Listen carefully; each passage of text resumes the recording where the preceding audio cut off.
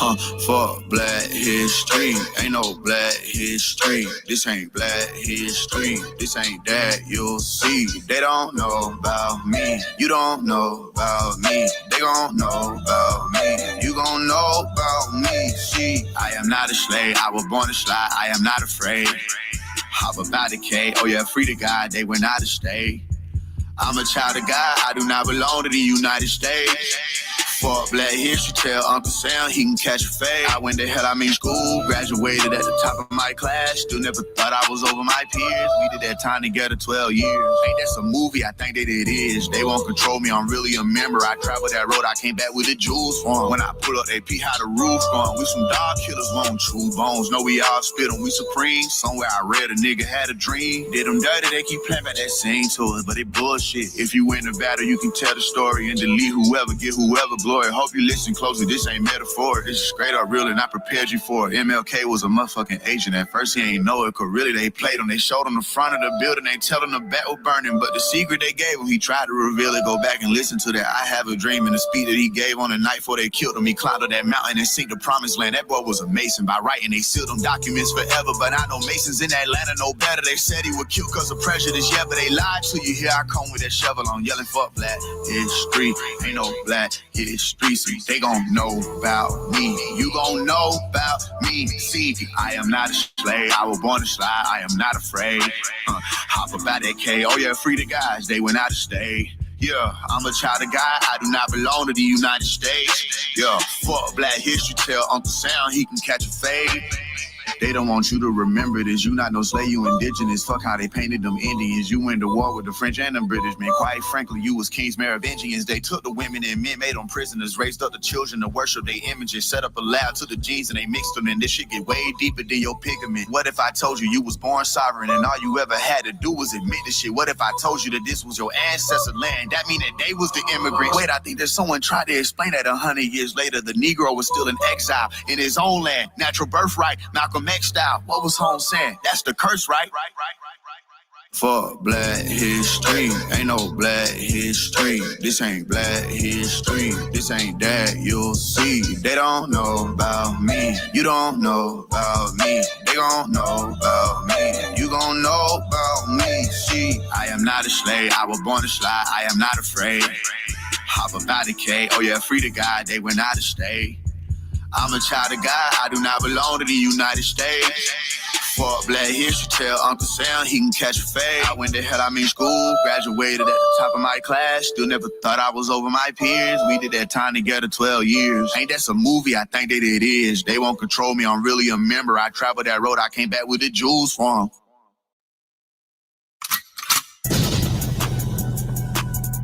Yep. Wild Indian, yeah. Hey, V, line them up. I'm a wild Indian, you know I go crazy. Ain't really Indian, that boy fugazi. I just keep it player, you can never play me. You got an ass so fat, girl, let's make a baby. And another one. Then I'm back to the trap, I'm trying to double some. She a bad woke chick and I love her tongue. We some jurisdiction boys, we some one-on-ones. Look, don't compare me to no Martin dog, I'm like Malcolm X.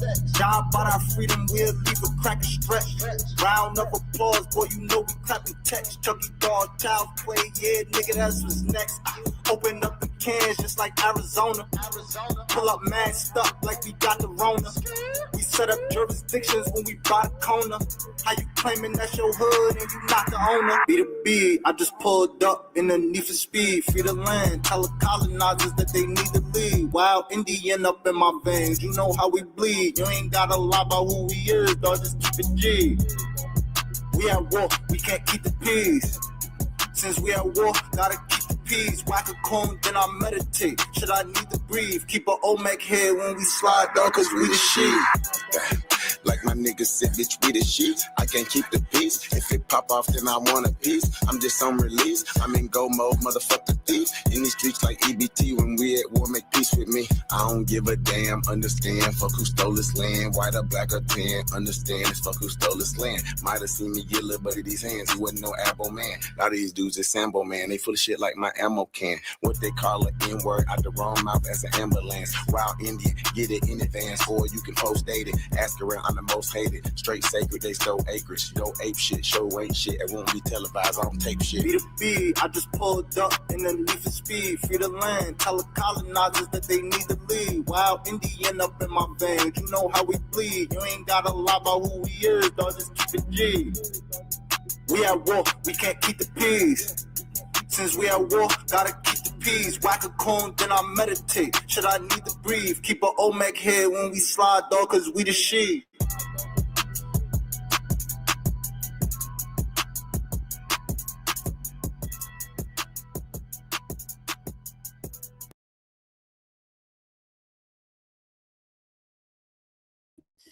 Peace and love, peace and love, peace and love. Oops.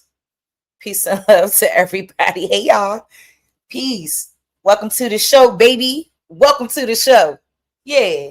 Because, the title is what the title is, man. I have an immense amount of African fatigue.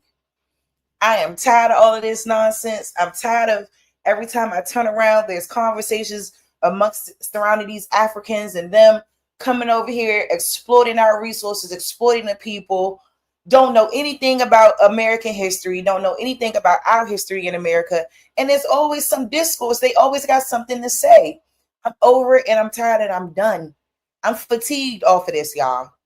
And I hope y'all doing good today. I really do. Tonight, I'm not going to hold y'all long. There is a few things I want to show. But gosh, I was just really sitting over here just like, damn. I realized that this country is overrun with immigrants from all over the fucking world. And when they get here, it's the undermining of us as the so-called Black Americans that I really take issue with. I feel like our ancestors built this land from the ground up. Our ancestors were here before 1492. There's so much denial in that alone. I think Africans feel like they could speak on us a certain way because they think our story is rooted in their homeland. And I mean, that's the indoctrination for you that American education does. What they don't understand and what they don't seem to grasp is that if it wasn't for us and what our ancestors did, y'all would not be here. If it wasn't for that 14th Amendment, you all would not be here. You, whoever is crossing from South America, none of you guys. And I think y'all really, really, really, really miss it. And then, like I said, the blatant disrespect that we receive is the problem here. And that's why I'm fatigued by you people. I'm sick of y'all. And y'all gonna learn. And y'all need to really sit down. Y'all need to sit down. A lot of times what I find is that these people have so many opinions on our affairs, so many opinions on who we are as people, when they don't know anything about us. They know what's been put out there to them. They know what's been told to them. But that's all they know. So I just got a couple things I want to show. And like I said, the overrunning of immigrants in this country ain't looking good. The $250K a year Iowa Supreme Court superintendent, he just got busted. And I hope more of y'all start to get busted. You overstay your welcome. You all suck up all the money and all the resources. They roll out the red carpet for you. And then y'all act like, oh, what is it that so-called Black Americans aren't doing? I don't understand how we are ahead of them and how we're on top of them. I mean, I just think it's sick. You guys don't have any culture. You all don't have this. You all don't have that. I mean, just sickening. And this is what we have to deal with on a day-to-day basis, in and out, in and out, in and out. And we're done. I know I'm done. I can't speak for everybody else, but I am done. So real quick, I hope y'all doing well. Put some sunflowers in the chat if you're here. You know, if you're just listening from the bushes, that's cool too. I want to start And shout out to FBA News and Updates. I was over there in the chat today, y'all, just chilling, commenting on that little, I guess that was Twitter Spaces. And I'm going to start getting more active on that too. But commenting on that little thing they had up about Twitter Spaces and these Africans being so goddamn delusional that it don't make no sense. But I'm not going to start there though. But shout out to them, and let's get started because I don't have time to waste.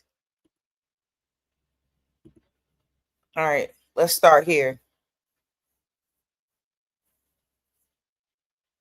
Don't understand the African American experience. I feel like a lot of Africans don't understand the African American experience. I never knew until I came here and started learning the history of what happened here. So he already admitting they didn't know that the so-called Black Americans was taken from Africa. They didn't know that. They didn't even know what was going on here. And it makes sense. Why would they know? Why would they know?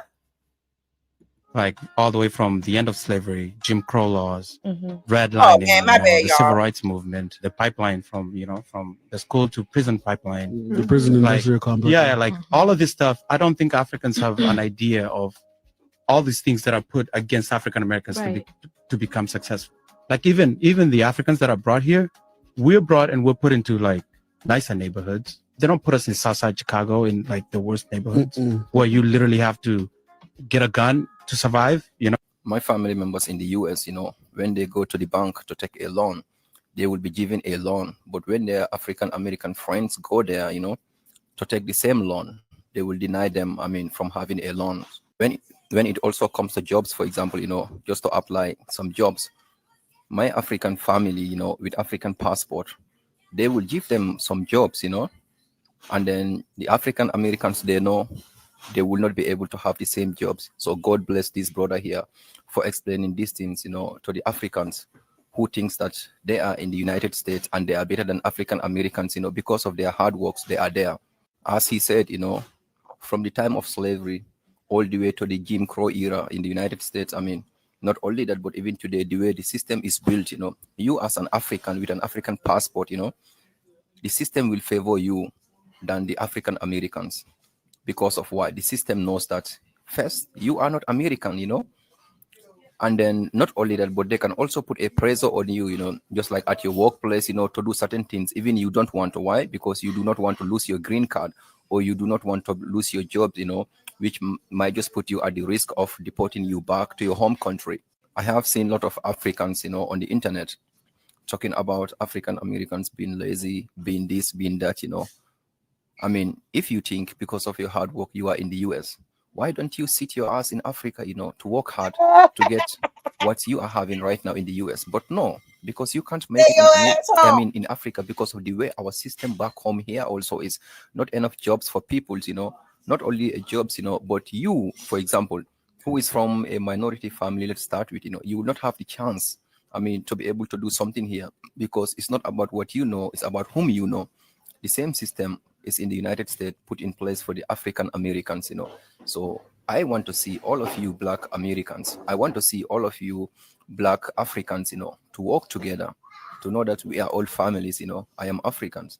And then it hurts me a lot that by seeing Africans on the internet in the United States, trying to bully the African Americans, taking them as lazies, or taking them as they don't work. But this is what happens, if you do not learn your history, And not only that, you also think that white man is God, Trust me, so many of African people are brainwashed to believe in this, Sadly, we even have leaders right now in power who are working for the same people who are oppressing the African Americans in the United States. The There same we go. people, our own leaders in There we Africa, go. are also oppressing us. I'm glad he said that. And that's what I meant by the immigrants running in and out of our political government and our spaces, and they're making them representation of us when they don't have any connection to anything that we've ever been through in this country. How can they sit on a daggone podium or sit in a Senate seat or a congressional Congress seat or anything of the sort and fight for our rights when they're not even nowhere near what it is to be a so-called Black American, to be a mislabeled, reclassified African American in this land. They have no connection to that. And yet we're so, not all of us, but a good majority of us will say, oh, they don't have a right to come over here and make something of themselves. And it's not about that. It becomes a problem when another foreign entity could come in and be above you. That's the problem. That's the thing that our people who don't understand that we are true to this land, they miss that the most. And I'm here to break it to you, sweetie, because they come in this land and they're getting 780 credit scores. They're able to get loans for school, overstay visas. It's not now up until Trump that Trump is really cracking down on it. And y'all want to be mad at Trump for cracking down? Y'all tripping. You know, these people in the United States, these Black Africans who thinks like this, they just think the same as some of our leaders here right now who are working with these Western powers to oppress the Black peoples in general. So I said, it's time for you Africans, you know, who thinks like this to come on the table, to know that African Americans are our family members. Oh, I don't know about all that, Slim, but I appreciate you, though. We ain't family, but I appreciate what you said on the code. On WhatsApp stories all the time. We're basically becoming low-key celebrities in the country. The reasons that they're attracted to us are so strange, because they're not only attracted to us because we're American, but because we're Black American women. I've been told by married men that my skin complexion is more beautiful than their darker skinned wives, that my children will be more beautiful, and that I am just superior to the other women in Senegal, which is literally insane. I got the henna done a couple weeks ago, and all the men literally on a different occasion came up to me and said that it looks better on my skin because it's lighter than the other women's here. In the United States, I'm literally just a Black girl. Like, there's no difference between me and everyone else. And I can honestly say that I've probably never received any sort of colorism benefit in the United States because of the color of my skin until I came to Senegal. Secondly, African American influence has this country in a chokehold. Literally all of their Western clothes mimic Black American streetwear. And real quick, as far as the colorism stuff, I don't want to hear nothing about people complaining about colorism in the Black American community, man. Colorism all in these other countries, in Africa, especially in the Caribbean, especially in these Latin American countries. I don't want to hear shit about colorism. Shut the fuck up, because we don't compare to none of them people when it comes to colorism. Stop the bullshit. We don't. And a lot of the hairdressers here will do their absolute best to mimic Black American hairstyles, even though most of them do not have the skills to execute them properly. And this is where when I speak about all the time, when I speak about jealousy, and it's not all of these people, you know what I'm saying? It's not all of them, because I think a lot of people, especially in their homelands, Africans who stay in their homelands, I think a lot of them actually they like Black American culture. They actually respect us and revere us, but this is a lot of times why a lot of immigrants, when they come over to America, they don't like Black Americans, because they're jealous, because even in their homeland, they know that their culture is not the main thing. It's us. Black Americans set the blueprint for a lot of these people. Hairstyles, clothes, food, music, everything. Let's keep watching. Mimic Black American streetwear. And a lot of the hairdressers here will do their absolute best to mimic Black American hairstyles, even though most of them do not have the skills to execute them properly. Any braiding style that involves adding in extra braiding hair, like knotless braids, box braids, or even stitch braids, is not something that's going to work here. I don't even think that they completely recognize that it's Black Americans who pioneered this. Even in my community alone, people will come up to me and ask me if I can do their edges for them and if I have product to do their edges. They literally saw one edge. I love that she said that. And I said that before. I remember somebody tried to come for me and try to say, oh, well, you should have, see, people don't know that. And it's sad too, because people can't tell the difference between braids and locks. And that's neither here nor there, though. But they literally try to say to me, oh, well, you shouldn't be wearing braids if you're not African. Baby, where do we ever braid like Africans? Africans do not braid nowhere near on the level of the Black, so-called Black Americans. Our braids look nothing like that. Nothing like that at all. We have a different type of skill when it comes down to braiding and hairstyles. Even the form of the braid don't look the same. You all want to learn our ways, our culture, and you're so disrespectful that you can't even give credit where credit is due. We have so many people who really believe everything that is encompassed within our land, things that we came up with in our land, somehow goes all the way across the ocean. And she living there, she's saying it. They can't even do their edges right. Come on now. Brush in my basket of hair products. Like, I have no idea how they even know what that's for. And I honestly do wish that I knew a little bit more about laying a wig, because they really do need help. But the products that we use to do our hair in the US are literally not available in country. Thirdly, there's almost zero education about the history and the role that Senegal played in transporting Africans to the Western world. In case you didn't know, that Gora. All right, see, that's the stuff I don't like. That's the stuff I don't like, but I'm gonna let her go.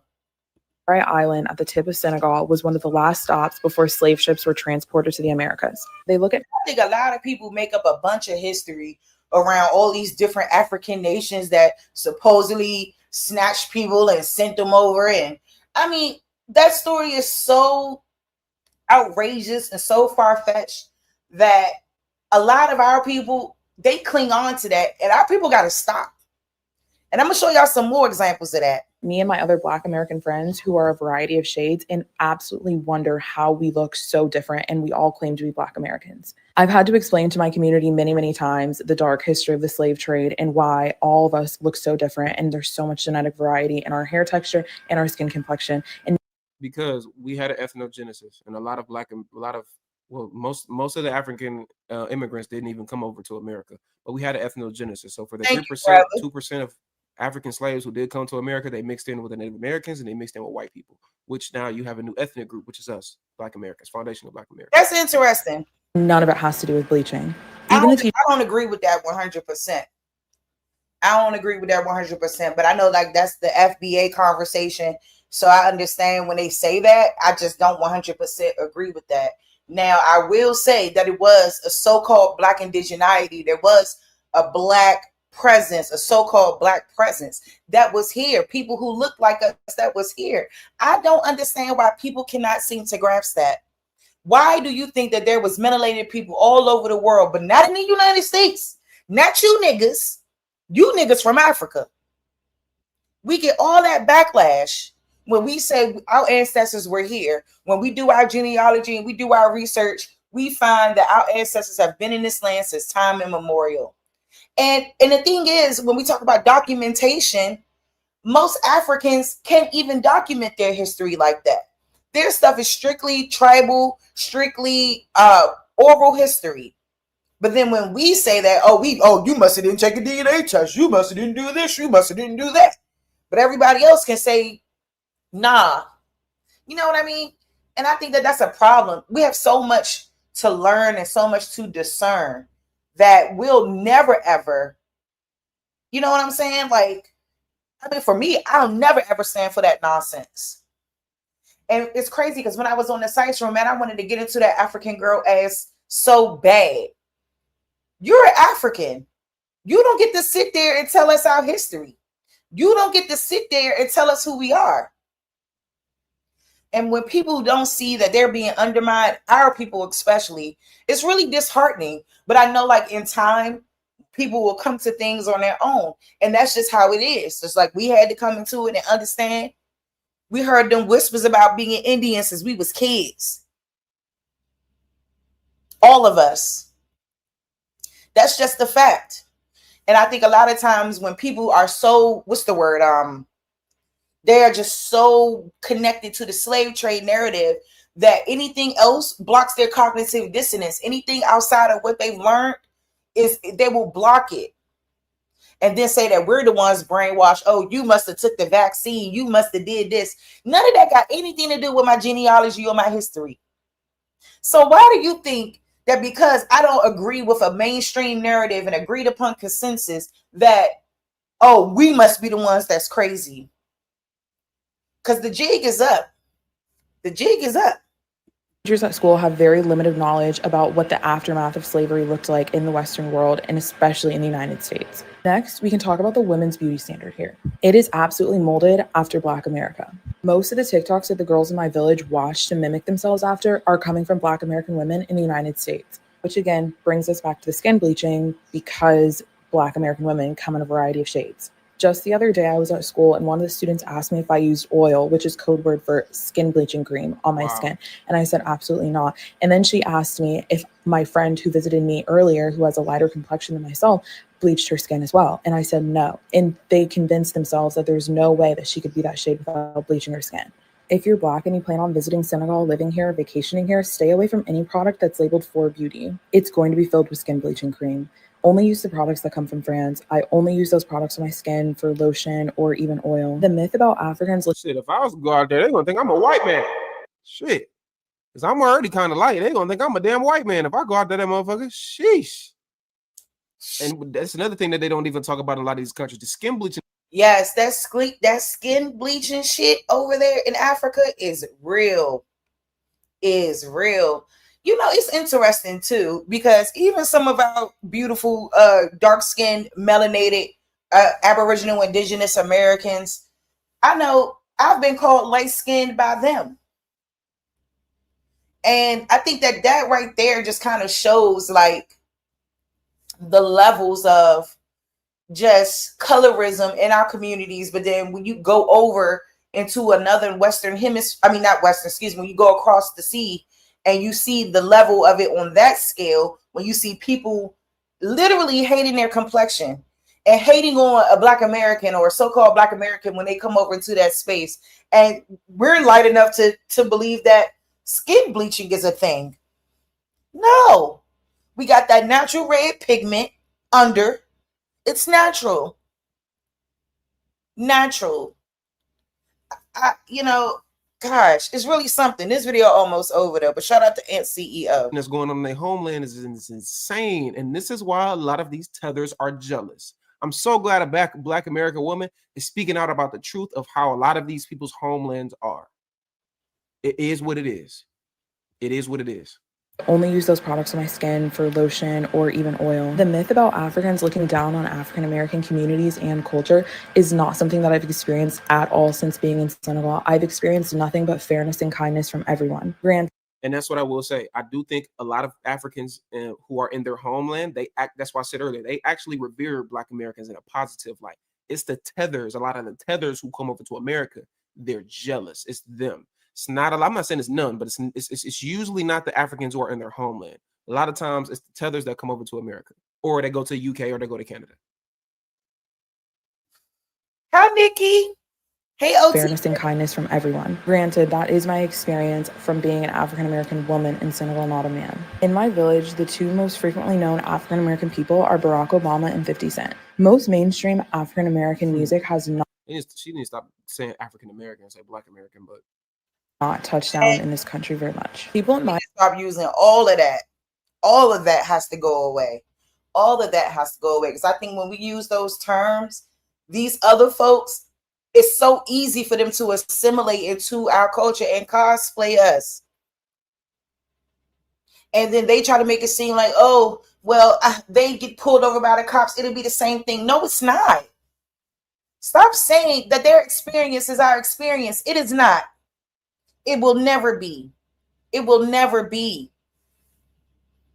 My village really have very limited knowledge about Black America and as a whole, especially our culture, but the people in the city definitely know more. In the United States, I grew up in a predominantly white space and basically ran to an HBCU at the first chance that I had. I will say that going to an HBCU and then moving to Africa immediately after is an interesting transition. I show them photos from my HBCU days of me and my other Black friends in the United States, and they cannot fathom how there are entire universities of Black students only in the United States where it's supposed to be mixing of every culture and race. Racism and systemic barriers are really difficult concepts for them to grasp. The idea of the American dream to them is that every single person should be able to succeed because they're in the United States, and that's simply not the truth.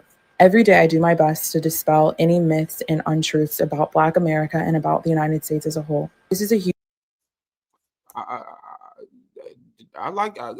rock with this, man. Especially the last part she said, she's, dispelling any myths and stuff. But yeah, I'm not surprised by a lot of this, man. And this is exactly when we speak about the jealousy for a lot of these tethers. This is exactly why. And this is just Senegal. Imagine what's going on in like the countries that the majority of them come over from, in Nigeria, in South Africa, and East African countries. They love, they want to be Black American women. We're just speaking about the women. The women want to be Black American women. The men want to be Black American men, and they come over here and they uproot. They copy our culture, but they can't. They copy it, but they can't be it. They can't really do it. Even when they say nigga, it don't roll off the tongue as cool. It just everything is just it's not the same. It's like me trying to be a Senegalese person. I can copy, I can do everything, but it's really not gonna hit the same because I am an outsider, just like they are. You know what I'm saying? That's right. That's right. Hold on, let me see. That's not the one I was looking for. Is them wearing a new clothes. If you wear, even back in Africa, like we didn't, in the 80s and 90s, they didn't care about name brand. They didn't know what it was. Poor people didn't know about that stuff. Now, with poor kids, how girls are attracted to poor kids is them wearing a new clothes. If you wear brand new clothes, girls are, okay, you got new clothes. So I came to America. I'm going to school. My first day, I got on new clothes. I'm excited. I think I'm about to get some girls. I'm like, I got some new shit on. So I walk in school in my, with my in-action sneakers and dress pants and dress shirt, and the kids like, what the hell you got on, nigga? I'm like, what you talking about? This is brand new. Like America, I think the kids, it kind of remind me of Adam and Eve, when guys like, don't eat the apple because you're gonna see things you're not supposed to see. And I think that's what happened, like to Black American kids. Like when I came here, a lot of things about myself I didn't know. And it reminded me, like, you have a gap teeth. I mean, Africa, we never, like, American kids see every little thing. I mean, don't get wrong, all that stuff helped me today to make me the roaster that I am. Like, I'll light a nigga up. You know what I mean? But because I learned from them. Like I didn't believe it or not, I say that all the time, and people don't. He learned how to roast because he got roasted. In Africa, They just strip. If you ask me to strip your innocence away, they did. Yeah. This was my innocence, and they made me so self-conscious about everything. Even back in Africa, like we didn't, in the 80s and 90s, they didn't care about name brand. They didn't know what it was. You gotta be strong.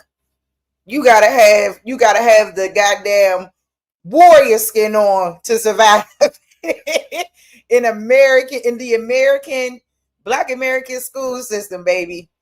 It just is what it is. You got roasted. And a lot of people did.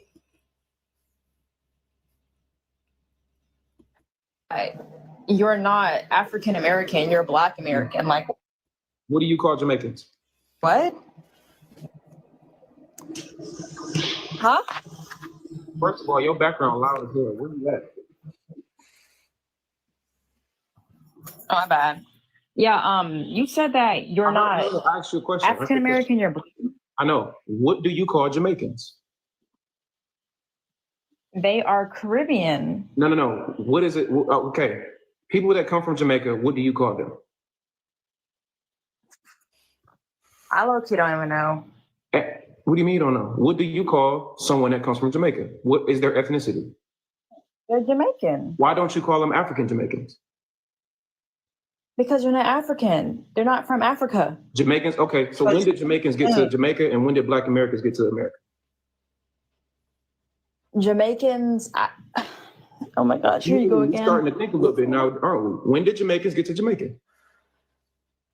Answer the question. They were just there, I guess. No, I don't know. Whoa. Are they from Africa? Whoa, let me stop her. They were there, but we weren't here. Do she not know that Jamaica is a part of the North American mainland? I mean, not the mainland, but a part of the North American landmass?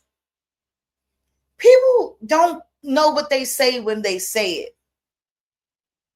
Now, I ain't going to say some of them Jamaicans ain't African. But some of them is not. Some of them is not. What? I don't You know. don't know? Oh my God. You don't know where the majority of the people from the transatlantic slave went to? Do you know? No. They went to the Caribbean and they went to Brazil, South America. And the small percentage of the people that came from the transatlantic slave trade that came to America got to America at the same time that Jamaicans that came from Africa got to Jamaica. So how they just stop, hold on. I want you to let's I'm having a teacher moment. How are Jamaicans just Jamaican and they're not from Africa, but melanated people from America are African American and they're from Africa, but both of those people got to this side of the world at the same exact time? How are they Jamaican and we're See, all FBA's gotta do is get off of that slave trade train, and they will be okay. I'm telling you, FBA will be all right because they be getting on these people. And I respect what, like I said, I respect what they're trying to do, but they're gonna have to step it up and know that, hey, if it was a small percentage, that's a small percent. We're talking about 1/10 of 1% in the 1860s were African born. We're talking about 1/10 of 1%. By the time we get to the 1860s, we're talking about 200 years. We're talking about in a time span of 200 years, 300,000 people supposedly made it to these shores. And you about to tell me that it wasn't people already here? You about to tell me that our folks wasn't here? They'd have lost their mind. Once they get that together, they'll be all right. African American? Explain that. Because we're in America, so. But they're in Jamaica. What continent is Jamaica in? It's in. Look, she don't even know. She don't even know.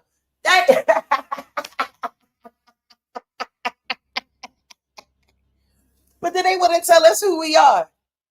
They want to tell us who we are. That's the sickening stuff that this is the African fatigue that I have, and I'm tired. I am fatigued. I am done. I am done. We are not you niggas, motherfuckers. We are not you niggas. Yeah, I'm telling you. Woo! It's in North America, sweetheart. Okay. So then the thing that you would say, if we're African Americans, then Jamaicans are African Jamaicans, right? I mean. What do you mean, I mean? If both of our people got to this side of the world at the same exact time, how are we African Americans and not just Americans? And how are they Jamaicans and not African Americans? Where does what are you, like, where's the confusion? I don't know, I guess because, like. Because what? I mean, that's a good question, honestly. I don't really know. That's the problem, because a lot of people are uneducated. Most of the, do you know? Black? Huh? So you consider yourself just a black person? I'm a black American. Do you know the people that were classified on paper as black? Yes, but. Who are they? But you're African though, because your ancestors are from Africa. What ancestors do people that come from Brazil? Where do their ancestors come from? I'm going to say Africa. People that come from Japan, where do their ancestors come from? I'm going to say Mongols. No, they come from Africa because all life and people came from Africa, correct? And that's the misconception too. All life and people came from Africa. No, we have a huge planet. And you think for 1 second, everybody was just on this one part of the world for millions of years during Pangea, all of that, right? Millions. We're talking about millions of years now. And we have the concept that everybody started in this one place and branched out. Y'all done lost our mind. That's why I'll never accept the out of Africa theory, ever. Now let's get into my sister beautiful self up here cooking in the yellow. You're just only American? Yeah, I'm American. Okay. Why are you not African? You're just only American? Yeah, I'm American. Okay. Explain. So my most recent descendants are literally from Central America and North America, indigenous Black Americans. They have the same color, the same melanin content, but they are not from Africa. I can't name any country in Africa. What I'm saying is that if I take a test right now, I could say some Italian, some German, some Australian up in there, 13% Ghanaian, 19% Nigerian, like who knows and who cares? But what I'm saying is that my immediate ancestors are American. Oh, yeah. Mine. Mama Bear, sweetie, has that always been your name? Or is this a new name? Because we understand what Black means in this chat and in this space. That's why I always say so-called Black. You have to understand, honey, that it takes time for people to come out of words and things that they've used for so long, things that they've been connected to for a long period of time. That takes time. So when I say so-called Black, that's exactly what I mean. So-called Black. We know the reclassification efforts. We all in this chat know what took place.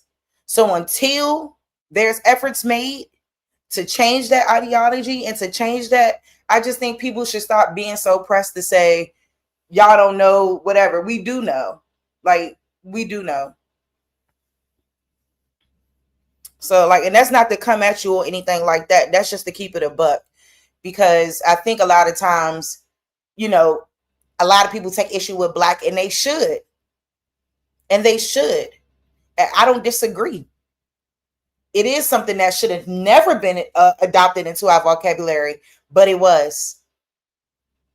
So we all have to think beyond words and things that people are saying and try to really be able to discern information without sticking to one part of something. We have to be able to discern the overall message, because that's what all of this stuff is about. Everything that we do, everything that we talk about in these spaces, it's about being able to discern that language and understand, like, hey, we know we're not Black. We know that our skin color is not Black. I say this all the time. I know I got into it with who was that? Just having I can't remember right now, but I was just letting her know, like, listen, me having on a Black shirt don't make my skin color Black. I'm nowhere near. Look at the Black shirt I got on in my photo. 2 different complexions, right?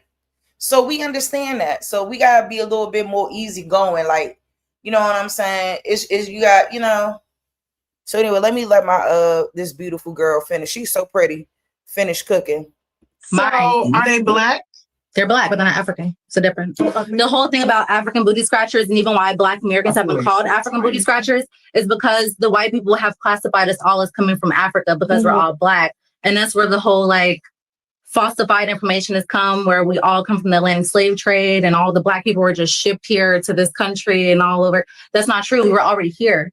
Like, we were already here lining up every part of the world. But if what you're saying is true, then you are more Hispanic or Asian than you are Black. Because you come from, okay, and just because some people come from a Spanish-speaking country, now that makes you more Hispanic? Like, no, it don't. You see the ignorance that we got to deal with when explaining indigeneity?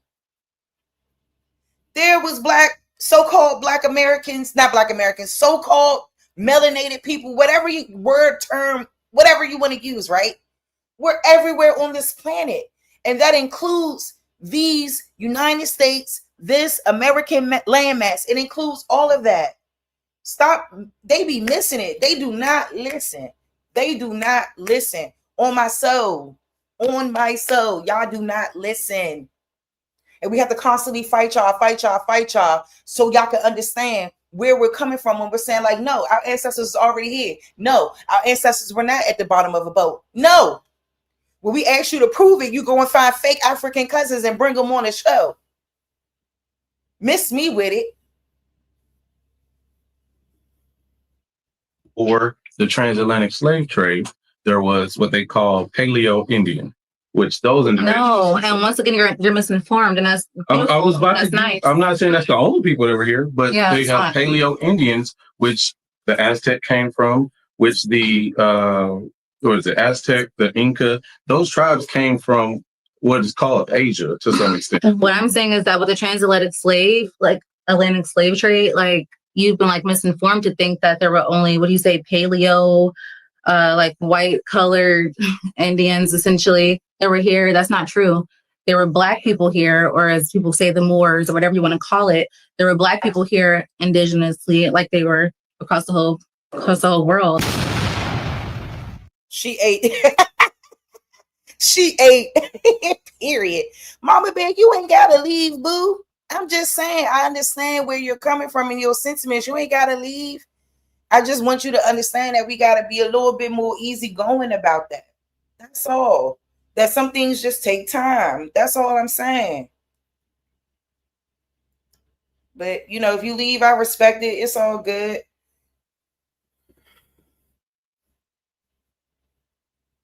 I'm from New York. No, not country. The United States. Wait. I'm Black American. So what country? The United States. Your family. I was born in the United States. No, your family. Where's your mom and dad from? No, wait. Viral. Alright, listen. No, I'm not. Where's your mom, your granddad, your grandma? My mom. Your great-great-grandmother, born in 1872. That's your grandmother sitting next to her. Where was she born at?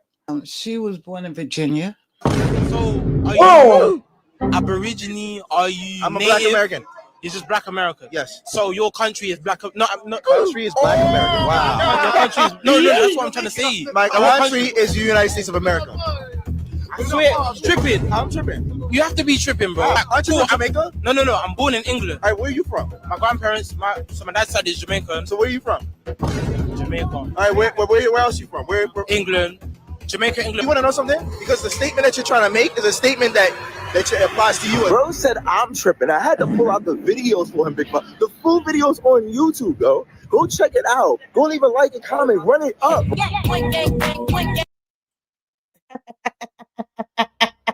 This the nonsense we gotta deal with on a regular basis. I got fatigue. I'm I tired. can't call myself an African American because when they want to separate us, then they say we are African American. But remember this: when I'm competing in the Olympics, I didn't compete on an African American Olympic team. I competed on an American Olympic team. So don't separate me when you want to separate me. That's the shit. I'm always gonna be known as a Black American. I can't call myself. Even Floyd Mayweather. Check this out. You feel so entitled over what? You Black Americans, you feel so entitled over what? The next right. Lazy ass motherfuckers. Oh, yes, yeah. Go get some job. You like to live on welfare. My tax money is taking care of you equally if you don't know that. Oh. Keep it up. Bullshit. Yep. Nah, the bullshit is your ass being able to come in this country and get all these benefits. That's the bullshit. The bullshit is why you ain't keep your ass in Africa. That's the bullshit. Tell y'all, African fatigue. Motherfucker. Worried about talking about somebody getting a job. I'm American. You couldn't get a job in Africa. You couldn't get the proper education in Africa. So you brought your leeching tether ass into our stuff. I mean, it's sick. Y'all come on our lands and think y'all can say this stuff. And I wish somebody should have backsmacked the hell out of his ass. I remember back in the day, y'all Africans ain't even like wearing deodorant. I'm tired of y'all. And listen to her. And I found this interesting too. Yeah, but I'm American. Yeah, but so you're Afro-American. Yeah, I mean, I'm African American, but like my people have been in America for like centuries. Yeah. You were originally from Africa. I mean, we're all originally from Africa. I wish they stopped saying that. We are not originally from Africa. I'm telling you, once our people get that correct, they're going to be okay too. Great. So why do you trace your roots to what country in Africa? I don't. You see, he asks, where do you trace your roots to in Africa? Because I was like in America, and my grandmother and my great-grandmother and my great-great-grandmother. So like, I don't think we have the documentation because like the slave trade sort of. Oh, I don't think we have the documentation. You don't. You don't. And that's why we've been stepping on this transatlantic slave trade narrative. It's dead. African American is dead. We're not about to keep on playing with you people. And if people was armed with the correct information, you know, they'd be able to shut these people down. Ruined that. Weird, okay. He wrote weird, man, weird. He's saying weird. That's weird. But yeah, we've been in America for hundreds of years, many generations. And they can't seem to grasp that. And they can't seem to grasp it. Yes, you guys don't like Black Americans at all. You guys just say bad things about them. They're criminals. They're from slavery. They are not from Africa. They don't know their home. Oh, you know, it's so sad. All the time, you look at a black man and you tell them that, oh, you are from America. You are not African. You are not from... I'm glad they say that. Some of them need to let so-called Black Americans know you are not from Africa. That truth needs to be told. They need to be told that by continental Africans. They need to know the truth. That's what they need to know. From Africa, you are lost. You are from slavery. I'm not a slave. You are a slave. Shame on you. Shame on you to even open your mouth. Do you know how painful that is? Whether they look like you or they don't look like you, they are your people. And you say to their face that you are not one of me. You are a slave. Wow. Do you know? This is crazy. I'm telling y'all, I got African fatigue. I'm telling you. Know the pain that our ancestors went through? Just because you were not colonized does not mean you should open your mouth to call somebody a slave. But was they not colonized though in Africa?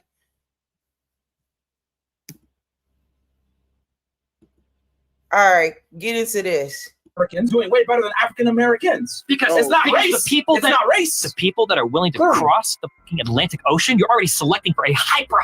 Do you think poor people from Kenya are coming to the United States? They are. You think poor? No, they're not. Dude, Nigerians in the United States are the highest immigrant group of PhDs, more than white people, more than Chinese people, more than anybody else. Some of your most highly educated groups of people in the United States are people from Kenya, are people from Nigeria. The experience of an African immigrant in the United States is way different than the experience of an African American. If you're an African immigrant, you might as well be white or European. What? Yes. What are you talking about? Just what part I didn't understand. If you're an African immigrant coming to the United States, your outcomes in life, the places that you live, the education you have, you're more on par with an upper class white person than you are with a person who's a descendant of the slavery. biggest difference is the mindset. It's not the No, it's not circumstances, the not mindset. environment. It's the families that you come from. Somebody that comes from a family that's driven enough to get their children or themselves to move to the United States from Africa. This is a highly driven family. This is a lot different than somebody whose great grandparents weren't allowed to buy a house in the city because they were redlined out by a bank in the United States. Highly driven is a mindset, bro. How does white boy come up there and cook them on this level? Outside of him using African American, he's totally correct. And this is the type of stuff that needs to continue to be reiterated about the opportunities, about who's getting what, and what's happening to the people who built this land, who are indigenous to this land. What's happening to us? Where it's not the same. It's just not. He ate that shit up. Literally speaking, I get what you're saying, but you can't say that because people might get inspired from watching a TV show. You don't know why they came here. So It don't matter why the fuck they came here. It doesn't matter why. That's what they keep missing. They think that we give a damn about what happened when they was over there, why they had. We don't care about the why. We're talking about what's happening, the what. How you're being treated, the how, and the why. Why are you being treated differently? White boy made it perfectly clear.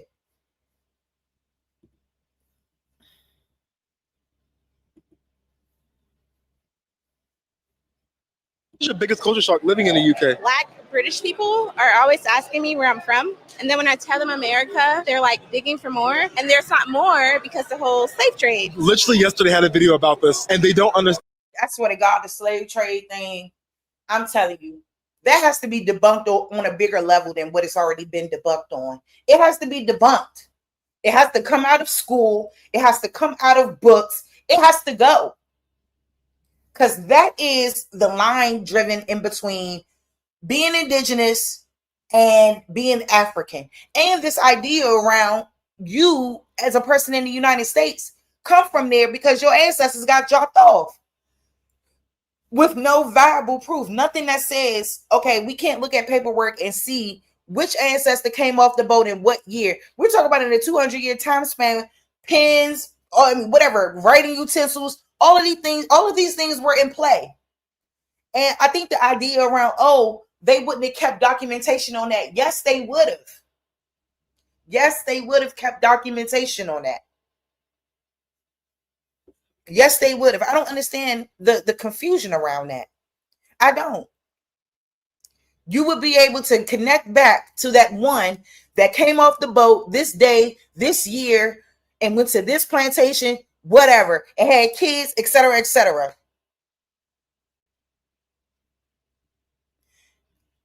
Our lineage goes so much further than that. And then when we go to other places in the world, this is the nonsense we got to deal with. Damn. Yeah, and they're like, you're not from Jamaica? I'm like, bro, there was a whole slave trade. Like, I don't know where I'm from. And they almost shame us. See, that's what's so sad. That's what I'm telling you. That's the problem right there. That transatlantic slave trade nonsense. I'm telling you, if that transatlantic slave trade wasn't in history books, if it wasn't something that was an agreed upon consensus, trust me, we'd be more comfortable, and a lot of our people would be more comfortable claiming their American indigeneity. It's sickening to me. Or not knowing. Yes. I'm like, bro, you think it was my choice? That for not knowing? They took our last name. Oh my God. No. They took your last names. Your last names was taken. Our last names were taken. You know, I can't. The African fatigue is real, y'all. We don't have a culture. We don't have food. We don't have a language. We have nothing. And that's.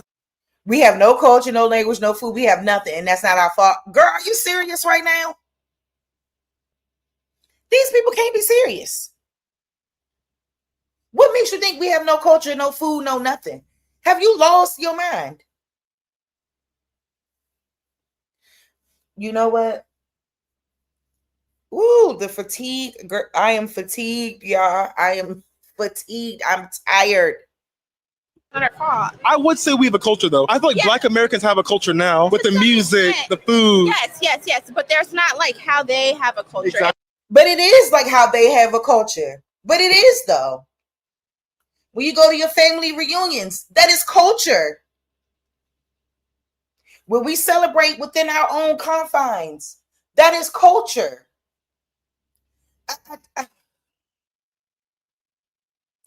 When your mother give you advice about life, tell you about how we need to conduct ourselves as people, how we need to move and maneuver, how our way of life is versus other people's ways of life, that's culture.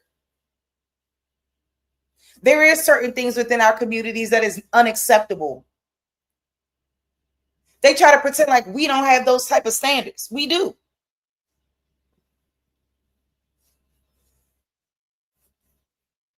They don't understand. What's so bad about having African descent? My nigga, you're not Cherokee. Like this whole FBA movement, I know I'm gonna get some hate, but bro, it's so stupid to me. We sitting here arguing about who African and who not. My nigga, they look at us the same way. This is exactly what they want to continue to divide us, bro. The more we argue with each other, we not arguing at the real goddamn, target. What's so bad? My nigga, you're not from Africa. My nigga.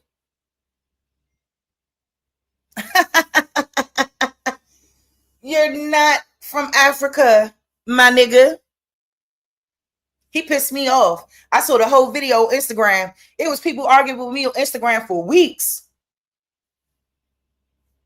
Because I said his video was so untruthful and it's just sad.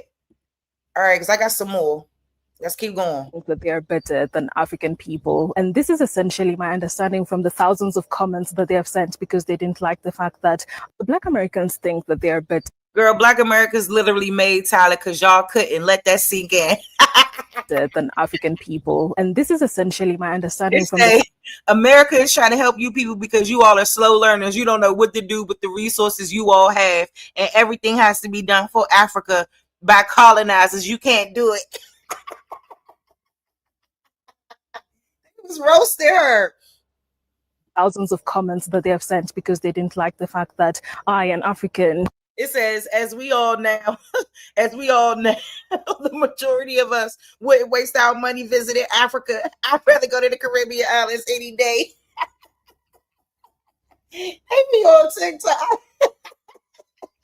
They do not be playing with them, and they shouldn't. Call them colonizers. It said they are very jealous of Black Americans and then suck out of the ass of white people.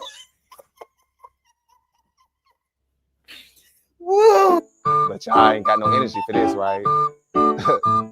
I'm sorry. I just had to put in that second clip because y'all know I'm hella petty. So in that first clip I showed you, you see how the girl was screaming that Black Americans, we think we're better than them and that we're basically colonizers. And it's just funny because to me, like I said, it's pure jealousy because this is the thing, right?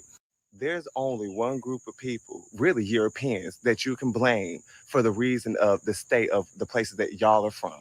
And this is where the misplaced anger comes from because it's obviously true that y'all must be some type of scared of white people because y'all be having all this energy for Black Americans, but Black Americans did nothing to you. It's not our fault that somebody came to y'all's land and completely took all your resources and fucked all your shit up. And as we see, as of today, y'all do nothing. All y'all do is get online and get mad at Black Americans that did nothing to you. The only person y'all have to blame is yourself.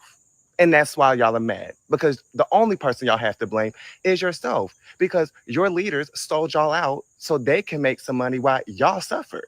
Maybe if back in the 15 and 1600s, if y'all weren't so fucking friendly and one just letting people with a smile come up in there and take all your shit, you wouldn't be in the place that you're in today with your friendly ass. If y'all friendly asses actually had a backbone, you wouldn't have to get up from where y'all love so much to go live in a whole nother country. And quiet as it's kept, I see the country y'all choose to pick the most is America.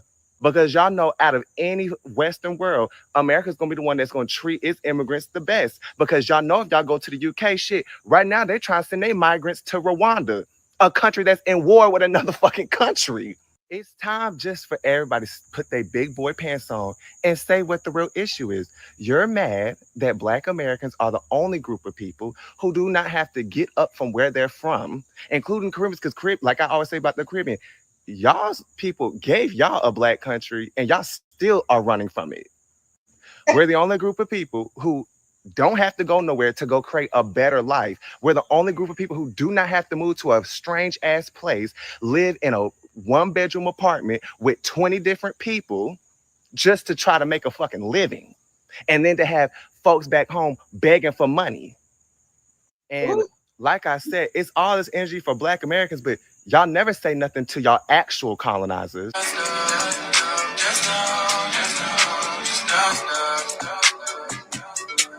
I mean, they just mesmerized by this white woman. Oh, y'all ain't got no energy for her. She over there taking y'all men, living a better life than y'all. And like this comment above said, I guess it's true. Y'all just really do worship the ground that these people walk on, which is probably why they're sitting here living a good life off of your fucking back. And like I keep telling everybody, if you don't like Black Americans, you don't like the state of where your country's in, then go there and fight for your country. Period. Oh. But y'all never do that. Instead, y'all get y'all asses on planes, y'all get y'all asses on boats, y'all pay people to marry you, to have fake marriages with you so you can get citizenship, because y'all are willing to do all this shit. You know why? Because you know in the countries that y'all love so much, y'all know damn well if you were to stay there, you're going to either be A, in somebody's army, B, somebody's concubine, or C, somebody's sister wife. Get mad at your actual colonizers. Like that one Congolese girl, get mad at the French people. Them the ones that got your country in the state it is in now. They're the ones that's using y'all for y'all resources so they can live in a shithole. If you're Nigerian, get mad at the UK. If you're Cameroonian, get mad at France. If you're from Senegal, get mad at France. Wait, you know what's crazy? A lot of these places got colonized by France, yet France is the place having the Olympics right now. I wonder how they were able to pay for it. Probably off of y'all's backs. But yet Black Americans are the colonizers? No, you're just upset that even in y'all own lands where everybody's Black, y'all still can't get seen unless y'all come towards Black Americans, because y'all know Black Americans are the ones that's going to put you on. Y'all learned from Tyler, that Indian girl, didn't you? Black Americans. Woo! Woo! He ain't do up. I don't care. I don't care. I don't care. All right, let's go ahead. Black American culture, like we do dress, we have a different swag about us, our fashion sense is different.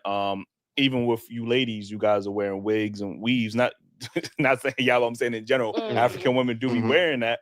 I've never associated women in the motherland being a rich, like I haven't seen that. Y'all usually present with your natural hair more. I think that aesthetic is great point. A Black American aesthetic. You know what I mean? Like, and that's just me personally. Like I said, I have never, when I looked at the motherland of African women from the motherland, I've never looked at them having all of this makeup and, you know, enhancements and surgeries and stuff like that. Like, so that to me is an aspect of looking the part of a Black American woman. Like, you know what I mean? So even how certain Black men, but also, where did Black American women get that look from? They got it from the Europeans. So that's why I feel like Black American.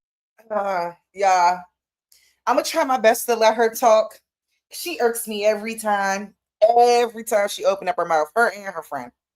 Americans and Africans are on the same wave. Where do you think? Because we're all wearing. Where do you think the world get most of its fashion advice or sense from, or styles from? A Black man walking up and down the block who made his designs or made his appeal. LL Cool J, knowledgeable for rolling his leg up. You know, and this is where I see Burna Boy rolling one leg up. To hone in on the clip with Burna Boy specifically saying African Americans do not have culture. What did he mean by that? Because African Americans do have culture. Well, if you ask a lot of Caribbean people or even African people, they question African Americans. There's no war. You get what I'm saying? We want to be respected just as much. Shit, if you let alone, we was shipped here without our permission. You get what I'm saying? Right. So, and I think that's where the confusion comes in because the culture is lost for African Americans. But they don't know. We the shouldn't be culture attacked. Started here 400 years ago. It came from Africa. So no, it didn't. I'm telling you, the slave trade is the culprit. African slave trade fatigue. That's what I should have called this live. African slave trade fatigue. Because they think that in a 400-year time span, hell, I'll do you one better. They think because of that narrative that anything that was done in this land came from there. How, Sway? How? So now you got Senegalese culture mixed in. You got Morocco culture mixed in with African American culture. Even just in Louisiana, gumbo. No, we don't. No, it's not. Moroccan culture is not mixed in with our culture. Why do you keep saying gumbo come from Africa? Everybody made fucking soup. Oh, Jesus. All that came from West Africa for them to pick up those traditions and cultures. So that's where they're saying you don't really know where the culture is because it's coming from thousands of languages and tribes and countries. We live on a totally we didn't ask to, you know, we're on a totally different side of the hemisphere.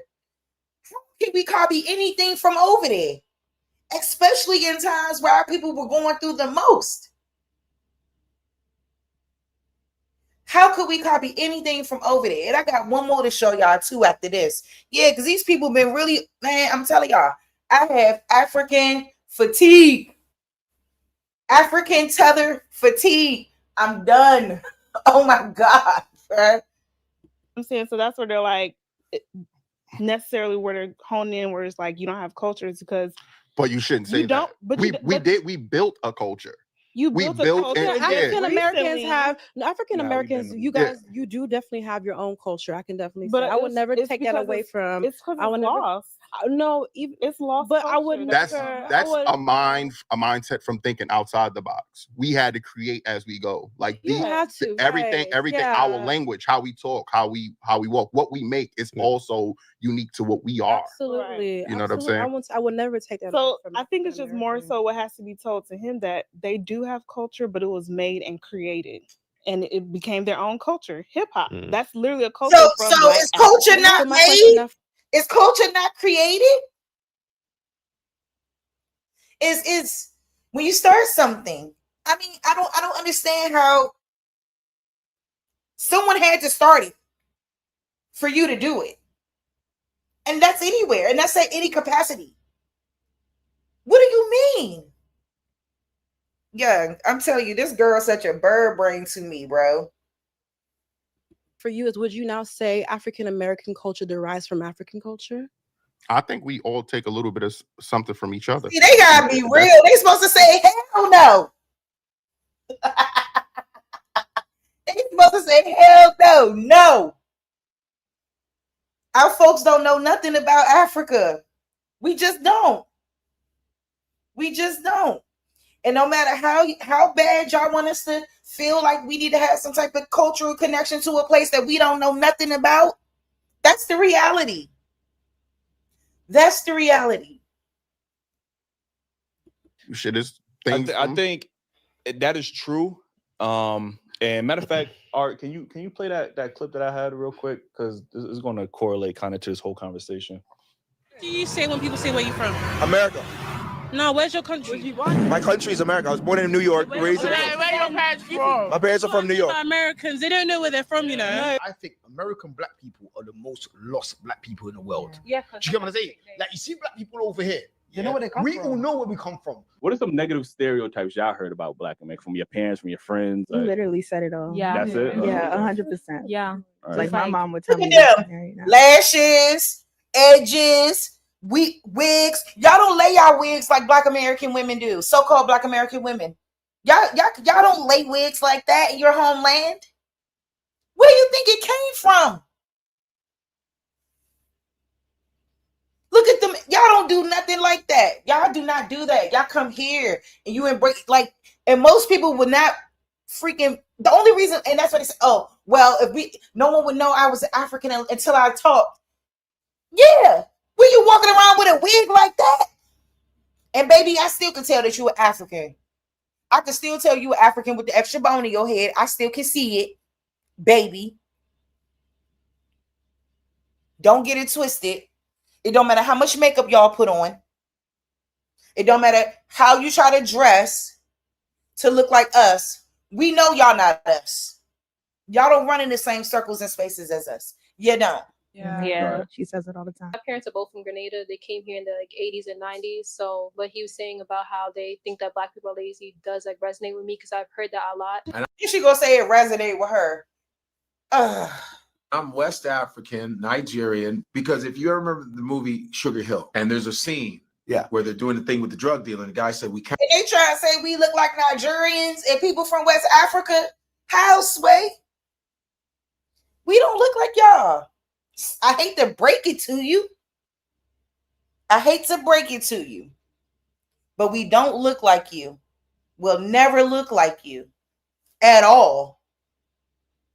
Even I like Godfrey though. I ain't got no problem with Godfrey, but he got that extra bone in his head. Look, word to Mama Miss, and an extra bone in their head. The hell wrong with these people? Not work with Akata. That's a word that they were calling the American blacks, Akata, the Nigerians. Akata is a word that they use for American blacks. And then look how disrespectful they are. Not Godfrey, but the terminology they use to describe us. And I was telling the girl that when we was on the panel, I said, girl, they'll call you a Yankee. They do not look at you as them. You are not them. People say anything. I promise you that. And Wesley Snipes was like, yo, what is this Akata shit you keep calling us? And the guy goes, we don't want to work with cotton pickers. Africans come to America, and there's a lot of my African-American friends say, man, a lot of Africans are really mean towards us. They're really nasty towards us because they feel they're better towards us. You being a man from an African family, what would your family say about you bringing like an American woman? My daughter's mom is American. Most African parents, if we're being honest, they would actually prefer you bring home a white person. I can't categorically say every Nigerian got this talk, but a lot of Nigerians that travel abroad got this talk from their family, where they will sit you down and tell you, you're going there. Don't go and talk to those Black Americans. You just go and get pregnant. You get into drugs. You start become gang banging. They give you that talk. That just go to the white community, find a nice place. They just go and be decent. Stay with the right people. And also, before I continue on with the stream, I just want to thank each and every one of you all for pulling up tonight. You know what I'm saying? Because every time we have these conversations, it definitely gets active. And I appreciate all the love and support. Please like the video. Please share the video out to your social medias, even on your little community tabs. That would be great. Also, I have a Cash App if you all want to support the channel. There it is right there. You know, and I appreciate all the love. So I just wanted to throw that out there. Shout out to the family. You know what I'm saying? Like, you know, but it does take time and energy to do what we do here on YouTube. So, you know, any donation would be great. So shout out to the family and let's just keep rolling. They give you that talk. So when you enter America, you already have a perception of African Americans. You've judged them. And let me be clear, no one has to support, you know what I'm saying? I just like to throw it out there, you know. No one has to do anything. If you can support, that would be awesome. Like I was, you know, I just wanted to kind of go back and reiterate that. Well, we don't want them, yeah? They're your brothers and sisters. They're not our brothers. They are. They were taken away, unfortunately. They're not our brothers. Africans be roasted when it comes down to African Americans, bro. You're not African Americans and you're not from Africa. African fatigue is real. I'm telling y'all, let's make African fatigue go viral. We will develop that video could have been a lot longer. I just wanted to just clip it. But again, when we talk about these diaspora wars, and I wanted to get into that later, but since we're already here, you know, when you even type in diaspora wars, it seems to be, you know, Africans or Caribbeans, and they have this disdain almost or this disrespect when it comes towards Black Americans, often saying, you know, you don't know where you don't come from, but they would never say that to a Haitian or a Jamaican or a Trinidadian, even though we all came from the same slave ship. It's just different stops. But for some reason, Black Americans, I'm telling y'all, the slave boat, the slave boat is a problem on the code. It's a problem. I'm telling you. How people got to get off that ship. That ship is not where your people came off, bro. Your people were always here. Always. And they hate that for us. They hate that we saying that. They hate that we are encompassing that and validating our indigeneity. Y'all are mad. Y'all are mad. Hell wrong with y'all. Stop playing these games. Or African Americans aren't looked at as a specific culture when Jamaicans are, or Haitians are, or whatever, Antigua, like all of them are looked at. Nobody questions their culture. So and the fact that we always have to answer our culture or is being questioned by people that look like us, you know what I mean, is very disrespectful. And especially when we have built the Shout out to True Food. Thank you for the Cash App donation, True Food. Love you, boo. unique culture within America. And I think, unfortunately, the media does a good job at portraying only the negative stereotypes. It's just like when we were growing up, the stereotypes that we seen of Africans was the flies on the face. I didn't have this, that, and the third. So that's what we saw. So, of course, we had a negative perception. But, you know, we see as now, 2025, 2024, we still seeing that narrative push that don't go to those Black Americans. They ratchet, they ghetto, they don't got no culture, which is just, to me, is very disrespectful. And it is a slap in the face, like as somebody who's a Black American. Let me ask you something. What country in Africa are you from? Why do you keep I'm asking from us America. this? That's what we're saying. Just like a Jamaican, just like Why no. do you keep asking us this? And I think there is a pattern when it comes down to us specifically in the United States. I'm sorry, y'all. There's a pattern with that. They want to continue to ask us, oh, what country do you come from in Africa? We just told you we not from Africa. How many ways do you want us to smack it, flip it, rub it down? How many times do you want us to smack it, flip it, rub it down? How many times do we got to tell y'all there's no connection to slave boats? Most people, most so-called Black Americans admit that they have no knowledge of what slave boat they folks came off. They have no knowledge of that. This is something that was taught to us, that was told to us. But our families are not backing up that history. But y'all want us to believe that's, nah, Mo. Nah, stop it. Stop it. Oh, shout out to my baby Copper Goddess for the Cash App donation. Love you down. Thank you. Yep, the Cash App is open. No, I'm just playing, but thank you all so much.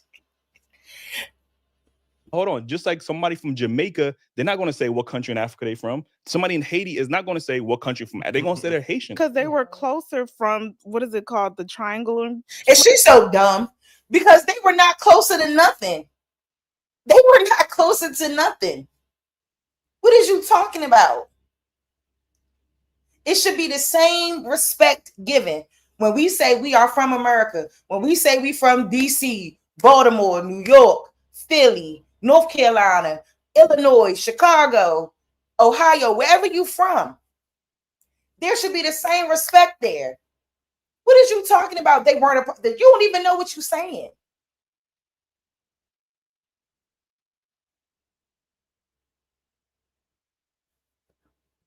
But then when you ask them that question, they're not going to have a definitive answer. That's because they're already in their own community of Caribbeans, the Haitians, Jamaicans. So this is the thing. This is what I think that these Africans, their perception, the Africans, it's because of where the certain Caribbean nations are, right? I feel like they think, I don't know why they think this stuff. Because when you look at it, North America and South America, in context to this make-believe slave trade story, would encompass the same type of history, if that's the case.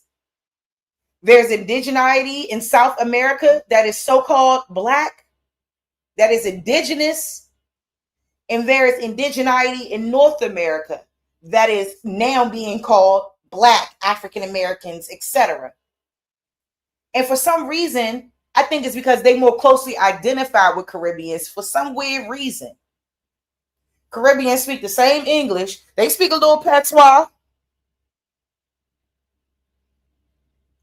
They speak a little whatever. Just like we speak Ebonics or slang or whatever you call it. I miss it when they try to act like because the Caribbean culture, they may wear the cute little outfits to have carnival and all of these things, that somehow they have a culture, but us over here on the mainland don't. I don't understand the confusion. They're all like in one bowl, But Black Americans are in their own bowl as well. The Like that's reason why I what I'm asked saying. that's Why why are we getting questioned? That's why Africans feel that way, because they feel like because you don't know where you come from, which is not by fault by Africans. We it's know not where we come from. We come from America, just like I guess it's Jamaicans just come more- from Jamaica. Like, what is the difference? I think it's just Like, more relatable from an African to see another African and be like, oh, where you come from? Oh, I'm from Ghana. I'm from this place. And they know so much about their culture because they do this, and this. So I feel like that's why they feel like you know so much about your culture in Africa. So that's what they're like, well, Americans don't know, because honestly, you guys don't know. When Africans come to America, they're busting their behinds to get degrees, become doctors, lawyers, and stuff like that. So when Africans look at African Americans, they're like, these people have credit cards. We don't even have credit cards. These people are not even working, and we come here and we busting our asses. And now we're doing. She gonna lie about not having a credit card? Because I feel like all she sat up here really did was just completely expose herself to being as biased and unknowledgeable about who we are in this nation. It's sick. Her friend over there smiling. Meanwhile, y'all dress like us. Cut the jokes. You're trying to dress like us, because yeah, it is not giving. And we're now 6 figures, and these people have all these years. And you think you talk about these people have all? Look at her. I'm gonna let her say it without interrupting her. Then I'm gonna come back. And now we're doing this. Oh, and shout out to real quick, family. Leonardo, thank you so much for the Cash App donation. Thank you. We're now 6 figures, and these people have all these years to become all these great jobs and careers, and they're not doing anything. I'm just saying this is what they're saying. Yeah, this is the conversation. It's like y'all have all this time to get free money, free loans, and we don't get that back at home. Yeah, but y'all get that when y'all come. He did. Exactly. No, he said it. Exactly. So shut up. Because I think that they don't understand what type of privileges that they're being open to when this country roll out the carpet for you people. And it shouldn't be that way. And that's because we are in the correct status. We are in the incorrect status. That's all it is. But we coming back to claim everything, baby. Believe that. Believe that. And it's starting with these deportations at a high rate. Y'all got to go. Because all y'all doing is sucking up resources from people who really need it. The people whose ancestors built this land, who've been in this land since time immemorial, can't even get the opportunity to own a fucking corner store in their own neighborhood that they grew up in. And Bat was right when he said that none of those corner stores that these people own is directly benefiting our communities. They are not. They are not. And then they want to keep coming up with this, oh, we're trying to make money to send back home to our people over there. Why won't you just stay home and build your own land up? I'm sick of you people. And guess what? We're right here, and y'all are still here. There's a lot. Oh, and we're right here. You're still right here. Girl, be quiet. Y'all don't hold a candle to us in what we've done in this nation. Just because y'all come over here and get a couple degrees, you think you above. I'm telling you, it's their mindset. And I have African fatigue. I'm telling you, I'm tired of these entitled Africans thinking that they should have been checking these. See, they didn't have no. See, I guess the men were better to have this conversation because they needed to be checked. And I don't think they checked them as well as they should have. But shout out to the Daily Wrap Up crew because they'll never ever ping me for playing their stuff. Out of grants and loans and different situations. People from here is not getting them loans that y'all come here and get them. You said what you just said? No, I said there's a lot of. That's the point that they're proving. The people here are not even getting it. So it's like, what are y'all doing? No, I'm saying the black people here are not getting them same. You're not proving. What did you prove, lady? Okay. I'm gonna let it play some. I'm sorry, y'all, because she, I can tell she has a strong opinion. You know what I'm saying? But her opinions are not rooted in facts. You can't compare your experience to the tyranny that we've experienced on this land. You cannot compare it. That's why I had that. That's why I showed that TikTok of the white boy breaking it down. So matter of fact, let's just go back there for one brief second. It's a shame that a white boy understood it. And y'all acting like y'all can't grasp what's happening here. Why the Somalis is taking over Minnesota. Y'all don't understand. Doing way better than African Americans because it's not race. The people The people that are willing to cross the fucking Atlantic Ocean, you're already selecting for a hyper. Do you think poor people from Kenya are coming to the United States? They are. No, they're not. Dude, Nigerians in the United States are the highest immigrant group of PhDs, more than white people, more than Chinese people, more than anybody else. Some of your most highly educated groups of people in the United States are people from Kenya, are people from Nigeria. The experience of an African immigrant in the United States is way different than the experience of an African American. If you're an African immigrant, you might as well be white or European. What? Yes. What are you talking about? Just what part of that do you understand? If you're an African immigrant coming to the United States, your outcomes in life, the places that you live, the education you have, you're more on par with an upper class white person than you are with a person who's a descendant of the biggest difference is the mindset. It's not the circumstances, it's not the mindset. Environment. It's the families that. And then what's so sad when they say it's the mindset, it's the mindset. No, it is not. It is not the mindset. I think that is a small percent. That's a small scope to look at the overall economic status, social status that encompasses what our people have endured, being put in public Indian housing, being forced off lands, owning millions and millions of acres of farmland to barely owning 200,000 or 300,000 at this in the modern day. Every last invention stolen and patented by somebody else.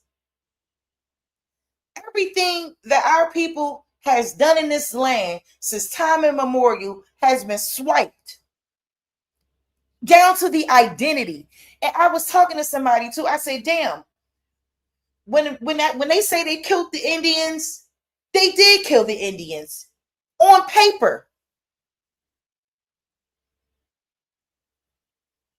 We got killed on paper and became a color into a racial caste system. And then all people got to do is go write in the law, and then that's just all the facts of everything. And then we got people who think they know about our culture and our lineage. They think they could come in and speak. You need to be quiet. You don't speak on nothing. You keep your mouth shut. And you hold your head down. Don't talk to us. Because you're disrespectful and rude. Because our people have never been like that. Our people always welcome people. But then when you start showing your ass, that's when we turn the other cheek, nigga. Y'all got the game. That's a shame that white man knew that he could come up there and speak that and speak nothing but the facts. And they want to make it seem like this condition is solely our fault. It's not. And I get so tired of it, man. I get so tired of it. That's why we have to take it back. And it starts with the identity. That's why the Native Americans, everybody, y'all all in the uproar. All the people that's against us in this indigenous community, y'all against us because y'all are perpetual slave narrative victims. That's it. And y'all mad at us because we're not accepting a slave narrative from Africa. We're not accepting that. Sorry. Until that's why y'all haven't gotten any reparations. Anything that y'all went for, you haven't gotten it. And you won't. You got to prove that your ancestors came off a slave boat in Africa. And I know that documentation don't exist. I don't care what you say. And then they went, oh, y'all sound like white people. Like, people are so ignorant. No, we've read books. We've read articles. We've read literature. That's how. We've watched, done years and years of this, documentaries. Years and years of researching our lineage to know the truth. And it's here now. And that's why I say anybody that found an African, if y'all found an African, your people were immigrants to this land. Your people weren't always here. They're immigrants. You come from. Somebody that comes from a family that's driven enough to get their children or themselves to move to the United States from Africa. This is a highly driven family. This is a lot different than somebody whose great-grandparents weren't allowed to buy a house in the city because they were redlined out by a bank in the United States. Highly driven is a mindset. Bro, literally speaking, My God. Yeah. Those people over there at the Myron Gaines and all of them, they are awful. They are two Africans that are so out of touch, and they want to compare their experience in this country to ours. It cannot be compared. It cannot be compared. I hope they find something on you niggas and send y'all asses back to wherever y'all from too. Everybody got to roll. Because guess who the only ones don't got to roll out? Guess who? And y'all sick when we say that because we don't got to roll out. We home. We home. Opportunities that y'all come from y'all Africa and come here and get. We don't get those. Considering not just Africans, everybody, all the other countries are considering y'all as being lazy because it's like, why aren't y'all getting these? Like, why y'all not busting y'all asses to? Y'all should be better than the Chinese. This is if y'all Americans. Yeah. Y'all should be better than America. Y'all should be better than Chinese people who coming over here. But we. ruling And the thing is, Indian. My question is, thing is- what are the opportunities that you think that we have over? That's you different, guys? right? The, Yeah. the grants, the loans, the scholarships and that stuff. we're getting more than you. I don't. guys. But I don't understand what. No, I've never heard of anything. of Are y'all that seeing what's sort. going on with the immigrants right now and how the benefits that they're receiving?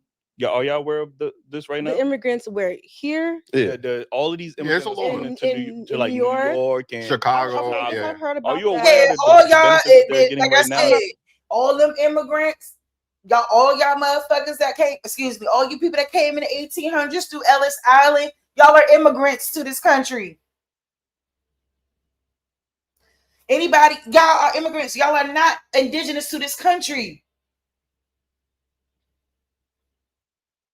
Y'all are immigrants. And most of that information is documented, especially like people in New York. But there's also people in New York who are directly linked to so-called free people of color from New York. Indigeneity in New York. There's a difference between the two.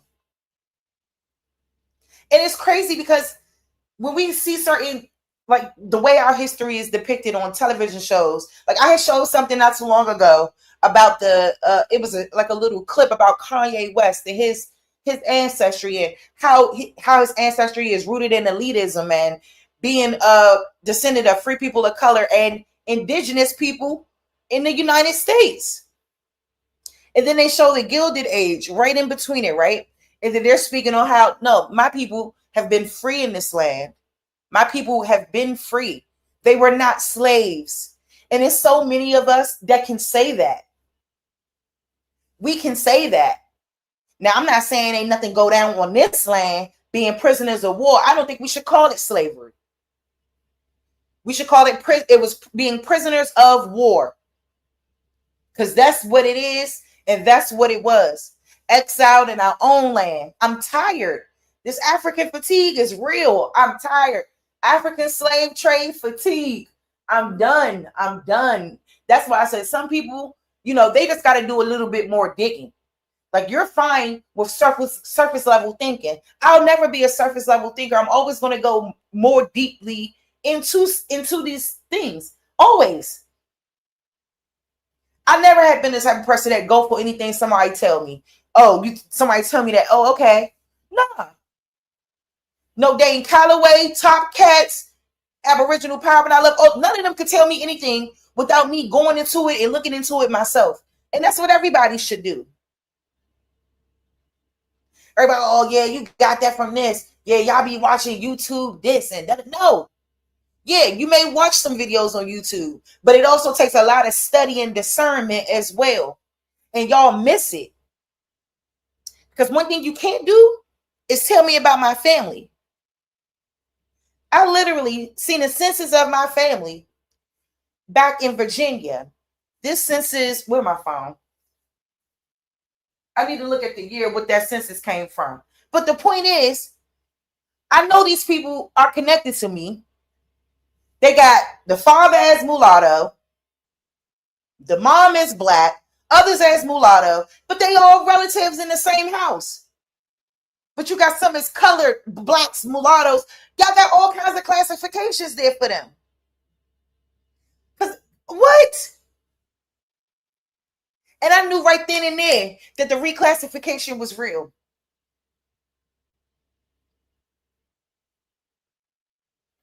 I knew it. My fifth ancestor is an Indian on record. They will put black and all this other stuff, but we know he wasn't black. But this is what they want to believe. Because they can't believe for 1 second that any of our folks are truly indigenous because of complexion and racial classifications, racial stereotypes, racial caste systems. All of the above. It had a huge impact. I'm sorry, y'all. I don't mean to be rapping. Free hotels and the free EBTs and all of this. Yeah, $500 a week. Wait, before you per continue. person. Immigrants. What immigrants are you talking about? Because we're talking about Mexican. Yeah, because that's what I see. I see is like the Guatemalans. That's The what I'm seeing. Venezuelan, yeah. Like, Is she serious? What immigrants, girl? All them immigrants up in New York. It ain't just Hispanic immigrants. Come on now, you gotta stop it. We're not talking about them right now. But We're the not We're not talking about them right now. Girl, be quiet. talking saying about immigrants, but like- yeah, immigrants. But you All of them is immigrants. I don't care. I don't care. just said is that Africans are getting more opportunities than African Americans. So I want Africans, you to go ahead and answer Caribbeans, that question. yes. All of them, including you Africans, at the top of the list, Mo. I don't understand why. That's what I'm saying. And people love to play word semantics. They love to play semantics with words. That's what they love to do. And that's why we can't get anywhere in context of a deep conversation. We can't get anywhere. Because we have a bunch of people trying, y'all want to dance around shit. Let's stay in context of the conversation. Immigrants come from many places. And guess where they all choose to come? It's interesting too, because I was just watching a little video on YouTube. That joint was like 40 minutes stuff. Talking about the East Asians, the Indians from India, Hindustan, those people, and everything that they do to try to get visas to get to the United States. going through the Darien Gap. Like they'll catch a plane. All right, so from India, they'll catch a plane from India to like Qatar. Then they'll go from Qatar to like what's that other place? They'll go to a bunch of places, and then they'll finally get to South America, Brazil. They'll get off at Brazil, and then they'll get in boats and everything and start pumping through that jungle of Brazil. And they'll cross that Darien Gap and all that. They said it's very, very dangerous. Just so they could get over here to this land. So they could buy them a GT. What's the car, y'all? What's it? They said a GT something, trying to buy some type of car, trying to call themselves trying to get a better life. They running all kinds of scams over there, trying to get their people to get over here. Because nobody want to go about doing stuff the legal and right way. If you an immigrant that came to America the correct way, I respect you. I'm not talking to you. We're not talking about the Venezuela. What do you mean? How? So how? Answer that question. America is giving immigrants from other countries more opportunities that they would give a black man specifically. If you look online, if you go online and search, we go online and search for grants and loans and everything specifically for black men. There's none. And NAACP don't have. They have plenty of awards and scholarships and that just shows you how America treats black people as a whole. It's America. But that's the point we're trying to get to, y'all. That the reason we're not as far as people come from other countries and get is because. No, I'm sorry. This is not to be ignorant because you still have an. This is not to be ignorant. Right before you're about to be ignorant. Okay. Or as people come from other countries and get is because. No, I'm sorry. This is not to be ignorant because you still haven't answered my question as to what us. You want to know the name of the grant? Specific grant? Like I don't get what you're saying. Not even just that because there isn't anything specific that we're doing. We're receiving. Yeah, but hold on. You have not pointed out any simple, direct way you can know that black people are lazy, but yet y'all can claim and give us that title. You don't know. You don't know that. This is what Chinese people give y'all that title. No. Africans as well. A lot of foreign people or immigrant people are doing that. We're not going to cut the slack.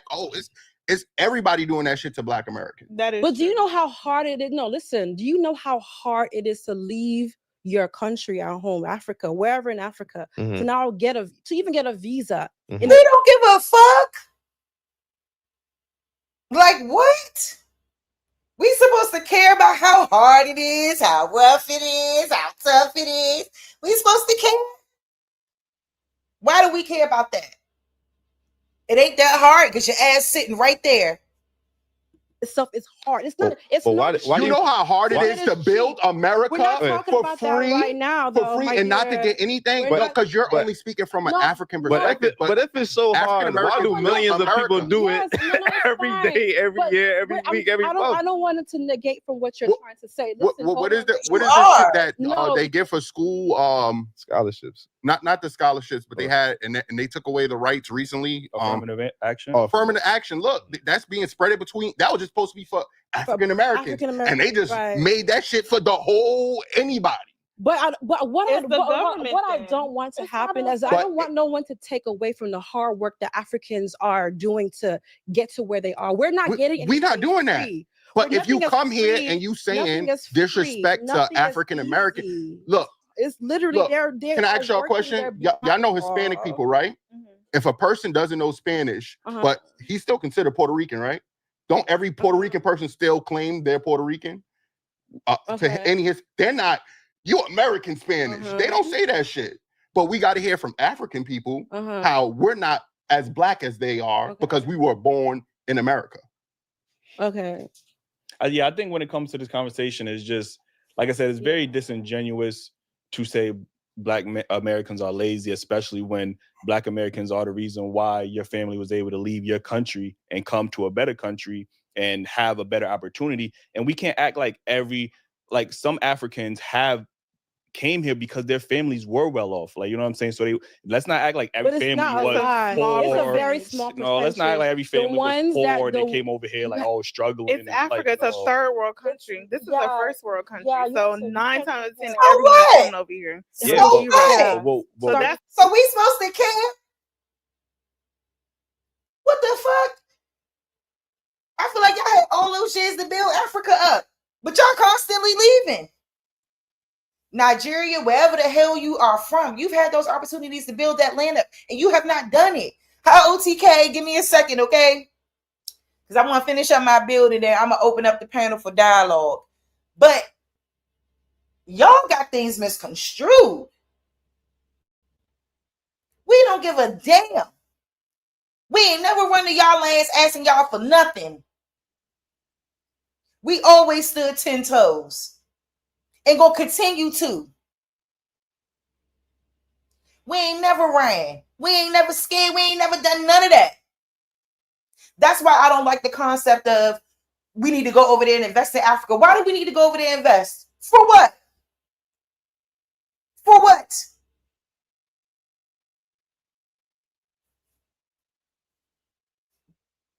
What their point is, we're starting from zero. Literally. That's what. No, you're not. Because when you get over here, y'all get a 780 credit score. They already called it out. They already said it. You're not starting from zero. You're getting a completely different economic footing than the people who've been here their whole life. And ancestors been here and toiled in this land. You got the game bent. I mean, they miss it every time. They miss it. Black Americans started no from zero credit, to no two. nothing. Like that's what I'm saying. But like, what credit do you want? Why do we need to give y'all credit? Y'all getting the credit. Talking about right now, we're coming here with no credit, no nothing, no job. Neither are we. Our degrees in Africa or wherever, Nigeria, Ghana. We can't. It's like going to middle school. We're starting over from. We don't even have an education system to prosper but for from. you to now sit there and try to say that Africans, we're not working as hard or we're getting things easier. I don't think we're saying that. We're saying we don't appreciate the disrespect. Oh, I like understand the constant Black Americans are lazy when that's simply not true. Black Americans are some of the most profitable, the richest Black nation on earth. Like, you know, we got the most degrees as a collective, like, you know what I'm saying? So to come over here and to keep disrespecting us. I think it's just more so saying some instead of saying everybody. But you didn't say some when you was trying to paint all Africans as being got all these degrees. You ain't say some. You tried to group all of them and try to make it seem like all of them are coming over here and prospering when that's simply not true either. Like so some Africans who come over here, they do very well more than some Americans, and some Americans, you know, are doing better than some Africans. I think we should just leave it at that. But on the African side, they see it more of a ratio that we're honestly doing well, and they just feel like you guys are just not doing much. I think that's the better way to put it. But that's wrong. You get what I'm saying? You're justifying the wrong. Like, I don't get it. That's wrong. And that doesn't mean that the disrespect has to get there. Like, you know what I'm saying? Like, because I would say arguably if Black Americans was in some of y'all countries, those countries would be way more better than they are today. And honestly, that's what y'all should do. But people are doing it. It's just on a small scale. So I think it's just more so the scale. Like, because I as a Black American, I don't know what it feels like to have to leave my country to go live somewhere else, because we have fought for everything for us to stay in this country and be able to make a living, not only for ourselves, but for the immigrants that's coming here. So I can't relate to leaving my country. I never did that. My people never left our country. We stayed here and fought for everything we had to get through: slavery, Jim Crow, segregation, all of that. We didn't have the luxury to be like, you know what? Let me go to fucking Saudi Arabia and just live my life thanks to the Saudi Arabians who made it possible. Like, no, we stood here and fought. So the fact that we have to get the disrespect, not even from not only from the white people, from the Asian people, now from the people that we thought was part of the African diaspora. You supposed to now click up. looking at us like, no, them niggas, you heard what they said on the shit. Stay away from them black. These are African people telling African people to stay away from Black Americans. How you don't feel like? But you also have to look at the statistics. What is it showing? Like, if I was to be with an American man, just any typical man, 9 out of 10, I'm probably going to be a baby mama. So that's what they're seeing. Whoa. So You if I marry an African man, that's like If me I was going to going to- fucking Africa. 9 times out of 10, the poverty and all the fucking the corrupt politicians. It's like it's the same shit. it's what's not being 100%. The It's the reason why, same let me shit, say like- something though. The reason why Africans have this negative connotation on African Americans is because of the stereotypes, what they're seeing on TV. And see, and there we go. See, when she said she probably gonna be a baby mama, word to black men. Oh, y'all gotta get it together. So-called black men gotta get it together. They do. Because they can always throw that baby mama card out there. It doesn't make it facts. Nothing is factual. We're not. They. What they know is what they see. You can't. Yeah, You can't but really fault them. They're not here. I You know what I'm saying? I hear what you're So saying, they're- right? you We get what I'm see saying? we So see negative in the stereotypes same about way- in the Africans same too, but we way don't as- disrespect y'all. Y'all do. And that- You don't disrespect us, really. I mean, really. in the past, example. Really. The African booty scratcher. Oh, y'all from The flies Africa, on the y'all face. eat monkeys. The flies. Nobody on the, says that. the No. flies Y'all on the face. do. y'all eat monkeys? Yeah, I've never heard that. Nobody ever said y'all eat monkeys. Calling y'all African booty scratchers? Hell yeah. Y'all did used to get roasted. Y'all used to get roasted. Welcome to America, baby. Welcome to the show. I walk around Y'all- naked. first of all, y'all Y'all gotta have stop. never talked about. Y'all never have to talked stop bad with this. about When I was us. in high school, I called an African there's booty grown scratcher. men- no, Everybody no. got called an African. But We talking about grown ass adults calling niggas still to this akatas, day. calling So niggas tell us. akatas. Like, you But know that's what I'm our saying? that's our Like, language. It's nothing offensive. It's just I'm a Akata. So for example, let's back it up. Mm. I'm Ghanaian and American, so I see both sides. No, So you it's like don't. Akata is nothing negative. What- Akata is an American black person. I'm an Akata. But at the end of the day, I represent Ghana more because I know my culture from Ghana. For an example, my mom, she's American. I don't know what part of Africa she was from. My dad, he's she's Ghanaian. American. Like, But at the end of the day, stop saying I don't know. They're American. But- you wouldn't say that to a Jamaican. but they're Would you say that to a African Jamaican? American though. would you say a Jamaican don't know what part of Africa he from? Jamaicans are Caribbean, so they already have their own like. Would you Haitian say Caribbean, he don't know what part of Africa he But from? he know where he comes from. He comes from Jamaica. Oh my God. But I guess- Woo, they should have stopped the conversation right there. Like, come on. You cannot be serious. But they are. They have this disdain for us. And then she said she Ghanaian and American. I want to know which parent is American. Because she obviously, I don't believe she got an American parent. I don't believe that. Maybe, okay, but I guess maybe they can. Exactly. What the fuck? Well, I guess maybe. Wait, one second. I guess it's One second. easier to pinpoint. A what- Jamaica is from Jamaica, right? Yes. An American is from where? An African American is from Africa and America, but they don't know what part. And this is why that term is confusing. Is which I hear people just say Black Americans now because we try to do the right thing and at least acknowledge our ancestry. Unlike you don't see a Haitian. Fuck all that. We not acknowledging nothing about being from Africa. We not acknowledging that. That's dead. That is dead. Oh my God. All right, y'all, because this conversation here stresses me out. So let me move on to one last. I mean, I don't know. I'll give it like a couple more minutes. I think they almost done with this segment. Saying I'm African Haitian or Jamaican saying I'm African. We try to do the right thing and acknowledge our ancestry, and now it's being used. Well, what part? Like, no, just for that, we just Black Americans now. Like, fuck all that African American shit, bro. We Black Americans now, bro. Because if y'all don't question the Caribbeans, then y'all shouldn't question the Americans. Caribbeans like. know where they come from. African No, Americans what the don't know fuck are you talking about? Yeah, she was looking. Yeah, man. We can't help this kind of debauchery. You can't help this kind of debauchery. Who did your mother tell her she was? If you claim that your mother a Black American, The Americans, Caribbeans like. know where they come from. African Caribbeans know, but we don't know.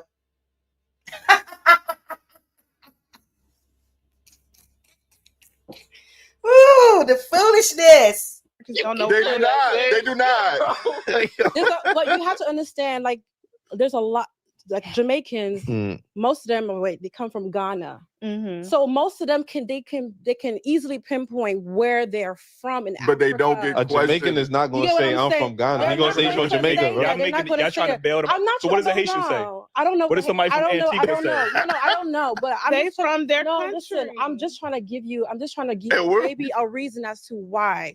I'm not saying what they're doing or saying is correct. I'm just trying to give you guys maybe another way to look at it. No, Because it's okay, wrong. it's We're not going to easier look at it a to- different way. It's just wrong. They need to stop. It's easier for them to see. Okay, I get what you're saying. get what I'm you saying? looking at it from Don't the get her no perspective out. of you from Africa, and you get why they saying they from Jamaica or whatever. But it's still wrong at the end of the day because we have our own country.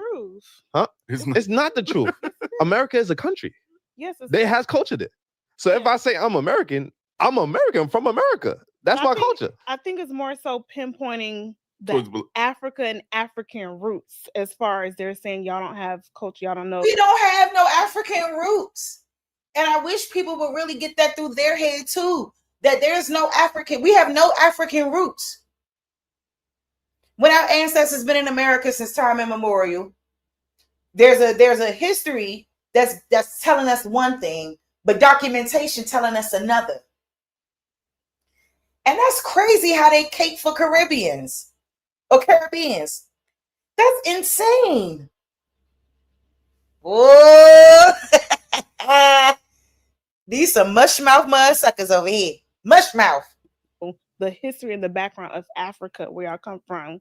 So, like, for example, you wouldn't saying a Chinese person like, oh, I'm not Chinese, I don't know. You know what I'm saying? Like, you would say. I gave that example too about the Hispanic. They don't get questioned by other Hispanics whether they didn't know one bit of Spanish. I mean, honestly, Black people, African Americans, we should just come together and just be as one. But that's what we trying to do. But if you keep saying like, yo, You can't say all of that and then turn around and say we should come together as one. No.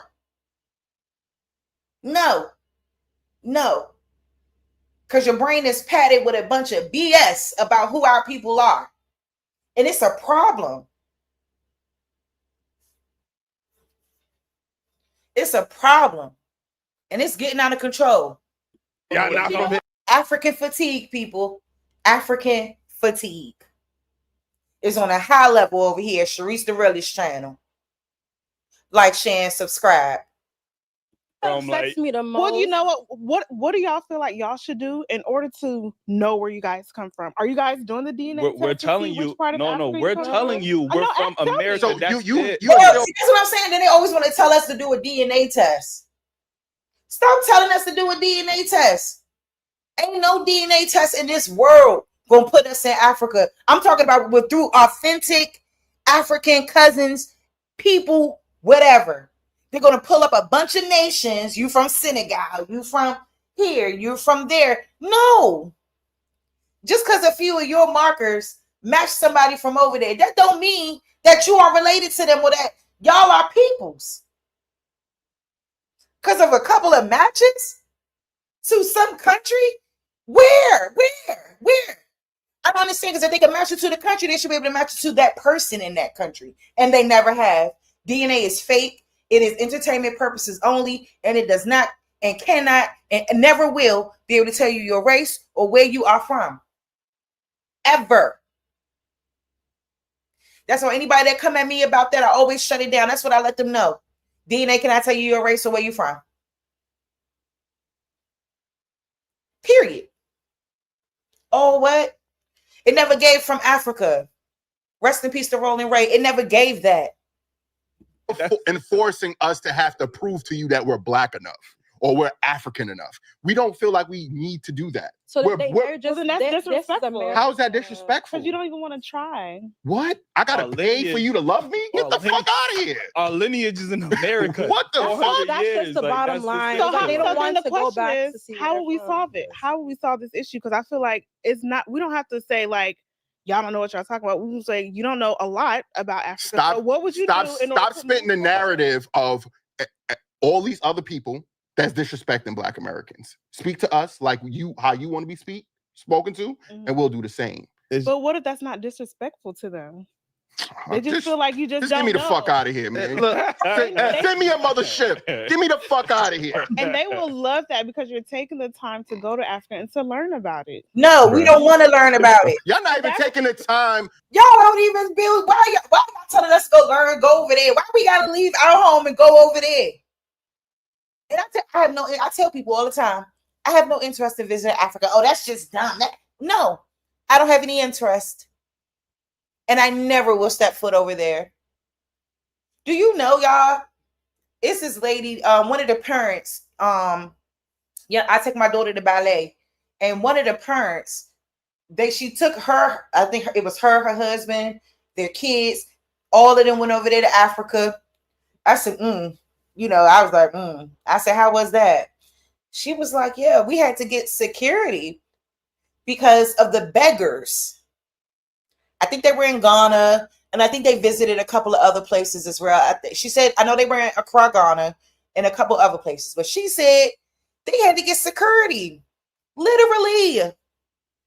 Security, people. Or what? So people won't be begging you, running up on you, thinking that you rich and got all these dollars and dollars to give out. Nah, baby. Shoot. I knew this African from so in DC, I always tell people about DC and how everything is separated by neighborhoods and things like that. He's an African from 5th and O. Man, this man had me on the WhatsApp with him, and I'm just watching this shit. I'm talking about his mother. He said, yeah, my mother from Africa and stuff like that, but he was born in America. That's what he said. I said, child, you African too. Boy, you got the extra bone too. Stop what you doing. But literally, y'all showing me on WhatsApp with my own 2 eyes, y'all.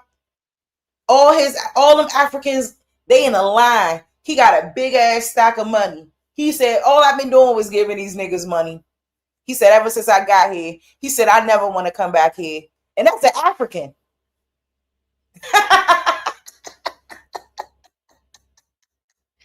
I know they be over there begging. Stop what you doing. I'm not going over there so people could be begging me like I got all this money. I get mad at so-called Black Americans in the hood that be begging. The unks on the corner begging and asking for money. I get their ass $1 before I turn around and give a bunch of Africans my money. You crazy. To talk to us without criticizing us. We're weak, we're lazy, we don't fuck with them. The fact that you didn't want to do the DNA test, the fact that you didn't want to do this is showing how ignorant you are. That's what we I'm see as ignorant because of that? No, ignorant because we don't want to do a DNA test. Wow. They really let y'all run y'all mouth about anything in this country. Y'all really do think y'all got the right to say this. When we talking about DNA testing, is probably no more than 20 years old. 20, 25 years old at the best. We talking about when crime DNA and stuff was, all of that stuff didn't come around till like the early 90s. Probably later than that. When we even talking about DNA testing for crimes. This is a new technology. And now we're supposed to depend on that technology to tell us about our life story? No. No. And anybody that come at me about it, I shuts them down. You sound ignorant. Get the fuck out of here. Yes, he was over her. Yo, bro. What part of Africa are you from? What are you? Okay then. So he's. But they would never question that, and that's what we find disrespectful. You wouldn't look at him.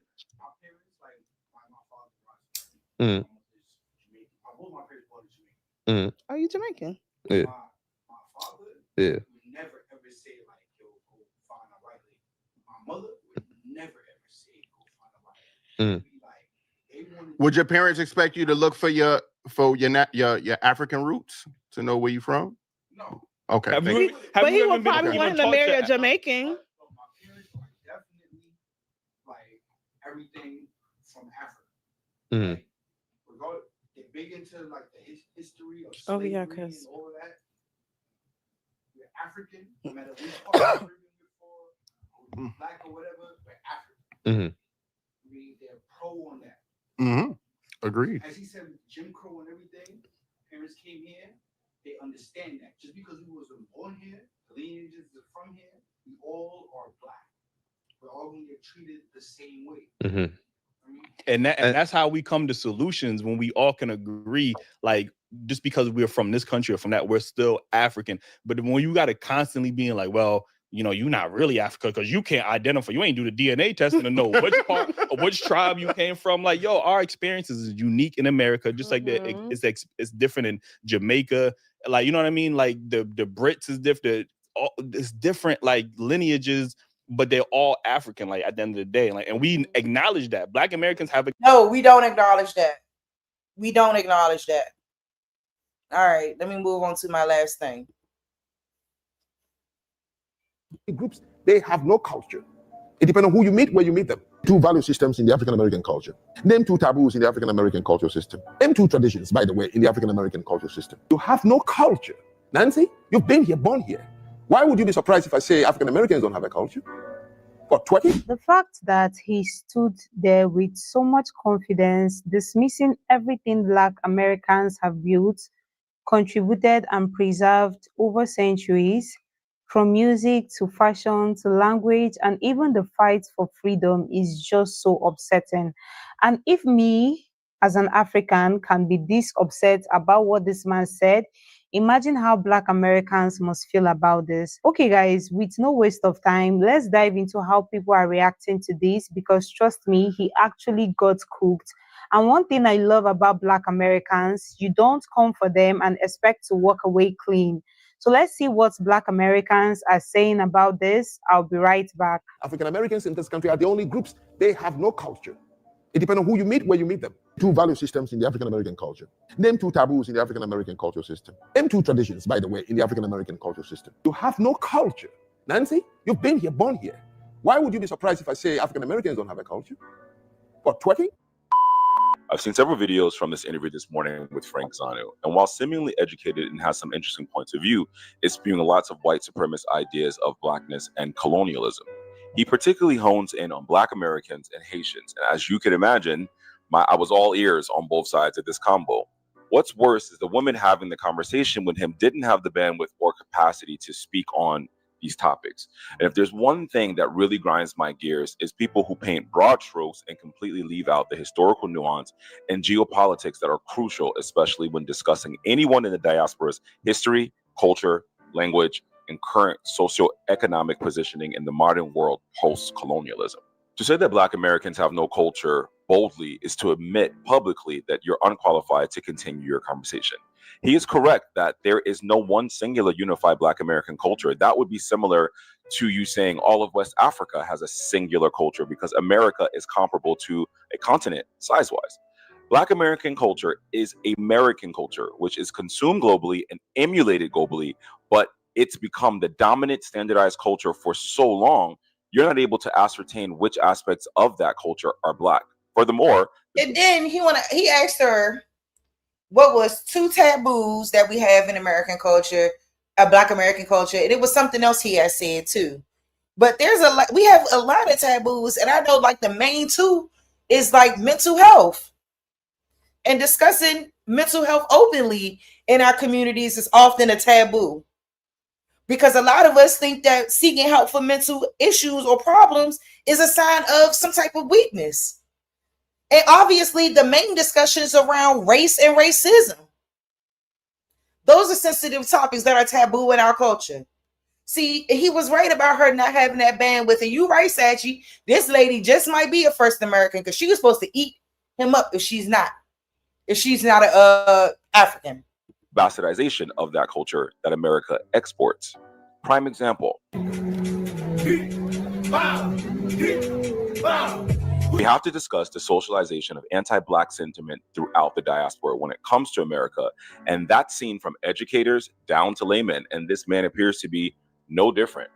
Because according to you, twerking is not a valid part of African American culture, even though it comes from your culture and our ancestors. So why is this dance that's not our traditional ancestors. and cultural for you? They but gotta twerking get it for together. us I'm couldn't telling be a part you. of African American culture. African American culture. They gotta get it together.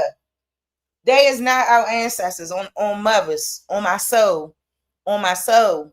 is unique and has developed in America over the last 400 years. Black spirituality and worship in the Black church has been a central and vital institution in Black American life, acting as a hub for community, social justice, and spiritual support. Religion has provided a source of strength and hope in face of a systemic oppression, which is where a lot of our traditions stem from.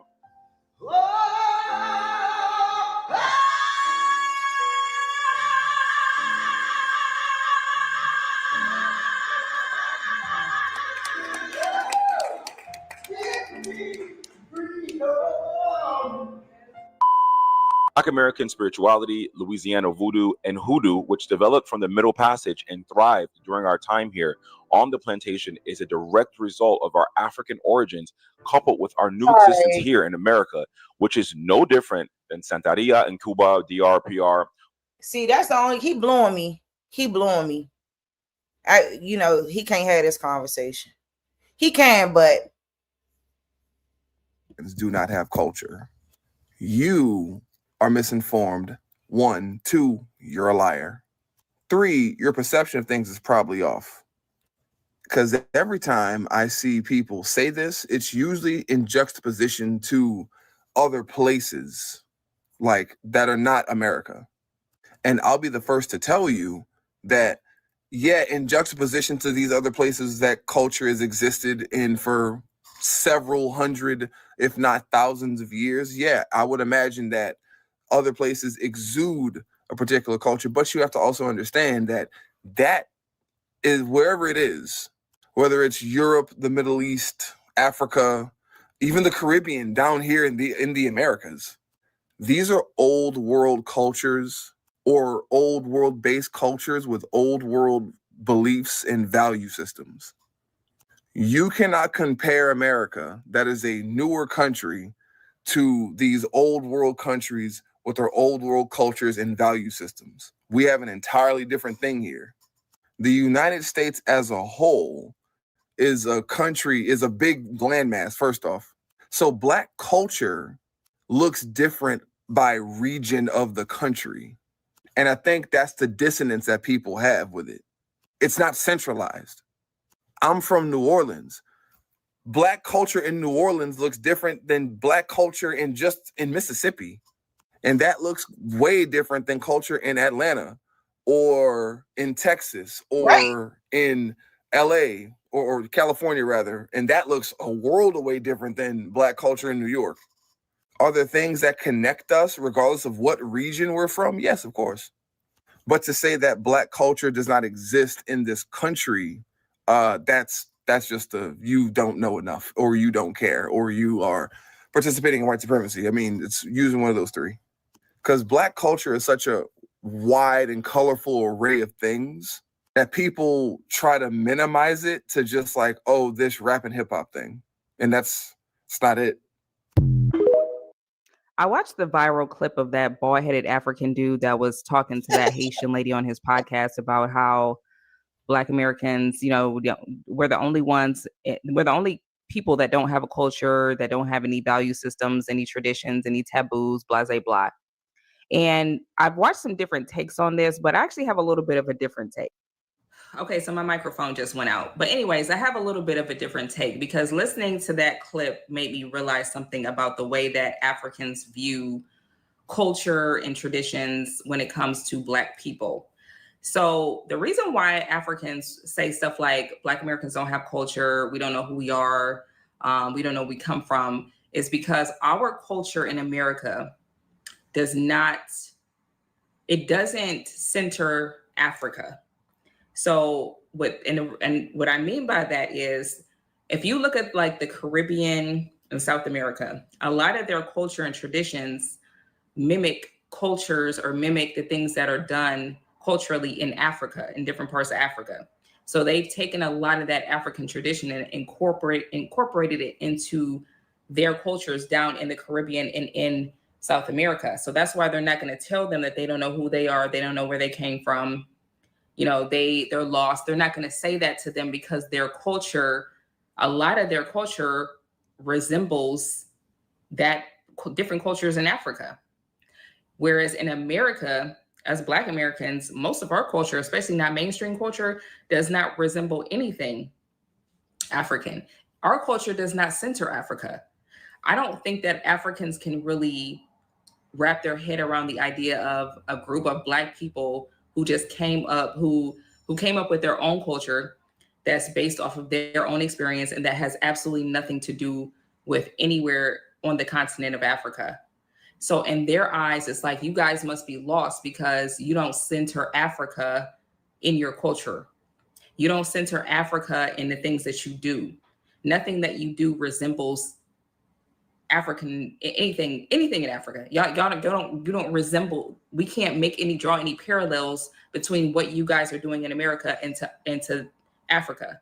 I mean, even if we're just talking about lifestyles, like when you look at Haiti and Nigeria, you're not going to really see too much difference between a city in Haiti and a city in Nigeria. It's still full of scrap metal housing made out of shipping containers. There's extreme poverty in both of those areas, and they really kind of mirror each other in a lot of ways. And even in Jamaica, like certain parts of Jamaica could look similar to somewhere in Ghana or somewhere. So I feel like they have more of like that connection. Like, so I really feel like Africans look at Caribbeans and they see a lot of themselves in the lifestyles of the people there, but they don't see the reflection of themselves in us. And I think that they look at that as like, somehow we are lost or we don't have any pride, or because we don't feel connected to Africa. So if we're Black and we don't feel connected to Africa, that means that there's something wrong with us. And that means that we're lost. You know, they say that Black Americans have main character syndrome and we're self-centered, but yet the way that they view culture and the reason why they tell us that we don't know who we are, we don't have a culture, or we don't have traditions, or we don't, we're just lost, is because our culture doesn't resemble theirs. Our culture doesn't center Africa, but somehow we're the main character. But aside from all of that, I don't feel like anybody has the right to tell somebody else that they don't have a culture. You don't have a right to speak on another group of people's lifestyle. Like you just, and the lady that he was sitting across from, honestly, I just don't think that her elevator goes to the top floor. I don't think that she has the mental bandwidth to engage in a conversation like that. But I feel like a lot of times they pick people like that specifically that they know won't really have no pushback, that don't have the mental capacity to go back and forth with them and actually educate them. Because apparently she did not. She just sat there looking like boo-boo the fool and had no rebuttals at all. So, but anyways, that's my take. See, when people say Black Americans don't have culture, especially when it comes from an African, it's so upsetting, because Black culture is everywhere. From their music to the slang they speak, to the fashion, the food they eat, and even the fight for justice, Black Americans have shaped not just America, but the entire world. And now let me say this. Some people wrongly believe that because Black Americans were taken from Africa during slavery. Okay, see? I'm telling you that they're taken from Africa doing slavery bullshit. I'm telling you, young, that shit got to be debunked on a mainstream level for people to stop their nonsense. I'm telling you. But she was right about what she said as far as our culture and everything goes. So shout out to her at the end of the day. But peace and love, OTK. Peace to the chat. Hey, y'all. Dang, man, y'all in here heavy. Hold up. We shout out the people. Hey, Lady Spade. Yes, Wild sir. Indian Car. Hey, OTK. Bad Saint. Hey sis, if you go to your stars, I already starred up everybody for you who done came through. All you got to Good. do is go to your start on your comments, and you can go ahead and run down the line and I'll be call right out by. everybody. All right. Go ahead. Thank you. Hey, Nikki. Yep. Keep killing. Holy Zoli Toli. Original Skywalker. My sis Copper Goddess. Hold up. Engine number 9. Epic Studies. Tahanga Akat. I do this every time. Arahatika. Peace to you. True Shoe. Tim Washington. Sagittarius Jones, my sister Gigi. Where you been, Gigi? Juice, Certified Sachi. Peace to you, Sachi. Big Akamak, the big one, not the little one. Capitan, aka Wild Savage. Peace and love, brother. Jazz, hey boo boo, how are you? King Dundada, VA Finest. Hey American Business, hey sis. Know your business, my girl. Peace to you. Lou Air Grassroots. Good to see you in the chat, Lou Air. Good to see you in the chat. And of course, sis, none of your business. Appreciate y'all. Shout out to you, Big Dog Philly OG. And thank you for the cash app. And thanks for everybody who donated to the channel tonight. I appreciate it. If anybody wants to take the time, I'm gonna throw the link in the chat. But I mean, if first, if me and OTK, if you want to dialogue on anything that you've seen or anything that you liked about the stream tonight, you know, just we can get through that real quick, and then I'll drop the link in the chat for anybody who may want to come up and have a conversation around this African fatigue, because I got it and I'm done. Yes. Beautiful show as always, sis. You did a marvelous job as always. You know what I mean? I'm coming to support because you always talk shit to me, talking about you ain't coming. You say you coming, but you ain't coming. I love to sit back and watch your info that you done growed of, and your knowledge, how you done grown. You know what I mean? And the way you carry yourself. Sometimes I just sit back and watch. Now, if things get too crazy out of hand, trust me, I'm in the cut. Now, I'll be there. You feel me? But you doing real good, sis. And I told you I was going to kind of go on strike until you get to that 1,000. Because we trying to get to that snap. You know what I'm talking about? Word. I get to that dial. Subscribe, man. You know what I mean? But yeah, beautiful show as always, sis.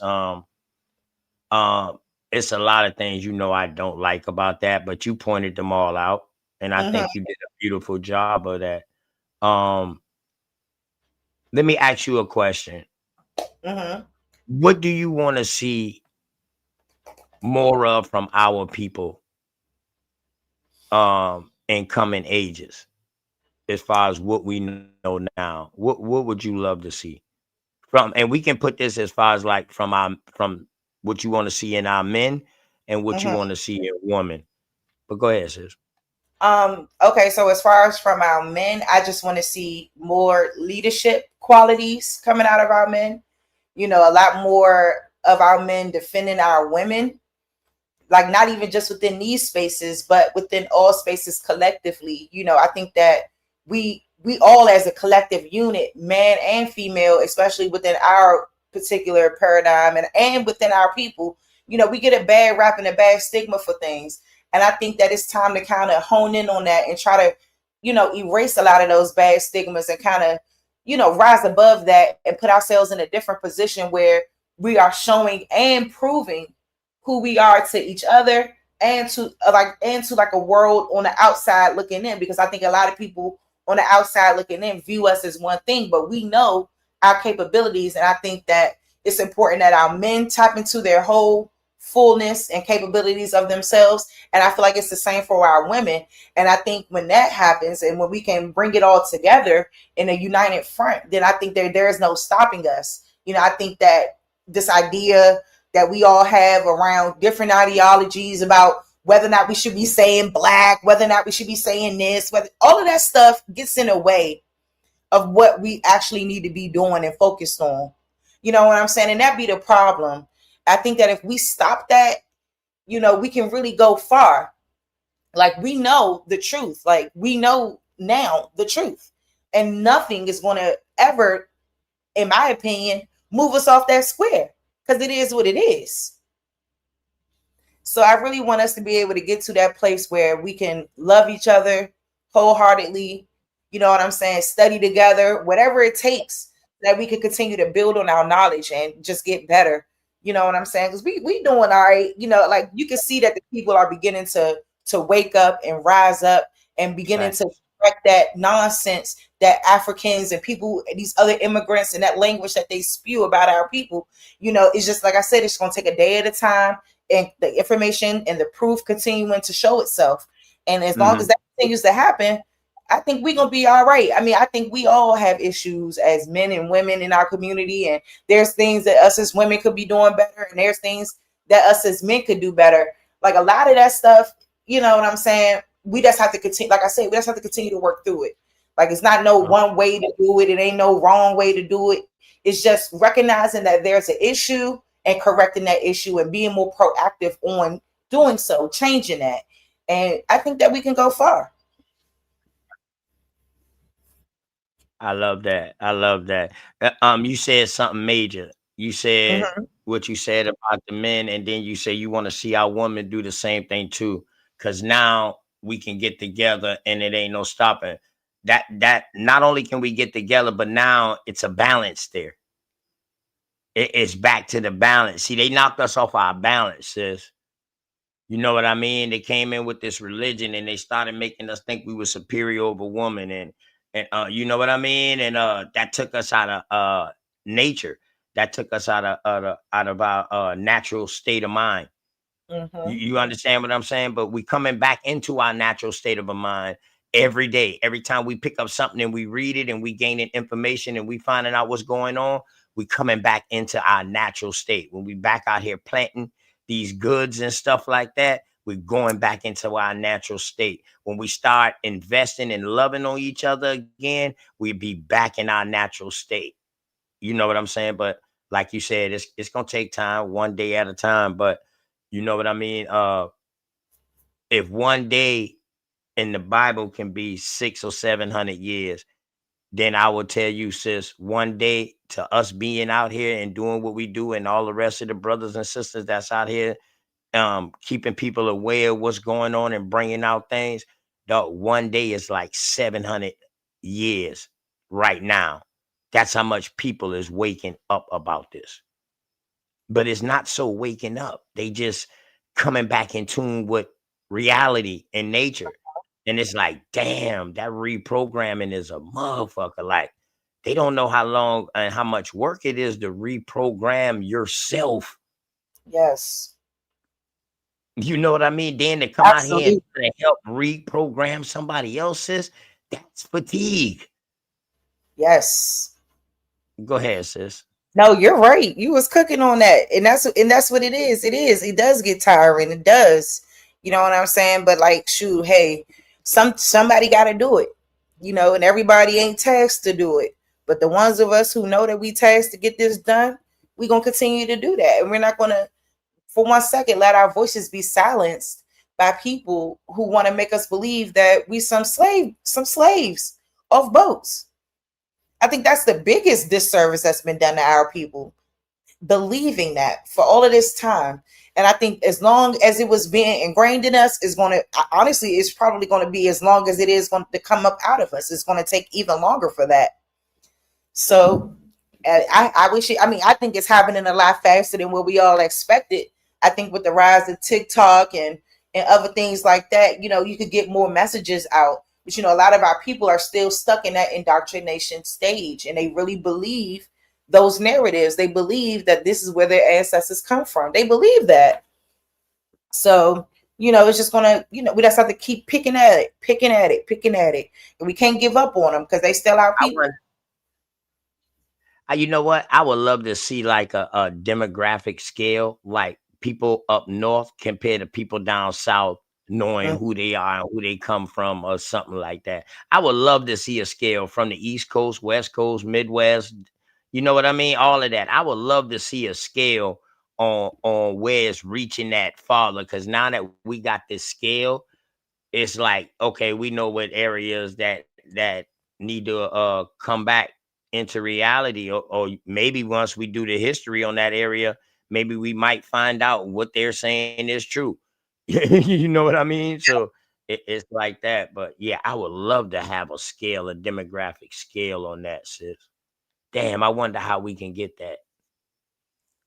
We would literally have to be on ground. We literally have to go all through TikTok, all of that, Twitter, and just take a vote. Like, damn, and mark that down. But either go out there ourselves. Yeah, it would have to be like a survey or something like that, you know. But we could do it though.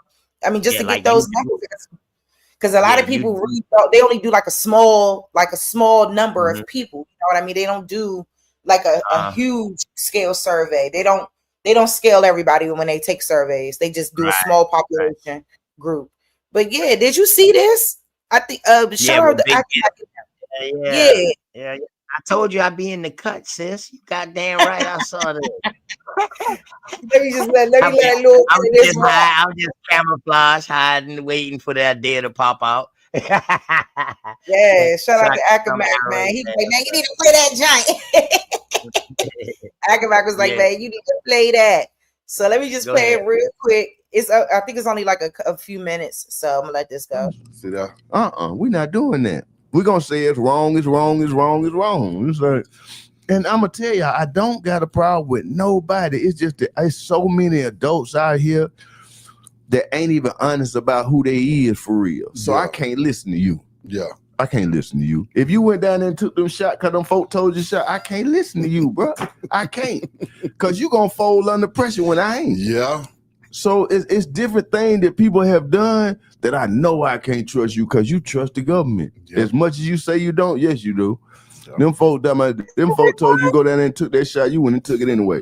Your grandmama always told you anything that happened to your body is something in nature that can heal it, not no shot. Yeah. They putting the see, that's not the one.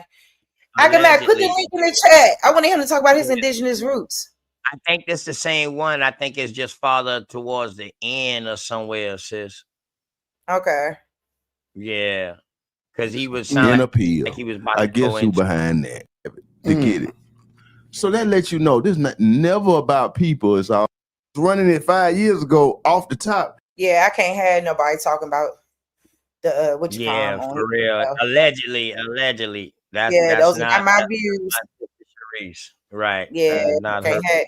I gotta find that right clip though. I don't know what I did with it, but I'm gonna have to look for it. You gotta find the right time stamp. I think Copper gotta say 7:30, the right time stamp. 7:30. He talked about that thing, you know. So I don't know. I don't think that's the right one. I think it's another small clip. That might not be the right clip. That's all. I'll find it in a minute. I ain't gonna stress too much. Hey, True Food, I gotta use the bathroom, y'all. So give me a second. Bet you good. What's going on with your nephew? Peace Man, and love, man. Hope all is well. I had to come up here real quick and support my lady, but she won't leave me. She got to use the potty, all that stuff.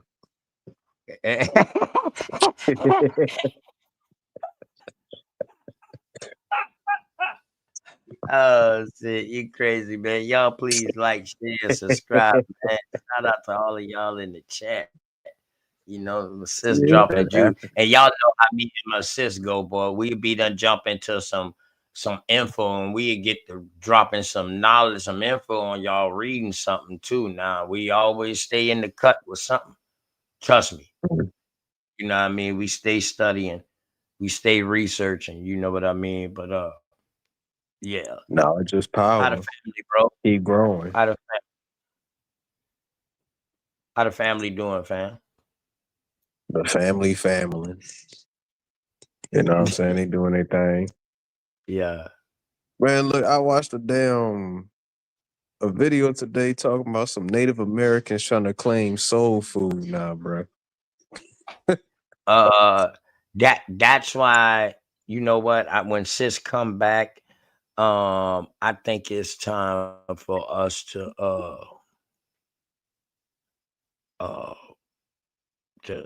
this Native American thing, man. We gotta understand that at one point a certain group was calling people who they first saw on any lands natives. Right.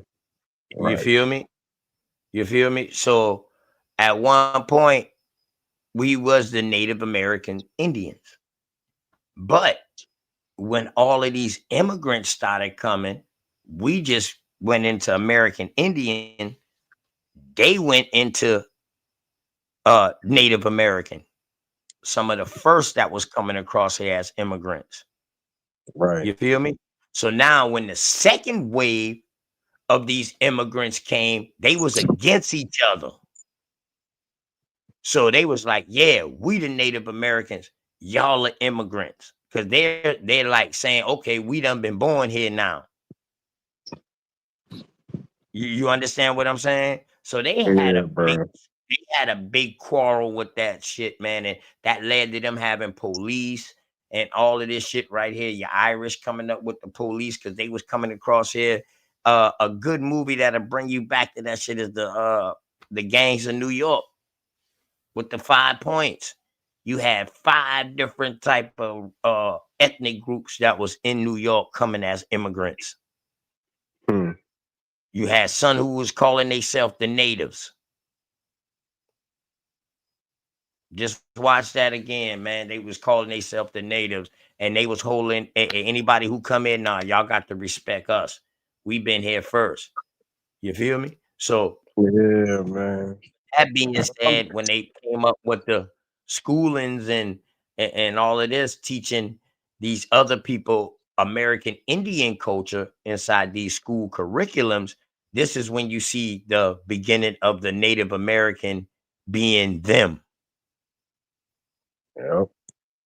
So now the whites, them, you know, after eugenics, the whites just said, fuck it, man. You know, dog, we need these crazy motherfuckers to go and fight war with us. So they was calling OTK, I'm just saying, bro. I ain't never bro. seen no damn Native American talking about some. I got some collard greens, some cornbread, and some black eyed peas, bro. With some fried pork. I ain't never seen it. Is it an Asian Native American, or is it somebody like us? Man, who still else called Native American like that now? That's what I'm saying. But you still got some people that look like us, brother, that still call themselves Native American. They be like, yeah, I'm Native American. Man, look. They still say that to this day. Them the ones I'm trying to reach now. Like, no, we got to get away from that term. You are Native American, dog, but we going by American Indian or American Aboriginal. One out the two. That's what I'm saying. Look. We on the same page. We on the same page. With some extra complications, bro. I ain't never seen no Mongoloid sit here and say they done made a hot pot of collard greens, bro. Ain't no damn way. Hell no. Hell no. I second that. I agree with that. I still wonder what the hell do they eat on Thanksgiving? Yeah. Okay. Now I got you. I got you now. Now I know exactly who you're talking about now. So yeah, man. So yeah, definitely that's some foul stuff there. Oh, she said that was just on dumb and trying to go viral. Okay, cool. But he just like, bro, cause like, dog, man, I'm starting to really see the game for what it is, bro. They call us lazy because we stop inventing shit for these motherfuckers to leech off, bro. We ain't stop inventing shit. All our inventions just got reclassified underneath the name Black or African American. Let me take that back. When I say inventions, I mean like the steamboat, the automatic transmission. Once we stop making technological advances, they call us lazy, bro. Once we stop building the architecture, that's fucked up. Right. And we gave them the blueprint. I got you. That's crazy. Or like even the furniture, bro. I look at the old furniture, them old ass furnitures, bro. That was when people say our culture was agriculture, I'm really starting to see it because only one group of people was going to sit there and put grapevines on wooden furnitures. You know what I'm saying? That floral pattern, even the bandana. The bandana still has some sort of floral agricultural pattern to it. That shit was ugly, bro. So I'm like, damn, motherfuckers the hijack. Oh, you back from the bathroom, huh? Yeah, I'm back. Hey, Sharice, you need me to rub your feet? Them Africans to put your blood pressure up there. I rub your feet with some lotion real quick. Hell yeah, I'm fatigued, man. I'm telling you.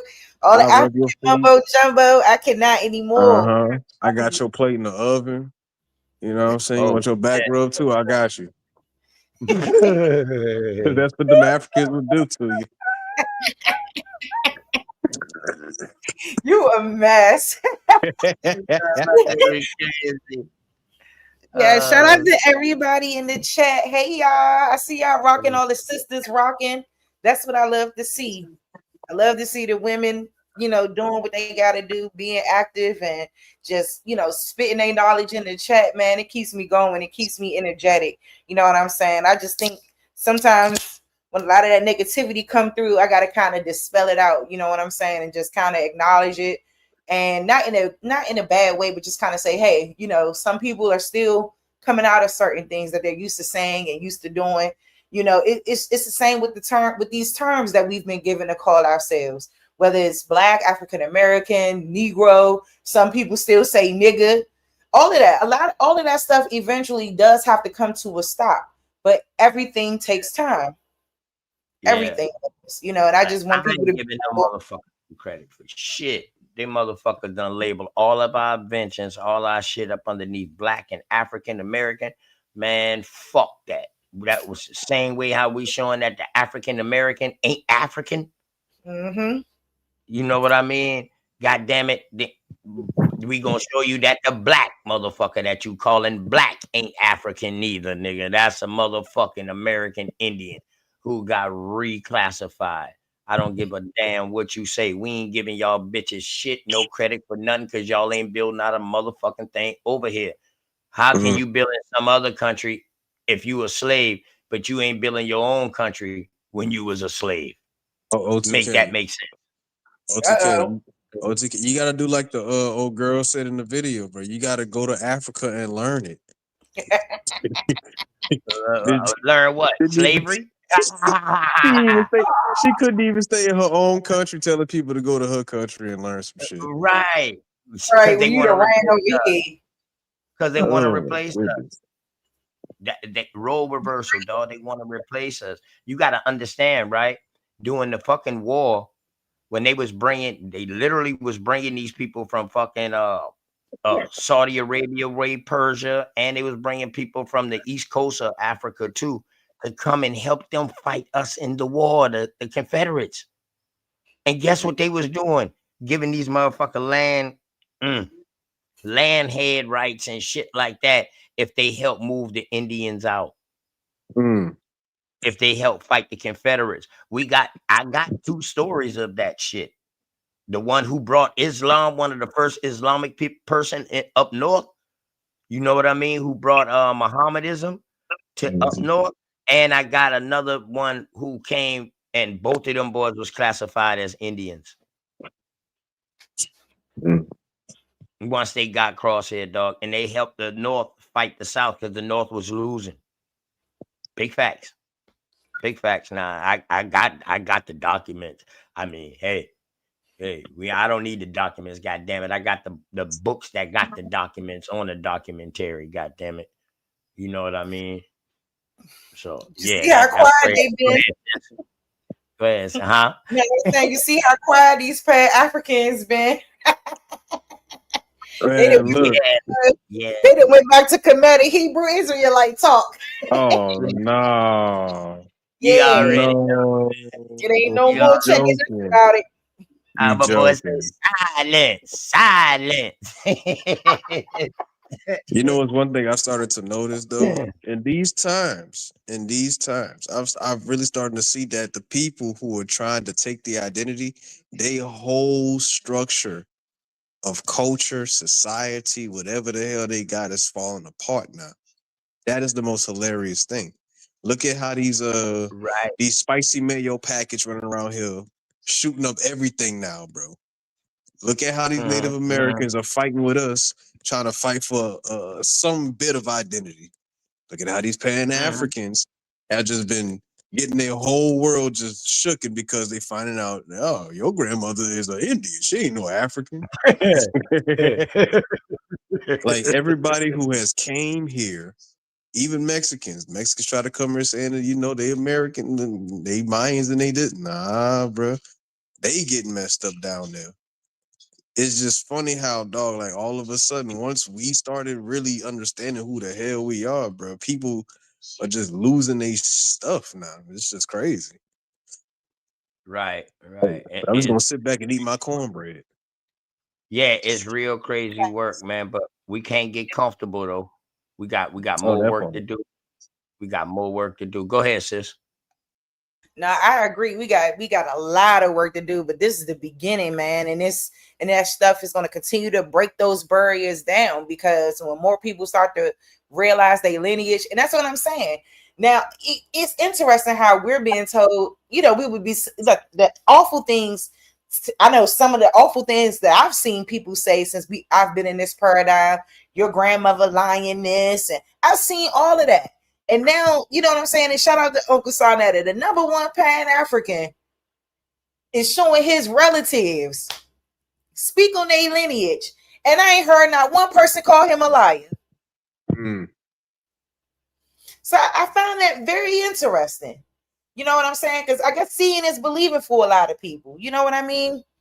But shoot, hey, this ain't the age where you put your information online. This ain't the age. You wanted to be open and share things with people, but people don't know how to respect that. You know what I mean? Right. That's why we can only give them the tools and hope they do their due diligence. You know what I mean? We give them the tools to get past 1865. You know what I mean? If your family been here for thousands of years, how can you get stuck at 1865? Make that make sense. See, I deal in logic, logos, god damn it, on both levels.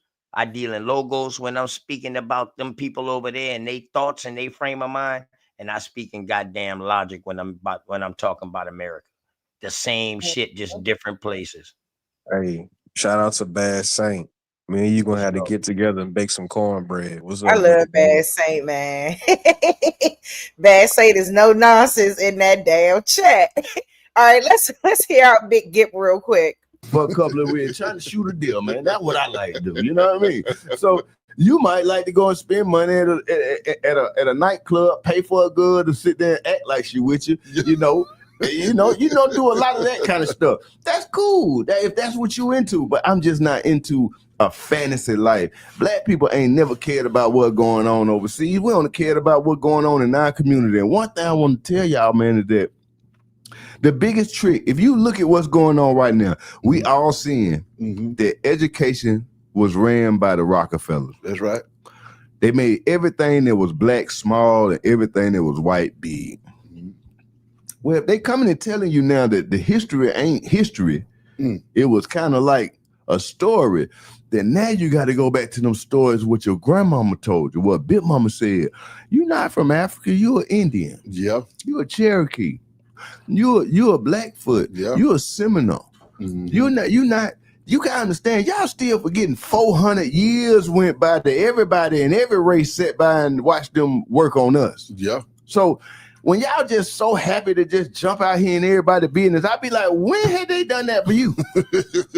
like when had they done that for you? Like when they was all had us all in the fields. Yeah. When were them politicians up there talking about y'all need to leave them folk alone, let them vote? No, you ain't say that then. Yeah. So when I'm looking at these other folk on the other side saying, y'all need to leave these folk alone, I said, damn, that must have been like how the Southern people thought when the folk took their slaves. See there? As long as it's another group of people and it ain't yours, it seems like it's okay. Yeah. Now, would it be okay if them white folks out there in the fields and the other folk were telling me, hey man, leave them folk alone. It's okay for a 14-year-old kid to be out there in the field working. You wouldn't have said that if the kid was the right color. So why is it okay when it's another color? Yeah. So that's what made me look at politicians like you was a line, you bought, and you everything else under the sun. You don't care about nobody. Somebody paying you to stand on that on that mindset. And I feel like that's a mindset of an elitist because they like, as long as they down here, that's okay. We can do whatever we want to them as long as they working for us. See that? We're not doing that. We're gonna say it's wrong, it's wrong, it's wrong, it's wrong. It's like, And I'm gonna tell you, I don't got a problem with nobody. It's just that there's so many adults out here that ain't even honest about who they is for real. So I can't listen to you. Yeah. I can't listen to you. If you went down there and took them shot, cause them folk told you shot, I can't listen to you. Right there, sis. Right there. I can't cut him right there. All right, but he right though. He right. That's the part I was looking for. Him speaking on that. I think it's 2 videos. So let me find. I think I put both of them in my. Yeah. Both of them in my thing. You might want to take that off the screen real quick. Yeah. Yeah, man. But and that's allegedly, and that's coming from him. Exactly. Not from us. Okay. Not from Sharice the Realist channel. Weird. The link in the chat, y'all, if y'all want to come up and have a discourse. Give me a second. Otherwise, me and OTK chilling. But anything, I tell them they mess around. We be done pull up something and go into reading and tripping, boy.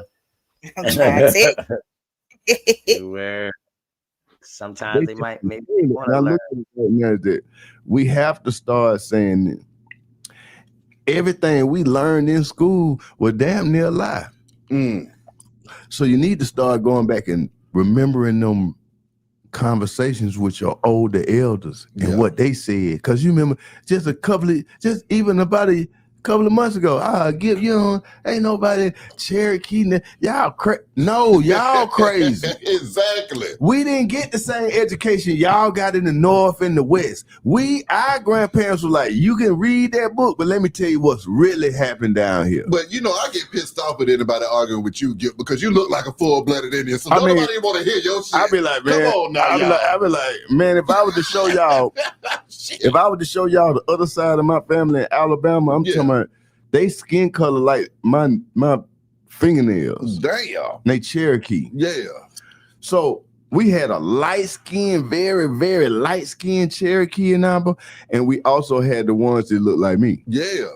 Now, my mama, her granddaddy, he was a dark-skinned Cherokee, jet black with 2 pig ponytails. Crazy.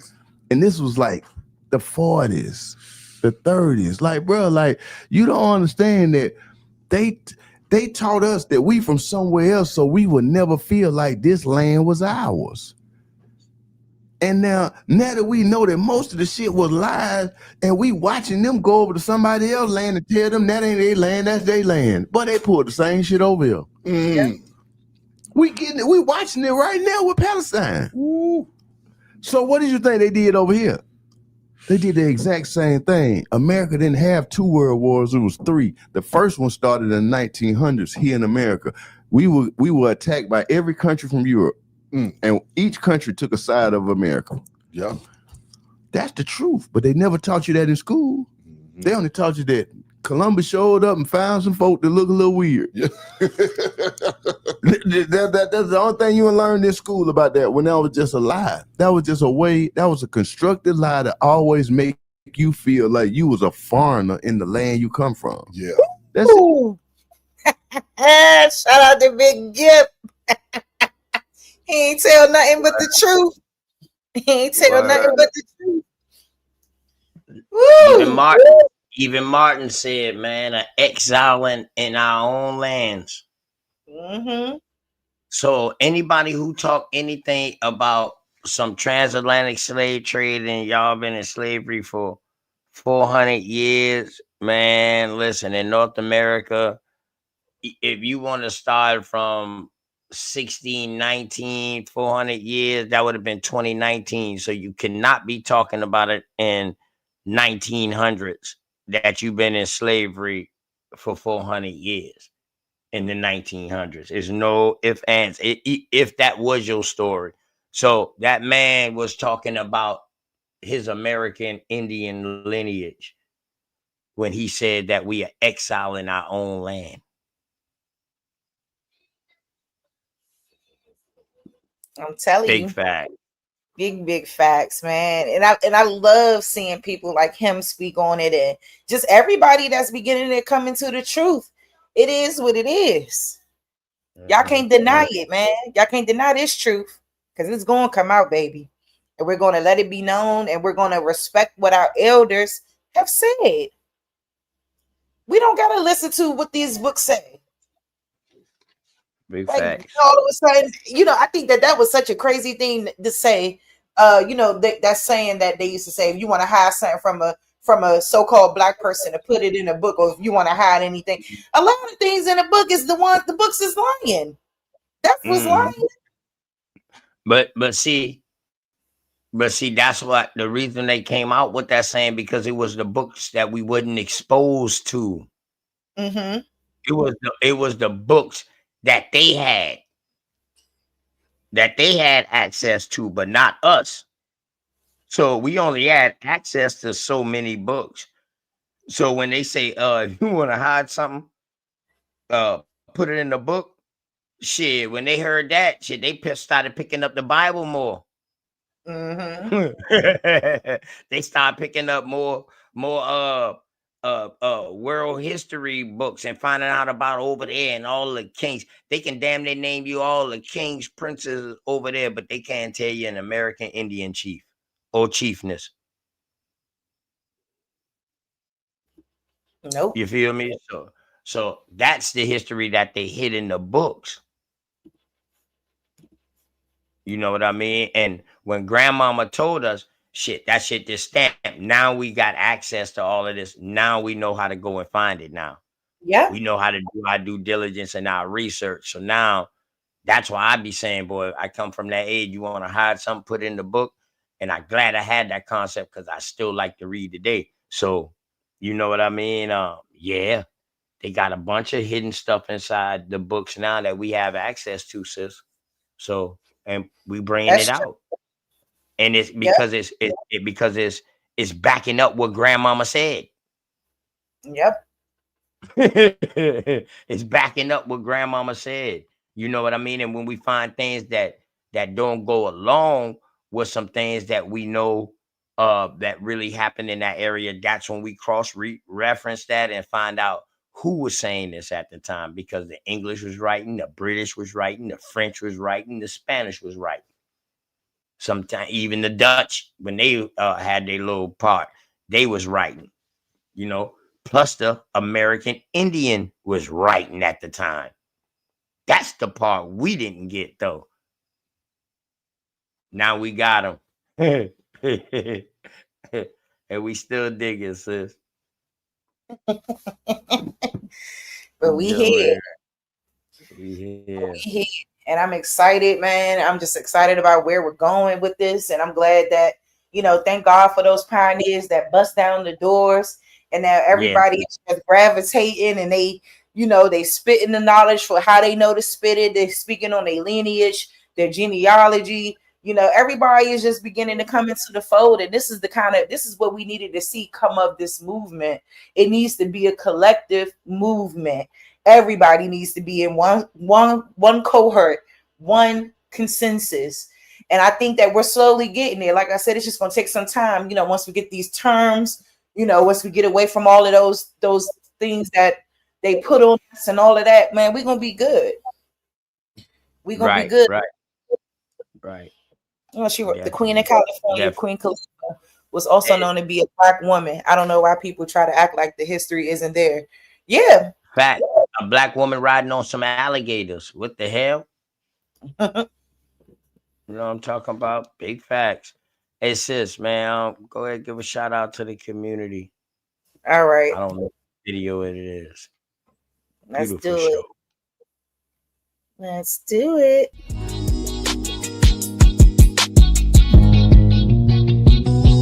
Say I'm hustling and I'm grinding. I'm making moves with my money on my mind, and I can't fall short. No, always keep it 1,000. Slow mo. Say I'm hustling and I'm grinding. I'm making moves with my money on my mind, and I can't fall short. No, always keep it 1,000. Slow mo.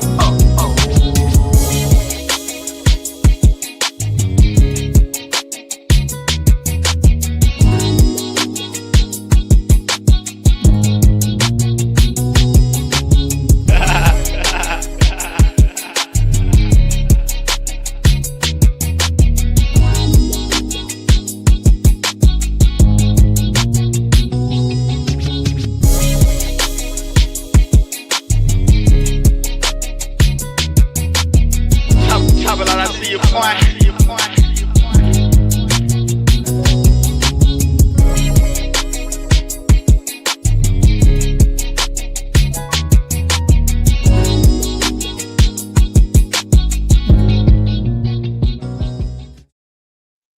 hey, hey, peace and love to all the Aboriginal Indigenous Indians, the Amerindians, the people that are true to the land, period. On my soul, that's who we are, okay? Shout out to y'all. I'm happy you guys are in the chat. We've been rocking, 3 hours. 3 hours of straight heat. Just dropping it. And that's how it's going to be moving forward. You know, I like soon I want to get back to my lectures and my builds. But as y'all know, I always got to reiterate it. I've been in school. So I've been doing a lot of work been due every week on Sundays and Thursdays and Sundays. So, you know, most of this time I try to take to study and, you know, make sure I'm getting these concepts, because being in grad school ain't no joke. So I just been trying to stay on top of that. But peace to the community. Peace to everybody, man. Like, I love this shit. That's why I stay on. Like, when I can get on, I try to get on. If something is on my heart, I try to get on here. You know, like, I just knew I was having African fatigue. And I needed to get up here and express that. Like, I get so tired of seeing these narratives pushed on our people. And like I said, the glass is being broken. We're not tolerating that. We're not standing for lies and fallacies about our history. Enough is enough. Because you can't never, ever override family history and family genealogy. And that's just period. That's just period. You know, I always ask these people to show me where your peoples came off that slave boat at. Nobody ever got an answer. Nobody has an answer. Nobody. But they want to believe that so bad. So yes, the African fatigue is real, okay? And I'm just glad that we're able to come together, like I said, in harmony as one, to have these discussions and just, you know, crack some jokes, laugh a little bit, all of the above, man. That's what this is about. We got to continue to stay on that path of righteousness in terms of who we are, being true to ourselves and being true to this land and not letting anybody telling us different. That's the problem. We let too many people tell us who we are. And the nonsense is going to stop. That's why I said it's been quiet in Pan-African land, for real. Like, I don't see them coming around a whole lot no more. You know, I mean, I did see Knack in the chat, peace to Knack, but I don't really see all that no more, because, you know, once the top kahuna come out and say he Indian, it's really not anything that could be said to us. It's not anything that could be said to us now. Like, a lot of people, I would say, are honestly owed an apology in that regard too. All those years, all that pushback, all of that stuff. I think people like the conversation because it always gets active. You know what I mean? When you have people who are on the negative and us being on the affirmative a lot about this particular topic is always active. But I'll say it's so many people who still don't know and they still can't grasp it. Like, you know, I'm like, wow, like, you really believe that you came off a slave boat? Like, you saying you got people that's related to Harriet Tubman. They actually did a show on that. I couldn't get on there that night though. And I wish I could have, because I would have questioned that lady down to the ground. And I think they got it up there too. Shoot, we do not block you. Well, I don't block y'all. Sis, you need Arrow Gang be wild. Whatever my chat do, that's what my chat do. The wild Indians be wild and shit in the chat now. They ain't got an arrow bow and arrow for it. Don't matter what they. It don't matter that they said they feel like they said they was mixed with African to appease Sarnetta, but they not from Africa. Listen, it don't matter. Y'all still dead in the coffin. Y'all dead in the coffin. That it don't matter. Y'all in the coffin. It says, you know, Sarnetta gave me rights and told me I can review any of his stuff, because I tell him I don't talk no shit about nobody. You know what I mean? But you need to show them boys to say that. You need to show, put one in the show, just a little part with him saying that. the other day he said that again, man. He was like, look, I ain't gonna lie to y'all, man. I can say it now because I got proof. My family been here for thousands of years. We are not from Africa.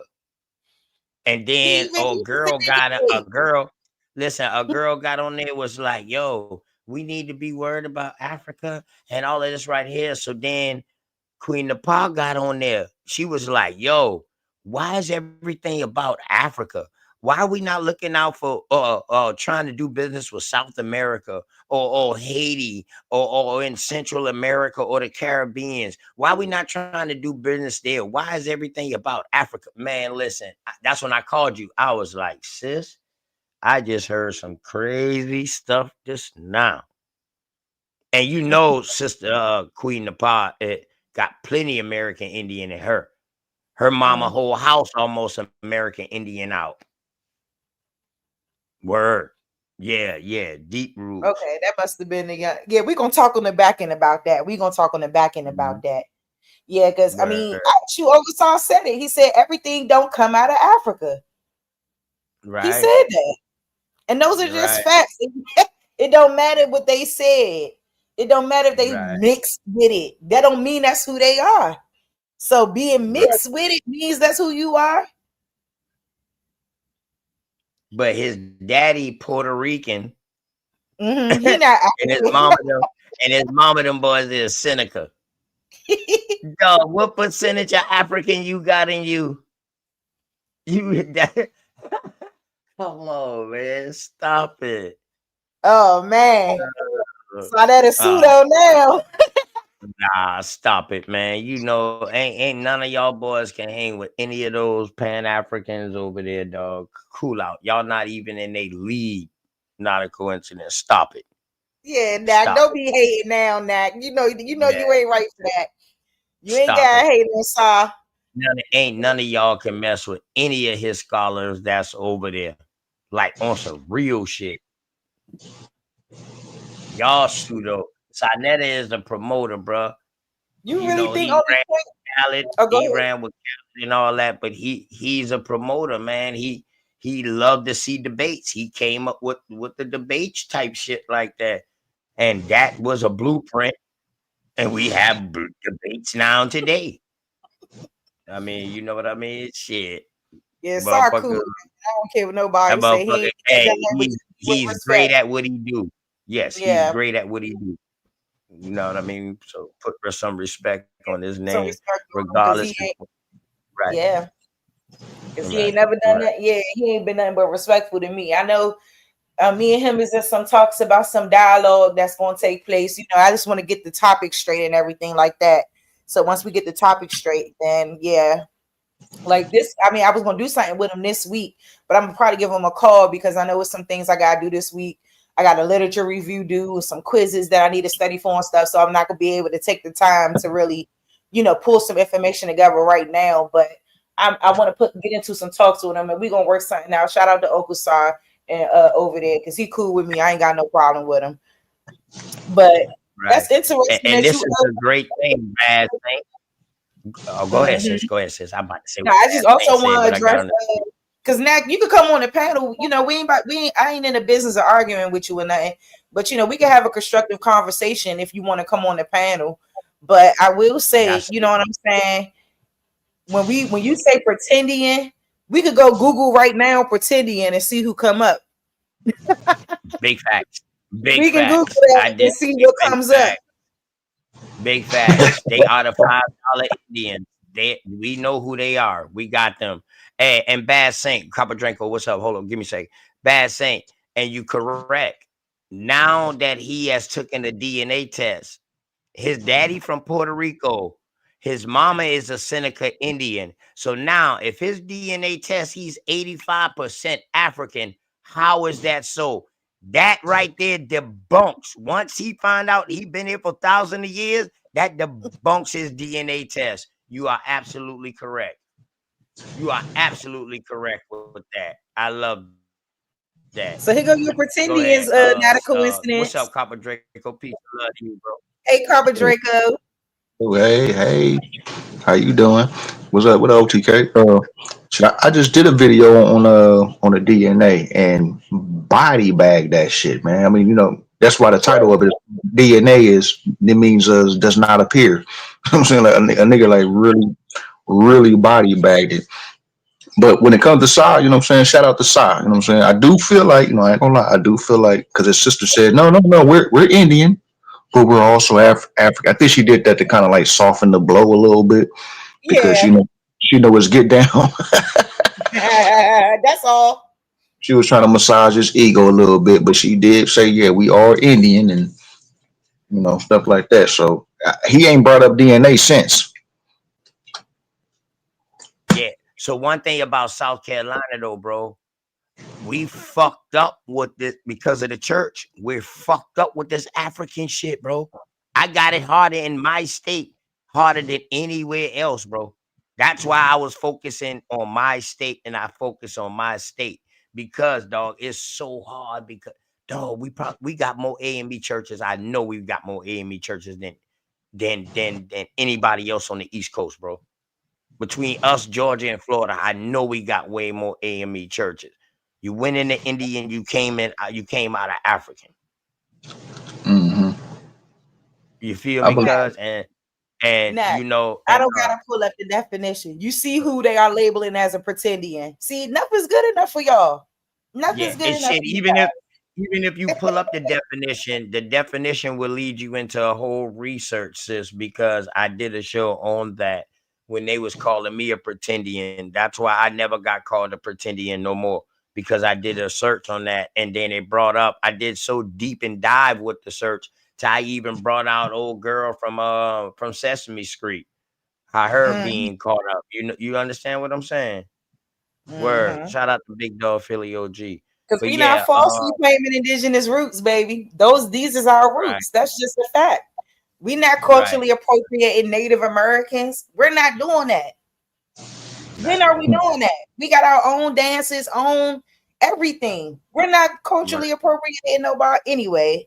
All right, now if you ain't gonna hit the panel, I ain't addressing your comments in the chat. Next, another thing too, right? Another thing too. We gotta understand that Africans did come over here, but they was free. They wasn't no slave. They was free, and they had, dog, in order for your family to send you over here for a better life, dog, your family had to be some kind of stature in Africa or whatever like that for you to come across here and get an education and all that right there. You know what I mean? You on a bill or a plan, an immigrant plan, and all of that. Yes, that did happen, but that happened towards the 1900s. Major influx of them too. Now, you can't take somebody being mixed in with one person in your family in the 1900s and say, oh man, your whole bloodline is goddamn African. How? When all they've been with Indian. You know, and then you still got to prove that person African. If they didn't directly come from over there from Africa, you still got to prove that person African.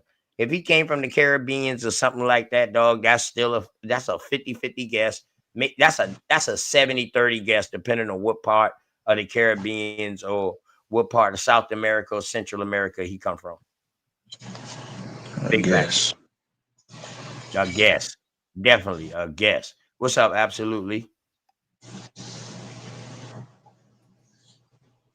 Bang, bang, team. Appreciate the platforms, keeping the stepping on the necks rolling. I do appreciate it. Yes, peace, absolutely. Well, hashtag break a leg while you out there matriculating. Thank you so much. Thank you. I'm doing my best, man. It is not an easy thing to get through grad school, and we only in week 6, and I'm like, woo! So I'm definitely proud to be going through it, though, for sure. Well, it's kind of hard for people to get out of high school. You're in grad school, so you know what? Don't stop that run now. Go even harder. Yeah, I want to get all mine. And next thing you know, I'm gonna be a doctor next. You know, that's my goal. I want to get all my accomplishments. I want to lay it out. You know, I want to give my baby girl something to be proud of, something to aspire to. you know, even if she don't decide that that's her way, you know, she'll know that the example is there. And that's all I want to do. And I mean, and for myself too, and for my lineage and for all of that, man, you know, just continuing breaking those curses down and just making waves. And, you know, I mean, my stuff is in social work. So everything I want to do is definitely more pertinent for our people and moving forward that in that direction. And that's what I'm trying to learn how to do. So I'm excited about it. It's like I said, it's been some hard work, and it's only been 6 weeks. And we got 12 more to go. So, well, 12 more in this semester, and then by May I'll be done. So, you know, It don't sound like you trying. It sounds like you doing it. You know what I'm saying? Like, so when you say I want to, this is what I want to do for. It sounds like that's what you're going to do. oh, definitely. You know, I just thank God for the family support. You know what I'm saying? Even the support of y'all. Like, I mean, like, I wish I could come and be on here more often and do it a lot more. But you know, I have to put my energy where it needs to be. So, but every time we come on here and we have these conversations, you know, that's what makes my heart full. And like a lot of this information I've learned, I can take it and I can reiterate it in things that I'm doing in school and all of that. And you know, it's just a beautiful thing to be knowledgeable about a lot of stuff. So, you know, this information here, knowing who I am, just makes it even more prevalent. So I'm just on a different path right now with it. Big facts. Hey, absolutely. I want to ask you a quick question. I was on the panel with Unscrambled Minds, and Rod Hayes was up there. OTK pulled up too, and he was body bagging niggas with the Ladinos and shit like that. I had asked him a question. How was it possible that every time you look up who was the first slave owner, it's an African nigga, Anthony Johnson? Like, how was that possible? I just want to get your take on it. How you feel about that? Well, there's actually no proof of him actually being African, but my take on it is that he was just an Aboriginal. And that ain't the first one, Doc. That ain't the first one. That's the first one they wanted to document within their history, within their European history. Okay. Now, mind you, in order to document the first black slave owner, you had to have other black people there as well, too. So I'm pretty sure in their story, there had to be other black people that rose to that same type of position. Regardless if it's their story or not, you just can't have one out of the bunch. Then that nigga is Jesus. Damn. Now, mind you, when I look it up, I never typed in first black slave owner. I just typed in first slave owner, and his name comes up every time. And so he's the first slave owner, not the actual European. Yeah, he's the first one documented and the richest. Mm. He was documented as the first and the richest as documented. But I understand what Absolute Lee's saying. In order for them to say he's the first, that means it had to been other black slave owners. They just didn't have that many acreage or that many slaves that they had, you know what I mean, working for them. You feel me? So it had to been other blacks to compare to, you know what I mean, what we know Anthony Johnson, and then we know William Ellison, and the list goes on between Georgia and South Carolina. The list goes on. You know what I'm saying? So yeah, I understand what Absolutely said, and that makes absolute sense.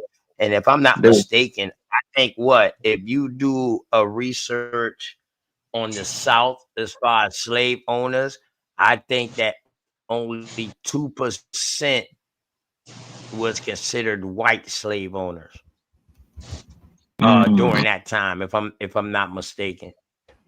They was trying to do a movie on 2% out of 100 was white. Shut it down though. Yeah. Go ahead, y'all. No, I was saying they was trying to do a movie on the Anthony Johnson nigga, but they shut that shit down. I was on True Zone channel earlier today, and Loyal had pointed out something that I never really thought about. He was talking about when we argue with these white motherfuckers, they always say, "Well, my family ain't never owned no slaves," and it made me think like, "Damn, I don't know not one person who be like, yeah, well, my family, yeah, he had this many slaves," and I've never heard that conversation. Not saying it don't exist, but I've never heard any white person say, "Hey, man, yeah, my family owned this many slaves," and I never heard it. Mm-hmm. Black That's man, because if you that look at wasn't it, passed man, down in our lot. right. If you look at it, bro, them boys had, in order to come over here, they had to be indentured by something. They was up underneath a contract. So they didn't care where they worked at, or they had to get a job to get money. And this ain't indentured servitude right here, because indentured servitude, you up underneath the contract for 7 years to that owner. No, they was going from plantation to plantation trying to find work. Who was the owner of these plantations? Now we finding out they calling them blacks. But ain't no way no black come from fucking out of slavery. If slavery wasn't abolished fully into 1865, ain't no way in 1820 something, 1830s, 40s, 50s, going up to 1865 that you got black slave owners, what they call black slave owners. How the hell did they do that? Now, let me just say this also. Up until 1830, there was still up around 3,700 Aboriginal slave owners. They're calling them black, but nobody was being called black during that time. Now, this is up until the 1830s. Now, we're saying that we just freed the indentured by 1865. Again, these are facts. That's what they call the antebellum period. Just check it out. Just type in how many blacks owned slaves during the antebellum period. The number is well over 3,000. Well over 3,000. Owning over 12,000 slaves. Now, that's all that was documented. And we're talking about the entire Eastern Board and the South. Were they only owning niggas, or did they have whites part of that? Yeah, we was getting the whites from Rhode Island and the up north. We'll call them Sagamore. We were getting the whites from those guys because they were the ones going over to Europe and Sweden and Germany and grabbing those people up. That's what they're calling the North African slave trade. No, that was actually us bringing them jokers over here. Interesting. And again, that would have been your whalers. They're calling these people whalers, like Paul Cuffey and them. That's what we were doing everywhere. So Paul Cuffey just made it to West Africa, right?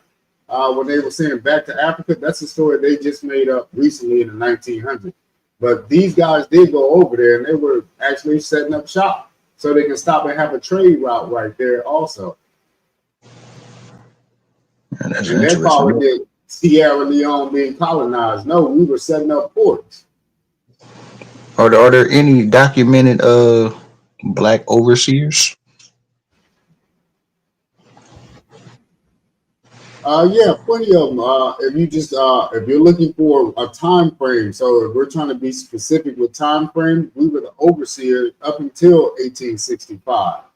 And now it's going to be hard to find because doing from 1865 through 1877, that's what they call Reconstruction. And then from 1877 up until 1924, that's when you got Reconstruction. That's called eugenics, basically. Damn. Because remember, eugenics started in the 1880s. I'm sorry. That's not true, Nat. Black people own white folks too. But go ahead. Absolutely my fault. Oh, no. We just chit-chatting it up. I've been trying to stick with the timeline. Now go ahead. Yeah, I've been trying to stick to a timeline so it don't get all wicked. Like they just gained control after the 1865, and I keep saying 1865 just to further explain myself because there were two different constitutions from 1860 through 1865. So the constitutions didn't get combined until after that time frame. During Reconstruction, that's when you get your first real amendments to the Constitution. The ones that they're talking about, the 13, 14, and 15, after 1865. Okay. Look, I ask these questions because, I try not to. I try to find out what's going on and, get different opinions on it. Like when I look up buck breaking. You know what I'm saying? Niggas be talking about buck breaking. Oh, you buck dancing and all that weird ass shit. But if you look it up, there's no evidence of any nigga that's ever been buck broken. So I'll be like, well, can you name a nigga who was buck broken? Like, I mean, since it's such a big thing, can we get a name? And there's no name that exists. We could definitely put out some titles of people and the stories that we've read so far that got circumcised, or what you call those people, the so-called Muslims, made sure that the men didn't get anybody pregnant, castrated them. The soliloquies, or whatever they're called, or the eunuchs. Remember the story of how all of the indentured servants in North Africa, they made sure the men couldn't have babies or something, but they were forever slaves in North Africa before they even got to the Iberian Peninsula. Interesting.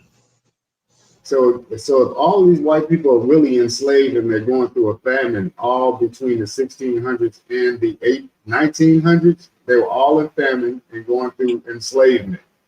Because the British United Kingdom had its own type of slavery going on before they were even brought here.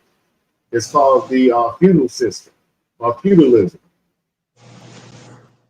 They've been had what you call those people, paupers and chimney sweepers over there. Because it gets real cold also during the winter over there, so you got to be able to build a fire, and somebody got to sweep the chimney if you got a chimney. So that's where you get the chimney sweepers from, the little kids.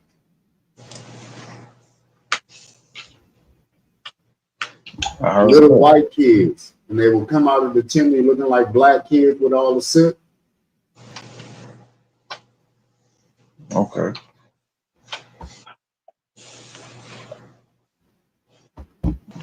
So all I'm saying is there's no way that their story is right, because all the history points to those guys being enslaved and also coming over here as indentured.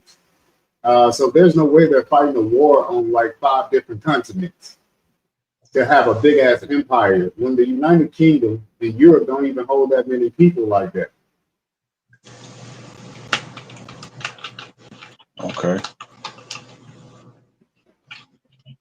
Yeah, that's And then interesting. you got to go to ship making. So if we're telling the whole story, who's building these ships that all these Europeans are able to just jump on and go to Africa, pick up some kidnapped slaves, know how to talk to the African with an African dialect? Because I don't know how you're talking to these Africans to know that you need a slave and what you want to trade for it. No, no, you ain't just all of a sudden bilingual.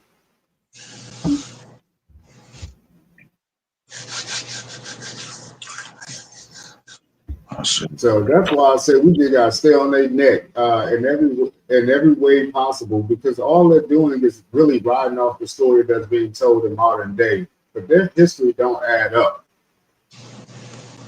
and they can only prove what's been going on in the 1900s, and they've made up everything in the 1800s. Everything has been made up in the 1800s.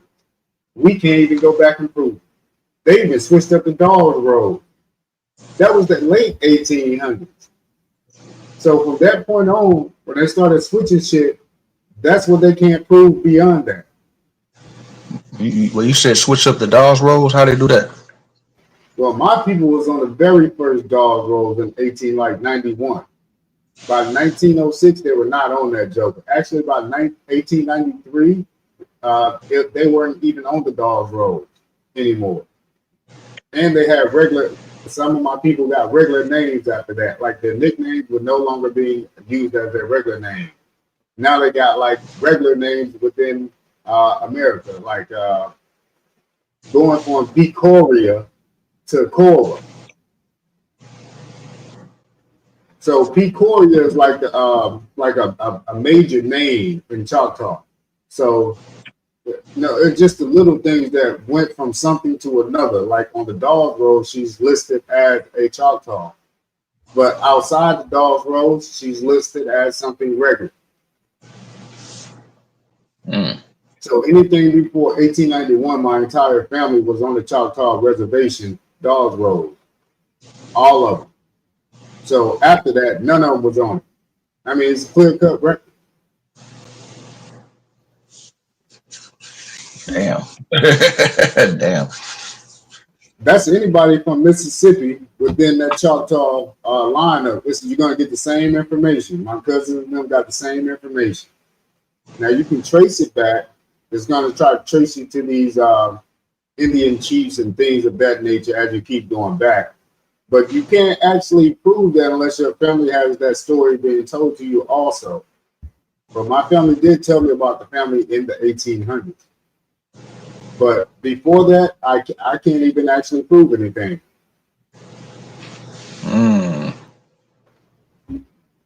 Okay. But in Mississippi, people should have their records before 1890s. Now, if you're going inside the system, it ain't the same. It's going to give you the digital reprint of saying Negro and Black. And nobody was being called that in the 1800s. Nobody.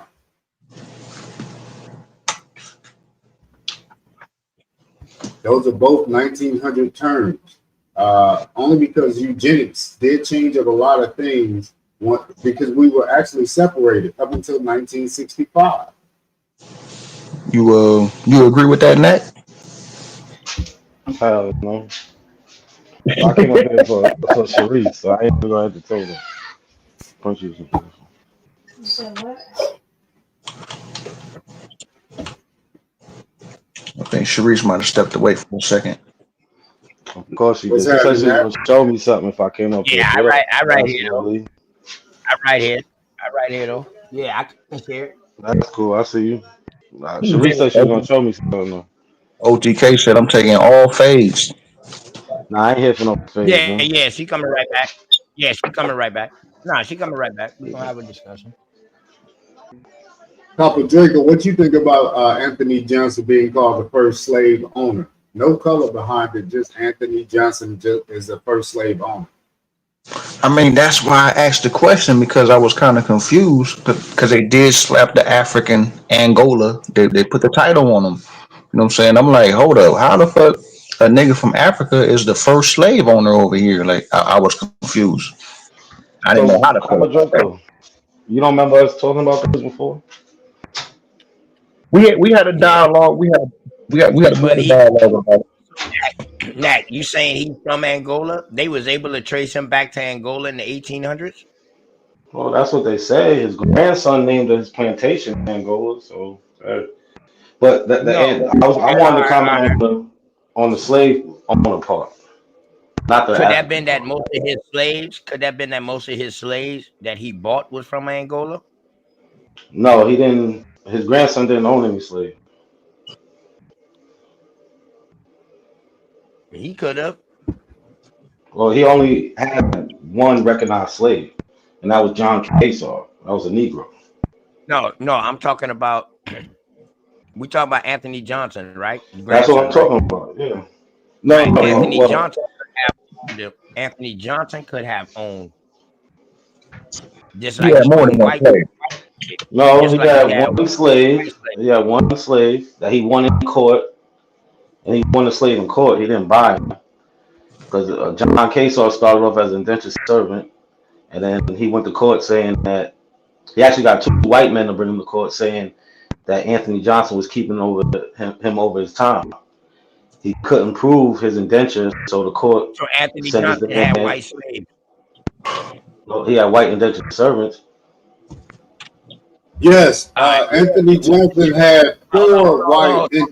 Hold on. What's the difference between a slave and indentured servant?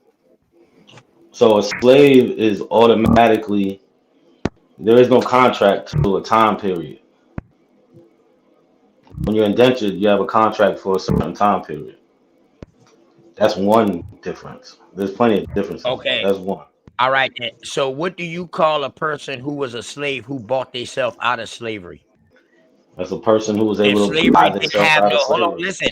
If slavery didn't have no time period, that means it didn't have no price tag where you can buy yourself out. Because so was indentured servants also being called slaves? No. So you as a slave, you are worth.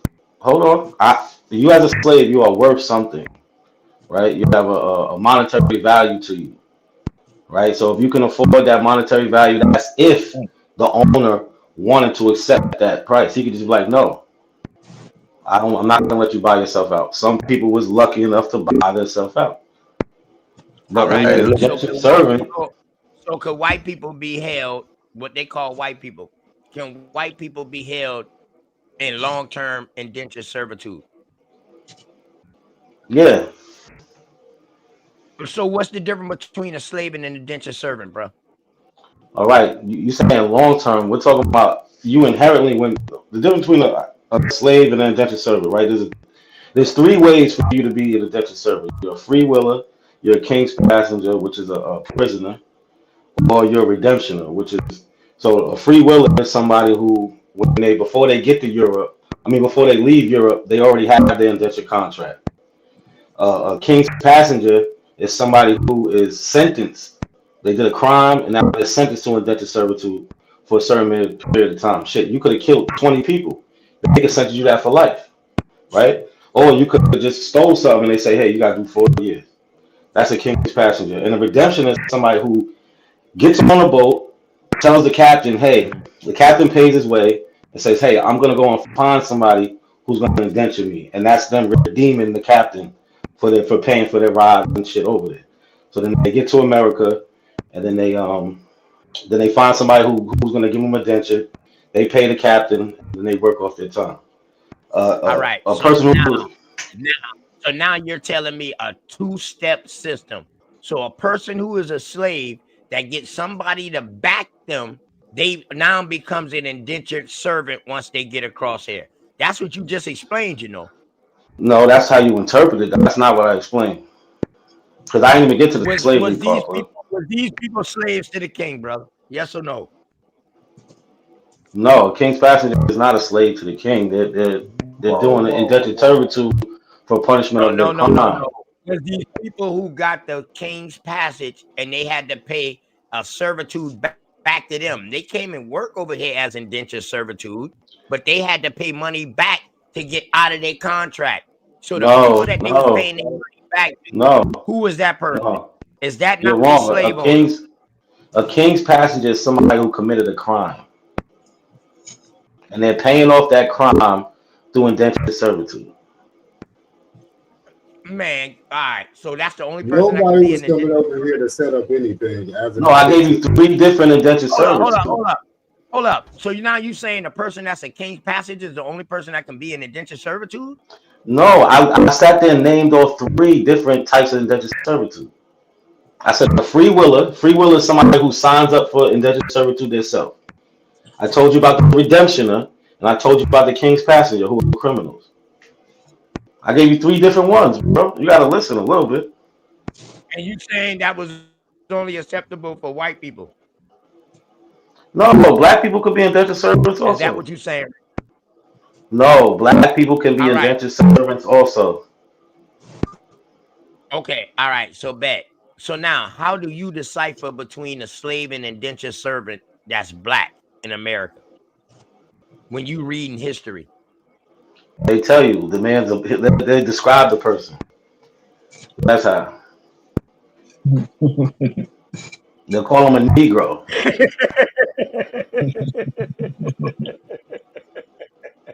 Look at shit at its finest, man.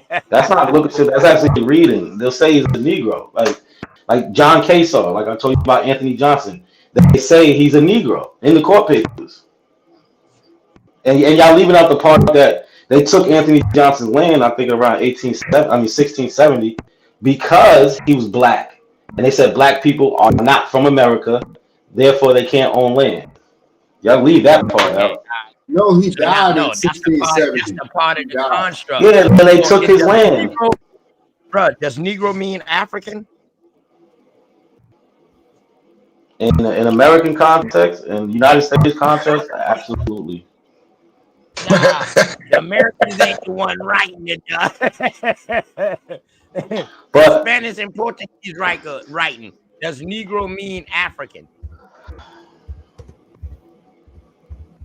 So you keep trying to skip the other shit. Listen, I came here to talk about something specific. Hold on, bro, because you leave from the difference between indentured servitude and slavery.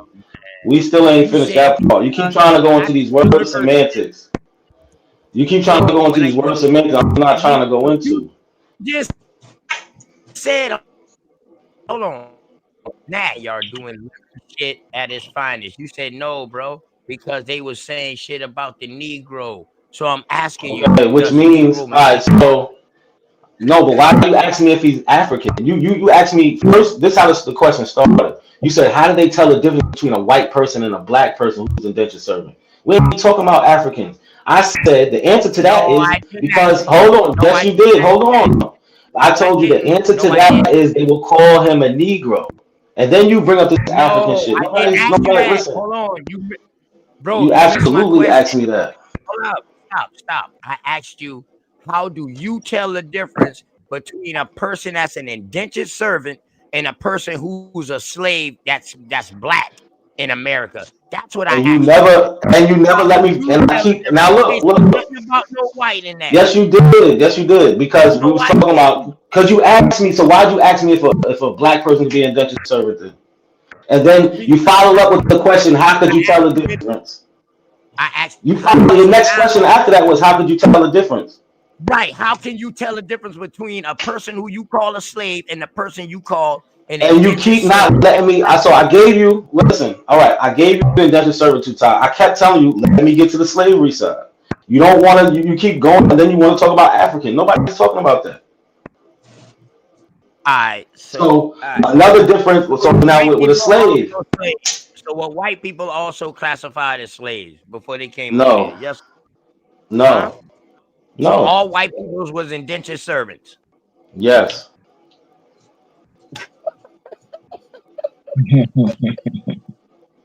So like this, you can look up. So what made him a slave once he got over here? Oh my God, I already explained that to you, bro. Now look, what makes a black person a slave? Listen, what you have to listen a little bit. You're gonna ask a million questions, but don't want to hear any of the answers. That shit don't make no sense. No, your shit don't make no sense.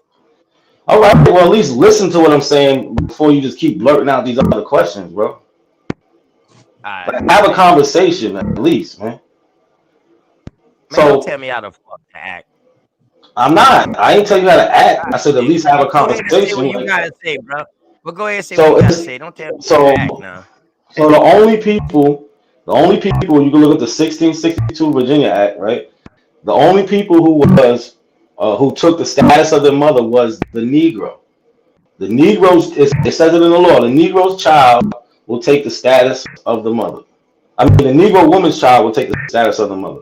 That's in 1662. In 1669, they gave you the Casual Killing Act, where it tells you how to deal with Negro slaves. It don't say any slave. It don't say servant. It say Negro slaves. If you happen to kill them and correcting them, oh well, because we know you won't purposely damage your property, so we're not going to count it as a felony. They had another law for servants, for indentured servants, where if you wanted to really beat them and whoop them, you had to go to court. So these are differences right there. All right, so let me ask you this. Is the Negro an African? In the sense of America, yes. Prove it. So you can go to the Black Laws Dictionary and look up Negro. It tells you it's a person of African that descent. shit do not apply in the court, dog. I do not rock with that shit. I'm not. No, if you don't want to apply, if you don't want to rock with the Black Laws Dictionary, fine. No, that don't work in court, bro. Come on, not where I'm from. It's the Black Laws Dictionary. How does that not work in court? And who came up with that? It's about American law. Man, a black one. Why I got black in front of it? Because the man's last name was Black. Okay, but it's not targeting, so it's not telling people pretty much who they considered black. Is that not a guidebook for them? No, it's about American law. Man, it's about black American law, about black. No, it's not. No, it's absolutely not. Man, OTK, that was the silliest shit I ever heard you say. Black Laws Dictionary don't have nothing to do with black people. That shit got a You lot. just made that up. Calling themselves black, bro. No, it Telling them don't. not to call themselves black. It's Telling them defining. OTK, I can't believe you're making this shit up like this. It defines you telling American. me, hold up. It defines American legal terms. It doesn't say that black is dead in law. and No, it does white is not. pure. No. What? No, you never even read it. Similar to Mortuus has nothing to do with the skin color. I'm not gonna read that dumb shit, and I'm not. I know, so that's how I know you just making shit up. You heard somebody say that, and you heard somebody say something that wasn't true. No, You heard somebody say something that wasn't true. They're talking about the phrase. Hold on, OTK. They're talking about the phrase "similar mortuus." Prove that, motherfucking Negro. Prove what? Prove that Negro mean African. I just told you. You can go to the Black Laws Dictionary. Come on, bro. You gotta have at least more than that, innit? We can start there. The Black Laws Dictionary. We can go to the 1828 Webster's Dictionary. Listen. Multiple states where motherfucking American Indians was being classified as Negro, though. You mean you can only bring up the black law to show me that Negro mean African? But I can show you multiple states where motherfuckers were Indians being classified as Negroes? That's what you telling me? So, all right. I'm not telling you anything. Somebody just sent you something. Go ahead. Tell me what I'm not telling you anything. Nobody needs to tell me shit. Yeah, they do. I'm not telling you anything. What I'm telling you is, I'm not telling you only one thing. You trying to phrase what I'm saying to just, you can only do this. We started with one thing. I said, you want a legal term, you can look at the Black's Laws Dictionary. Right? We're talking about actual documentation, right? We can go to court cases. Oh, man. What court right? cases? We ain't talking about articles that you reading that was printed in the 2000s. We're talking about actual documents. Oh, man. Listen, don't you be reading newspaper articles? Yep. All right. So what you talking about? I said articles from the 2000s. You got to hear everything, bro. Yeah. Why I can't use an article from the 2000 from accredited university who's giving Because you that's not. Because I already know what you're talking about. Why can't I already know what you. Hold on. I already know what you're talking about, and you misread it all the time. Coincidentally, his last name is Black. They don't use that book in law. That's what I'm trying to tell him, man. Fuck all that Black Laws Dictionary shit. I know. So that's something that I know who used that book. But is Sharice back yet? Or not? Is Sharice back yet? Man, Sharice, you not back yet? Show me that Negro mean African, bro. I'm waiting. Bro, you can pull up the 1828 Webster Dictionary. You can pull up the motherfucking the Black Laws Dictionary. What you want? 1828. Show me in fucking 1700s when they was using the word. Show me where. All right, I can show you the dictionary. I can show you the dictionary in the 1700s where Negro means African. Would that make you feel better? What dictionary is that, bro? I don't remember the name offhand, but I could find it easy. 1600s. Is that over here? Not 16. I said 17. Is that book over here or is that book over there? Listening yeah. is an art. Listening is an art. I'm asking you to make sure we get the right thing. You know what I mean? I want to see that, and I want to see an African calling themselves a Negro for one, or this Negro term was just. How many things you want to see? How many things you want to see? Man, you got a lot to show. I can show you multiple chieftains. I don't got a lot of time. Over the United States that got classified as Negro. I don't got a lot of time. What the hell? But you can only show me one book, the Black Laws Dictionary. You can't show me. See, look, why are you lying when I named you 2 dictionaries? You can't show and me I'm about to give you a African 3rd one. Bro, what the fuck? What's up, Aton? Going on? You can look on in the 15, 16, 1700 maps of Africa. They got Negro land written across of it. Man, so what are you talking about? That shit. That means But this is what I'm saying. If you're just gonna deny everything, what's the point? If everything you're gonna deny. Black land, bro. Stop it. That doesn't mean, and that map came out way later than the year they said it was out. Stop that shit. You would have to prove that. All of Africa wouldn't even call Africa at that time. So how the fuck can somebody be drawing a map in the 1600s Oh, you making that shit up. Yo, is Sharice back yet? This is why I didn't want. Yo, Sharice, you not back yet?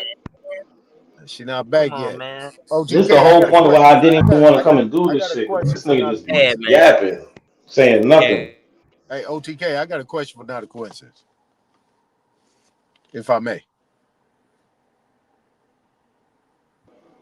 Go ahead, ask the question. No, I was talking to OTK. I wanted to see if it's cool. OTK can't dictate if you can ask Man, me this a question or OTK, not. this OTK is Well, up since you here don't for want my you. answer, then I'm not. No, don't Man, ask it's me called shit. respect. Don't ask me good? shit. You good? Yeah, Call y'all boys respect, my good. nigga. Y'all boys I don't good. do Don't I ask want him me to have a shit. It's called dialogue. respect, my nigga. Yeah, I want him Relax. to have a dialogue, man. Yeah, go ahead. Go ahead. Go ahead. He'll have a dialogue with you, man. Go ahead. Y'all good? Go ahead. All right, so I'm going back to when you said that Anthony Johnson, right? That was his name? Anthony Johnson. What was his name? Anthony Johnson? Oh, not a coincidence. Yeah, his name is Anthony Johnson. Yeah, that's Okay, his thank name. you. Go ahead. Bang bang. Thank you. Not a coincidence. You there? He ain't talking to you right now, but he'll Yeah, that chime nigga in. he be running for me though. No, I'm here. All right, cool. All right, so look, we talking about Anthony Johnson. One of the things that the reason why I'm up here is because you said that the reason they took his land is because he was black, right? Is that what you said? Yeah. All right. So walk with me a little bit, right? What was he before that? I mean, he owned all kind of land. He had a lot of money. Obviously, he had indentured servants and slaves. I mean, what changed? The white people changed. Okay, so the white people gave him his land? Yeah, they allowed him to purchase land. Oh, they allowed him to purchase. So they Yeah, allowed him to purchase. they're the one who gave him the head rights. Yes. Okay, so they gave him his head. They gave him all the head rights and everything as a black man. Yep. Yeah. And then took his land decades later. Yeah. Okay. Now, you're of the thought that he was a slave, correct?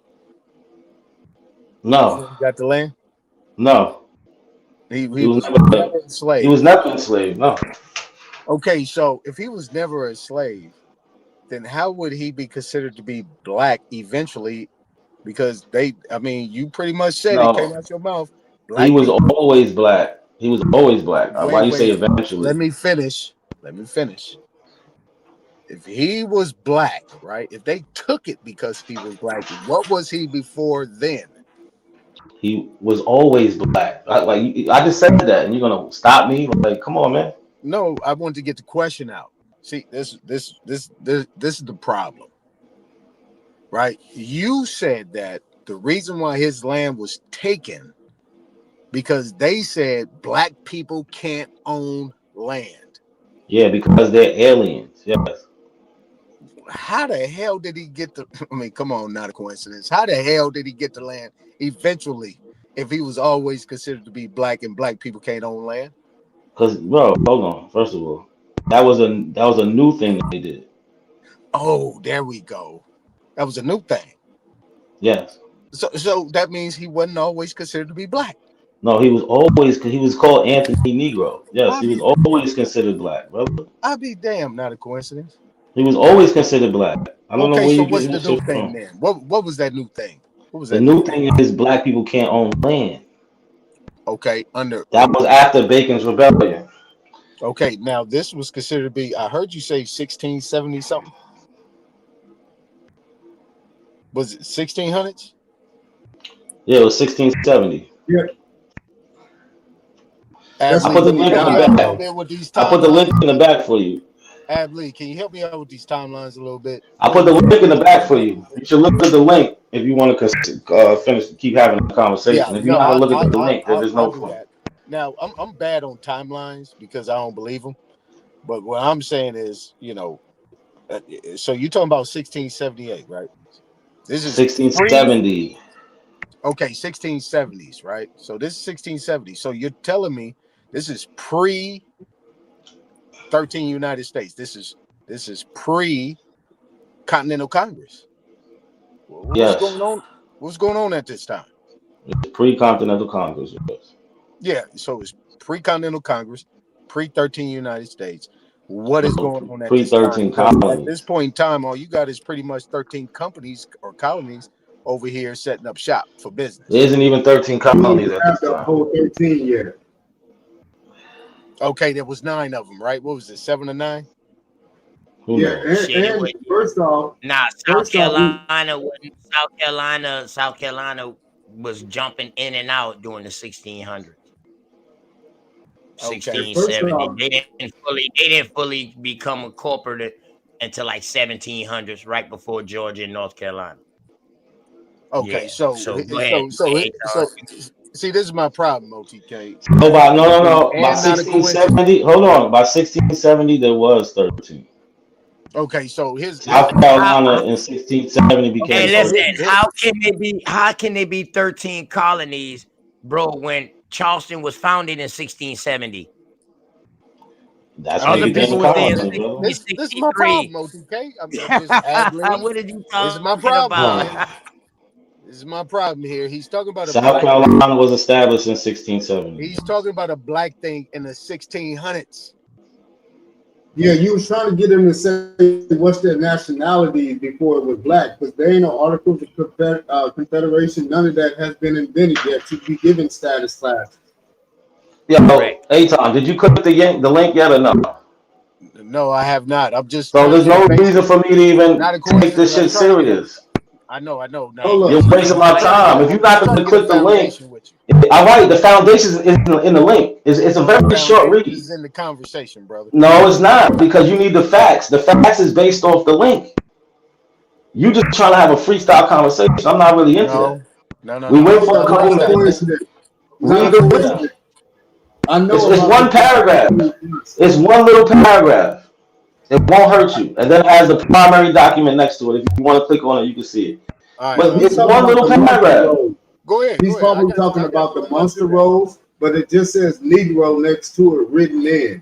That is not saying that guy came from Angola. Which was We ain't talk. Listen. Stop trying to see. What y'all like to do is throw in Africa to confuse the conversation.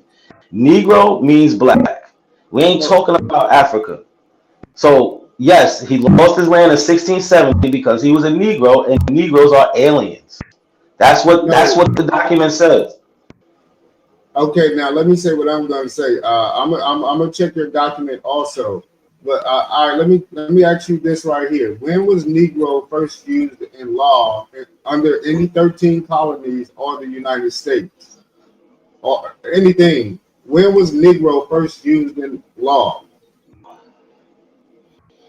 First use, I'm not sure about first use, but I've seen it in 1662. I've seen it in 1640s in Massachusetts. I don't know the first time though. I've seen it in it's the 1900s. It's 1900. No, it's not. I'm showing you, bro. I'm showing you a document, an actual court case in 1670 when they're using the word Negro.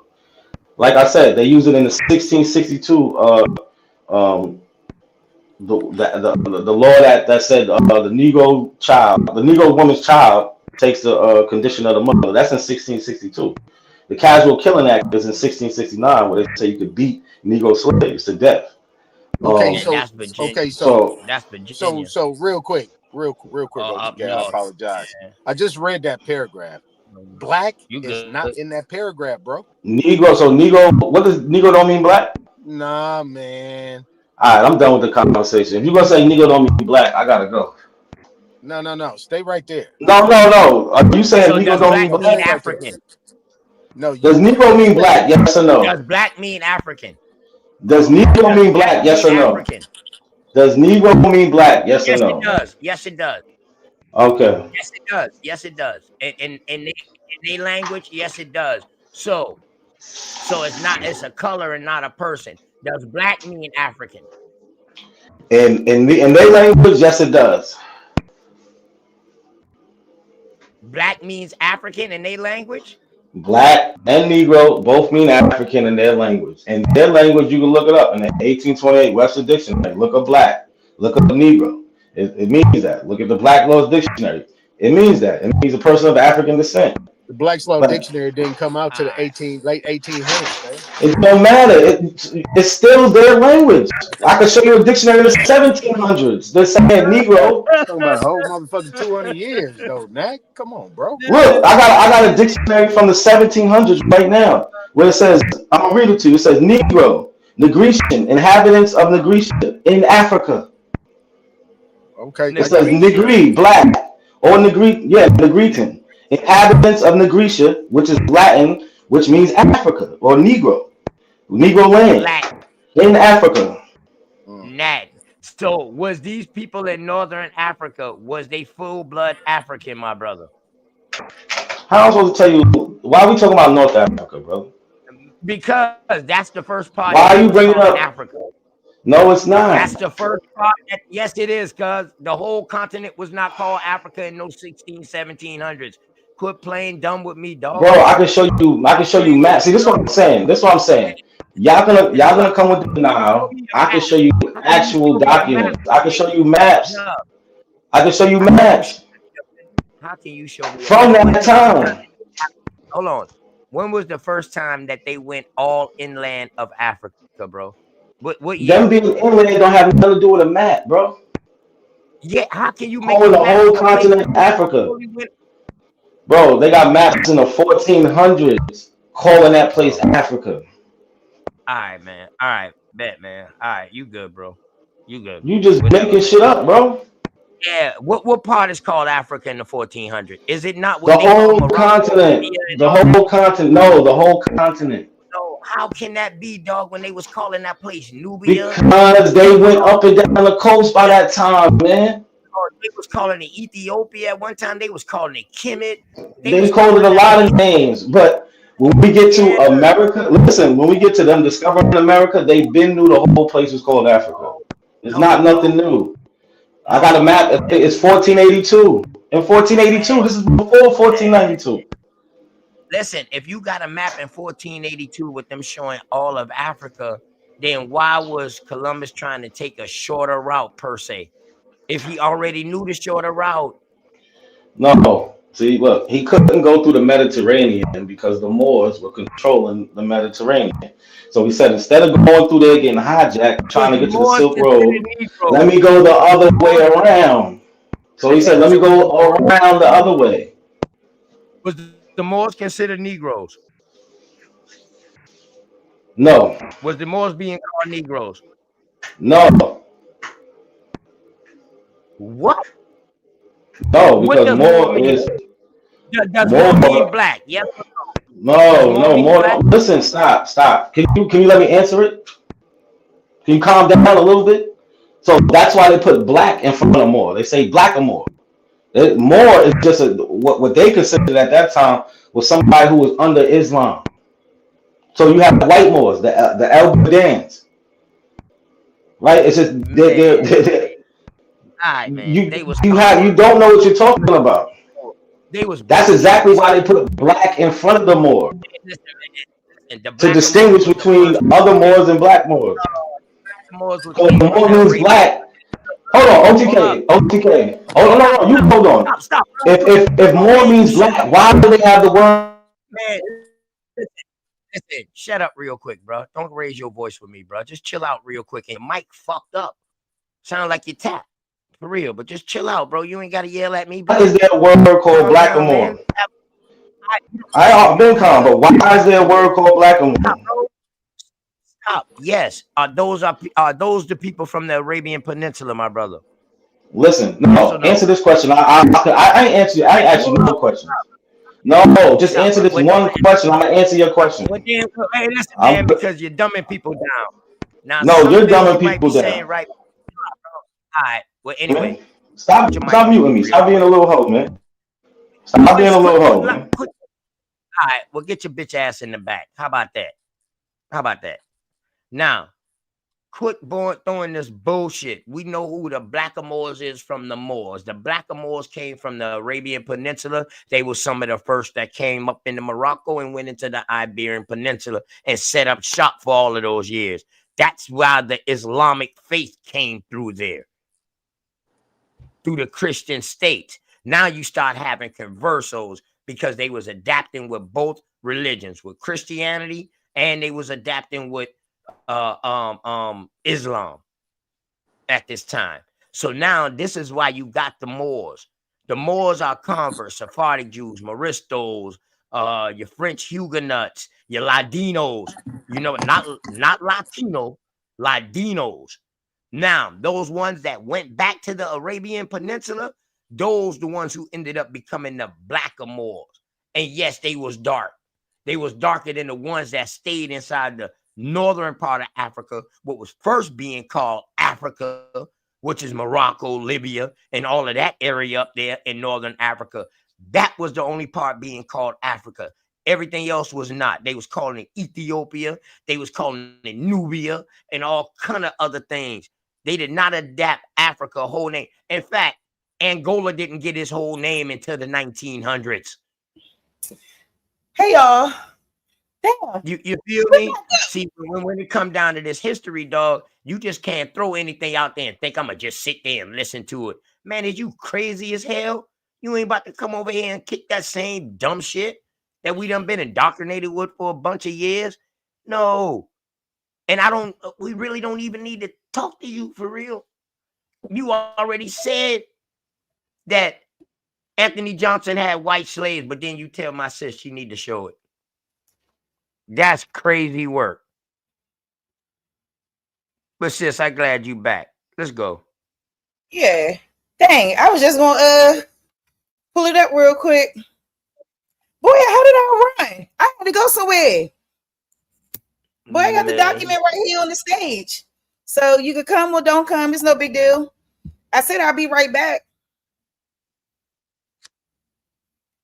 Ain't nobody running. I said I'll be right back. So since you back in the chat, could black slave owners or so-called black slave owners own white redemptioners or buy them?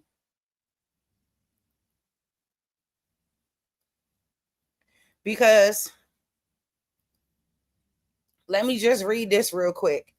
It says, before 1643, servants without indentures generally became freemen after a term of service varying from 2 to 8 years. After 1643, the term of servants brought into the colonies without indentures or covenants to testify to their agreement were fixed at 4 to 7 years, the period varying somewhat with the age of the servant. It was the custom and later the law that a redemptioner, white or black, received from his master at the time of his discharge a certain amount of property called freedom dues. In 1660, Virginia custom was to give each new freeman 3 barrels of corn and suit of clothes. In 1651, Anthony Johnson, a Negro, was given 250 acres of 250 acres as head rights for purchasing 5 incoming white redemptioners. In 1652, John Johnson, Anthony Johnson's eldest son, purchased 11 incoming white males and females and received 550 acres adjacent to his father. There was a number of additional Virginia land patents representing grants to free blacks of 50 to 550 acres for purchasing white redemptioners. For example, on April 18, 1667, Emmanuel Cabot received 50 acres in James City County, and in 1668, 50 acres were deeded to John Harris of Queens Creek. Francis paid for his freedom in 1650 by purchasing 3 incoming whites for his master's use. So I don't have to run from you. I don't have to run from you. In the chat line saying he just yeah, he said he that. said this. You ain't say this. You just said black people couldn't own white people. Come on. Or stop buy this. them. First, he said an indentured. So we asked him, baby, what's the difference between an indentured servant and a slave? He said, well, an indentured, you could be that 3 ways: free willingly, and then you are take a contract or then you gotta pay somebody else something to be indentured servitude. I said, so what's a slave? So he said somebody who are enslaved for life because in the conditions you are with your mama are. So I said, well, what do you call a slave that buy their freedom? If they enslaved for life, how could they purchase their freedom? He stopped buck dancing and all. I want to find that other and clip all too kind of of the stuff man like talking that. about He the white stopped buck slavery. Because You're the right. the other man who wrote the book, the two men who wrote the book, White Cargo. God, I gotta think of their names. Where was it? Anthony, what the hell was their names? Damn, Michael, was it Michael?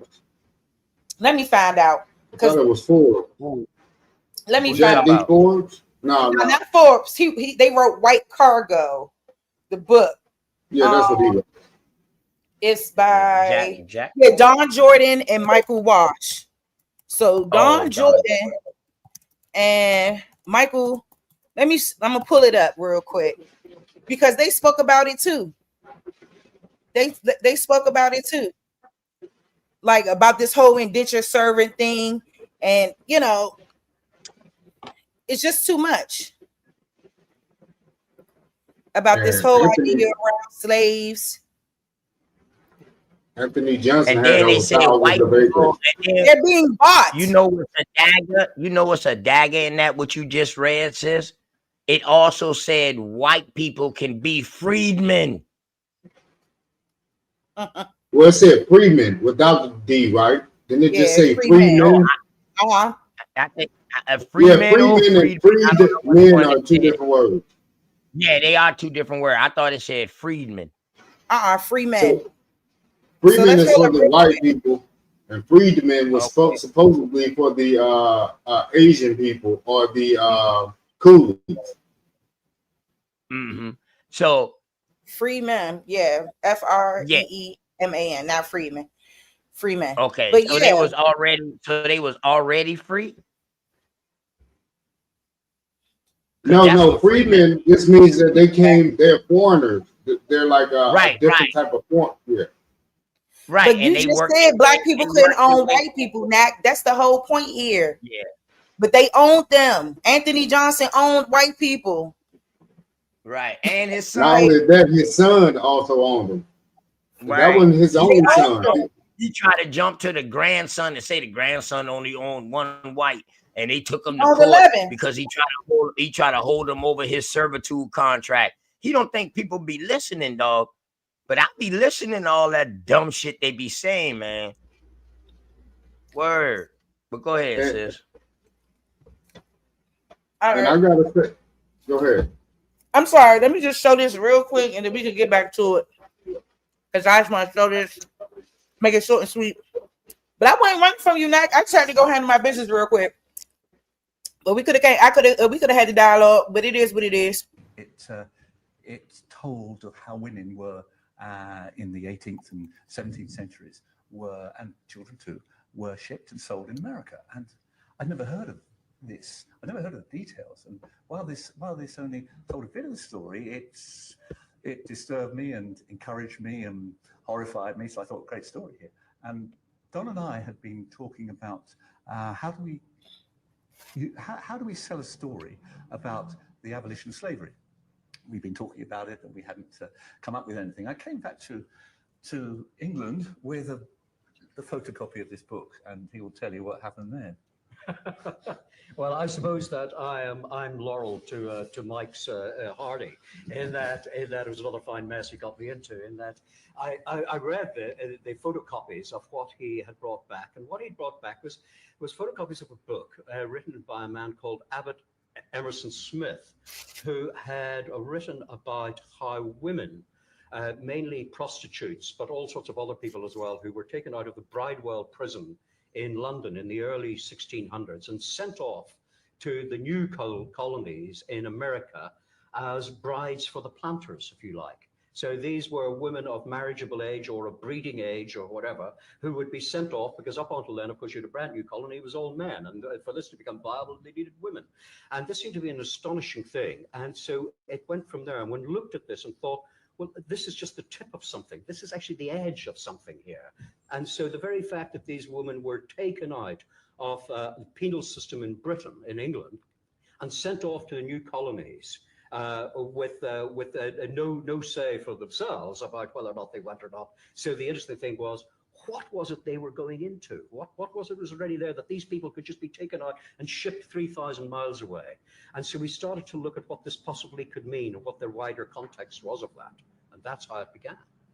And we unearthed a wider and wider story. We found it wasn't just women, it was children, it was convicts, it was prisoners of war, it was all sorts. It was so people who signed up as indentured servants to get to America free of, they didn't have to pay the passage, the poor.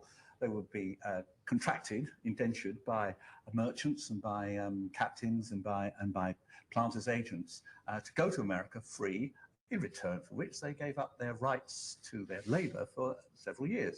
It was supposed to be, according to history, it's 4 or 5 years. In fact, it could be as many as 12. And what they didn't realize was that they were signing away all their rights and they had become chattels. They were used as property regardless. Now, as we... So be quiet. Investigate this, and we used all the kind of resources and investigators. They were used as chattels. They can say whatever they want to dress it up, because that's what white folks like to do. They like to dress these things up as if, we were only this for that. But no, they were treated the same way. They were slaves, Nat. Period. Let's listen to what the man said again. As we began, they were used as property regardless of property. Now, as we began to investigate this, and we used all the kind of resources and investigators do, we look at every kind of book, every kind of official report, etc., diaries, letters, we realized it was an enormous story. And it was also something which refuted one of the great ideas one of the key ideas of the development of slavery, which is that in 1619 slavery began in America with the arrival of 20 and odd Negroes, as they were called, sold, according to accounts, by a Dutch captain to planters in England. And this was where slavery began, when it wasn't true. Slavery had begun earlier. Children... When it wasn't true. It wasn't true. Been sold earlier. Slavery started earlier. Women and children and convicts had been sold earlier.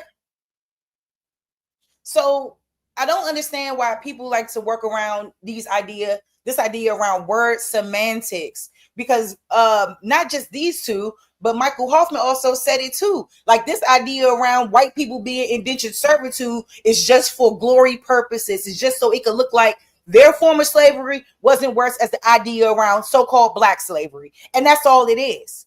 The fact that any black man, so-called black man, could buy these people means what? They were bought. Now they wasn't slaves. I mean, you can't make this shit up. You can't make this shit up at all. That's what I say. You can't skate around the facts. These people were chattel. These people were slaves. And it also talks about how they were eating mice and rats and how their treatment wasn't no different of an Indian slave. And eating bad biscuits on the ship to even get here. Like, what are you talking about? Drinking this is what I'm trying to infested water. Blacks owned white slaves, sir. You're trying to use redemption, or you're playing word semantics. Anybody that came here against their will, he just explained how that worked. They gave up all of their rights. All of their rights. They were chattel. What did I just explain about indentured servitude? Not to cut you off, absolutely. Yeah, no, shout out to my girl. Right. We ain't gotta keep explaining this, and they go to link for you. Nobody was running from you. I had things that, boy, get your ass up in that. So anyway, I see Ali Bamboo hit the panel. I guess this is some talk Ali Bamboo like. So I guess he decided to hit the panel. Well, good evening, baby girl. This old nigga not gonna be around long since it's past my bedtime. The point again is whether semantics are used or not. Deal with facts. Freed F-R-E-E-D, means to have been done so other than by your own efforts. That's what it means. You were freed by someone else. Why we have problems with simple, but anyhow, F-R-E-E is by birthright. You are free, even if you're behind bars and you're incarcerated. Your liberty is confined, constrained. You are still free if you're still drawing breath. That's the difference between free and freed. Next, the free white person is a designation. Now, you know, we've walked through this, Charisse, I don't know how many times, for the short bus shorties and those who are mentally challenged. The 1790 Naturalization Act of Congress. Here, nowhere else in the world, a free white person was established through the process of naturalization. Could you elaborate on that, baby girl, before I respond to the other part, listening to these degenerate white people we want to defer to calling scholars? Would you elaborate on that, baby girl? Yes, that's correct. When I looked up and looked into the citizenship and looked into the Naturalization Act, even the one of 1790, it made it very clear who the citizenship was applying to in terms of these free white people that needed to be in good standing and good moral character and all of these things. And that's who those laws applied to, naturalization. It didn't apply to us, but it definitely applied to them. That's correct. And a white person never existed in any civilization before that time. Now, they had to the go to court as well. Go ahead, sis. I mean, No, I'm go not ahead. here to invade your space. I'm just here to bring facts to the cloudy conversation we seem to have every day as crazed niggas You had running to in have circles 2 years of chasing the tail. residency, and you had to Go have ahead. good character. Who had good moral character? What? I'm sorry. Squeeze me. Say that again. You had to be you had to be like a resident for 2 years, and you had to be of good moral character. A in order to resident become a where? natural- In the colonies, confined in. I love the way Bethy said and set up this context. The District of Columbia is 10 square miles. Where are the physical 13 colonies, baby girl? They're all on Where are they? I guess we Those didn't come 13 colonies. like You see what I'm saying? I'm talking about contextually. They're all within. The 13 colonies are 10 square mile military districts. Now, one final point on who is the so-called free white person as a United States citizen established, and I'm going to give it again to Dane and his bill about the citizenship is municipal franchise. And you sit on that doorstep, baby girl. Where is that again? Is it no longer the District of Columbia, or is it the city of Washington, according to these white criminals of degenerate nature and poor moral character, I would suggest. So where is this United States citizenship being dispersed other than the military district of Columbia? Because United States citizenship is a privilege. We need to go back to the birthright 14th Amendment, and Orange Julius Caesar, which he's stripping as we speak from the Supreme Court before that august body, I'm sorry, sits on your doorstep in the District of Columbia, right? Based on the fraud of Christopher Columbus. So everywhere you see Columbus or Columbia, what is being established on our soil by foreign invaders? Military districts. You feel me?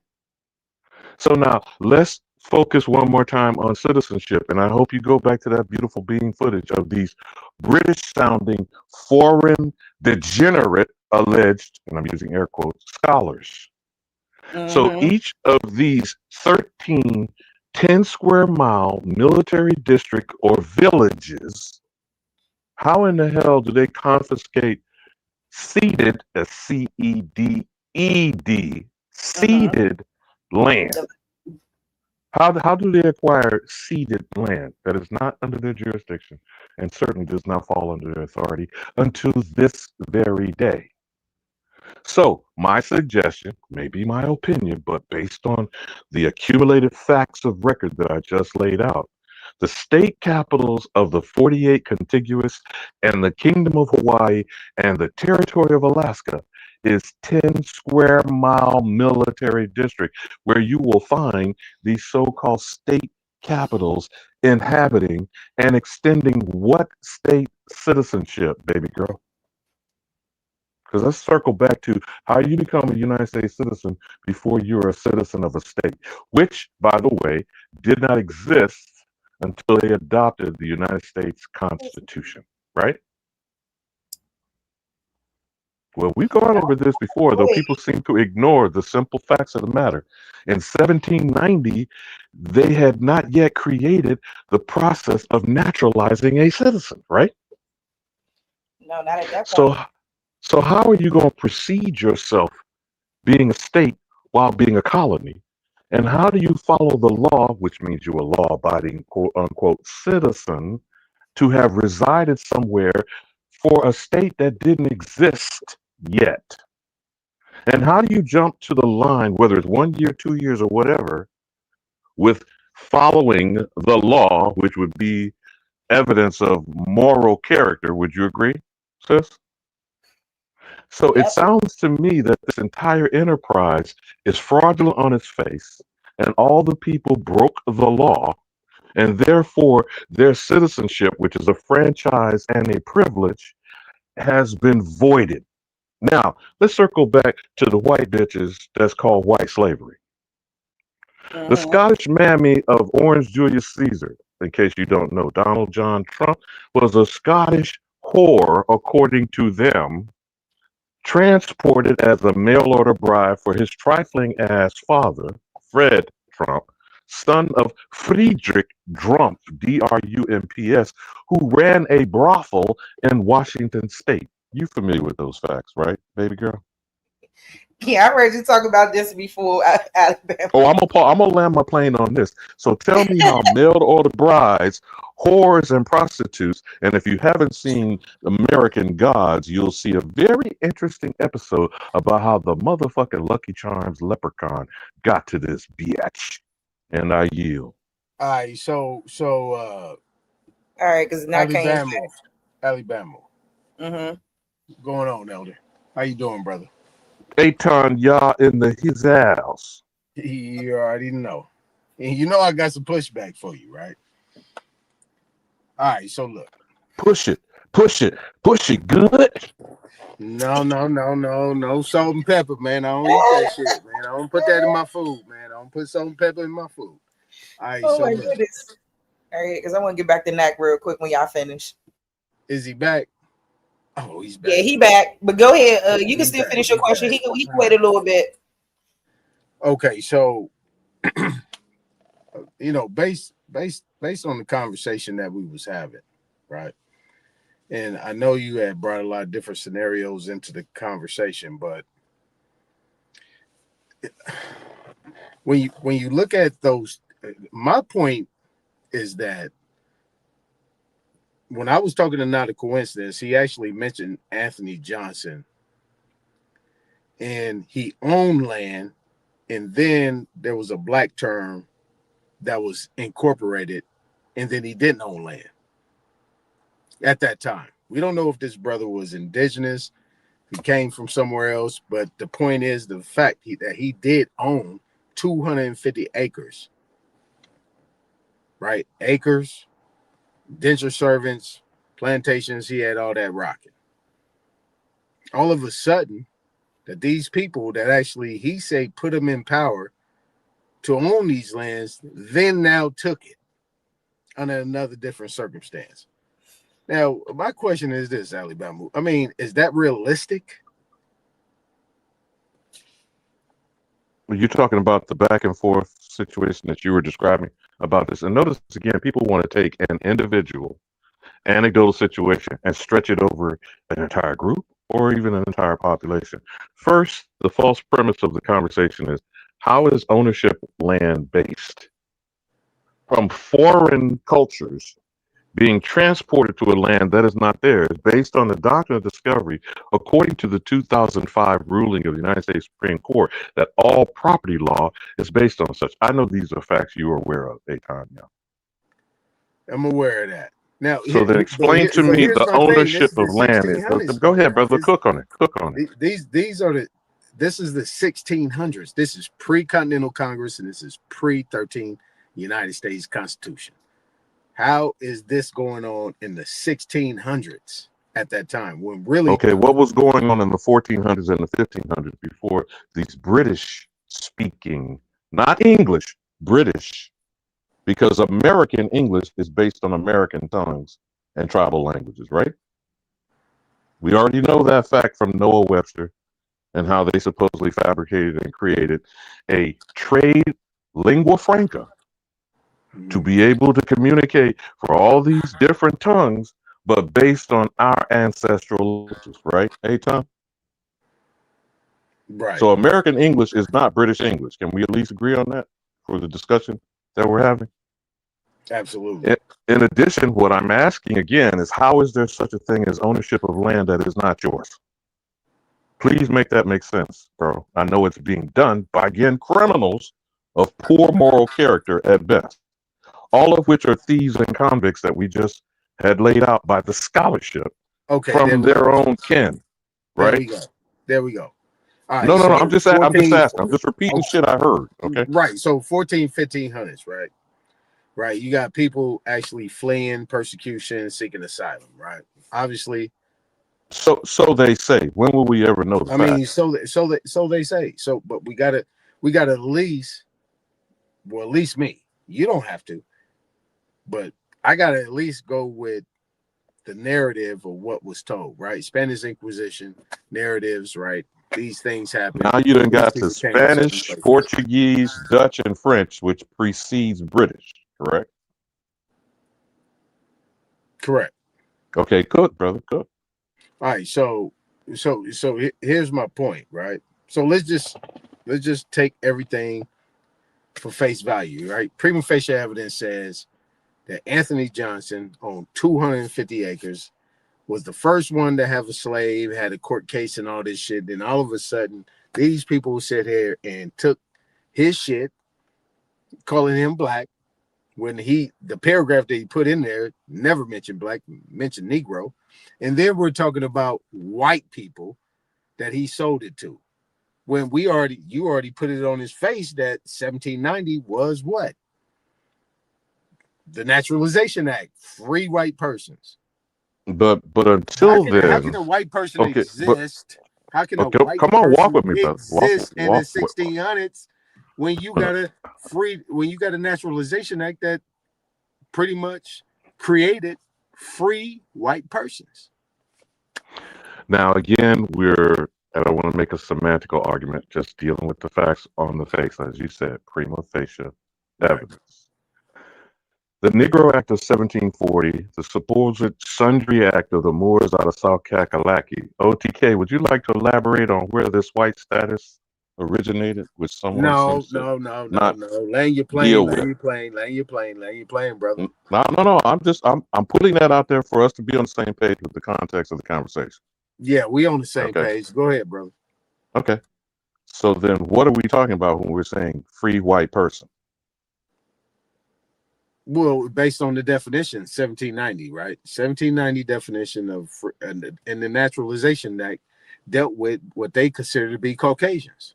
Caucasians at that time, by definition. So that I'm not miscommunicating with you, Eitan.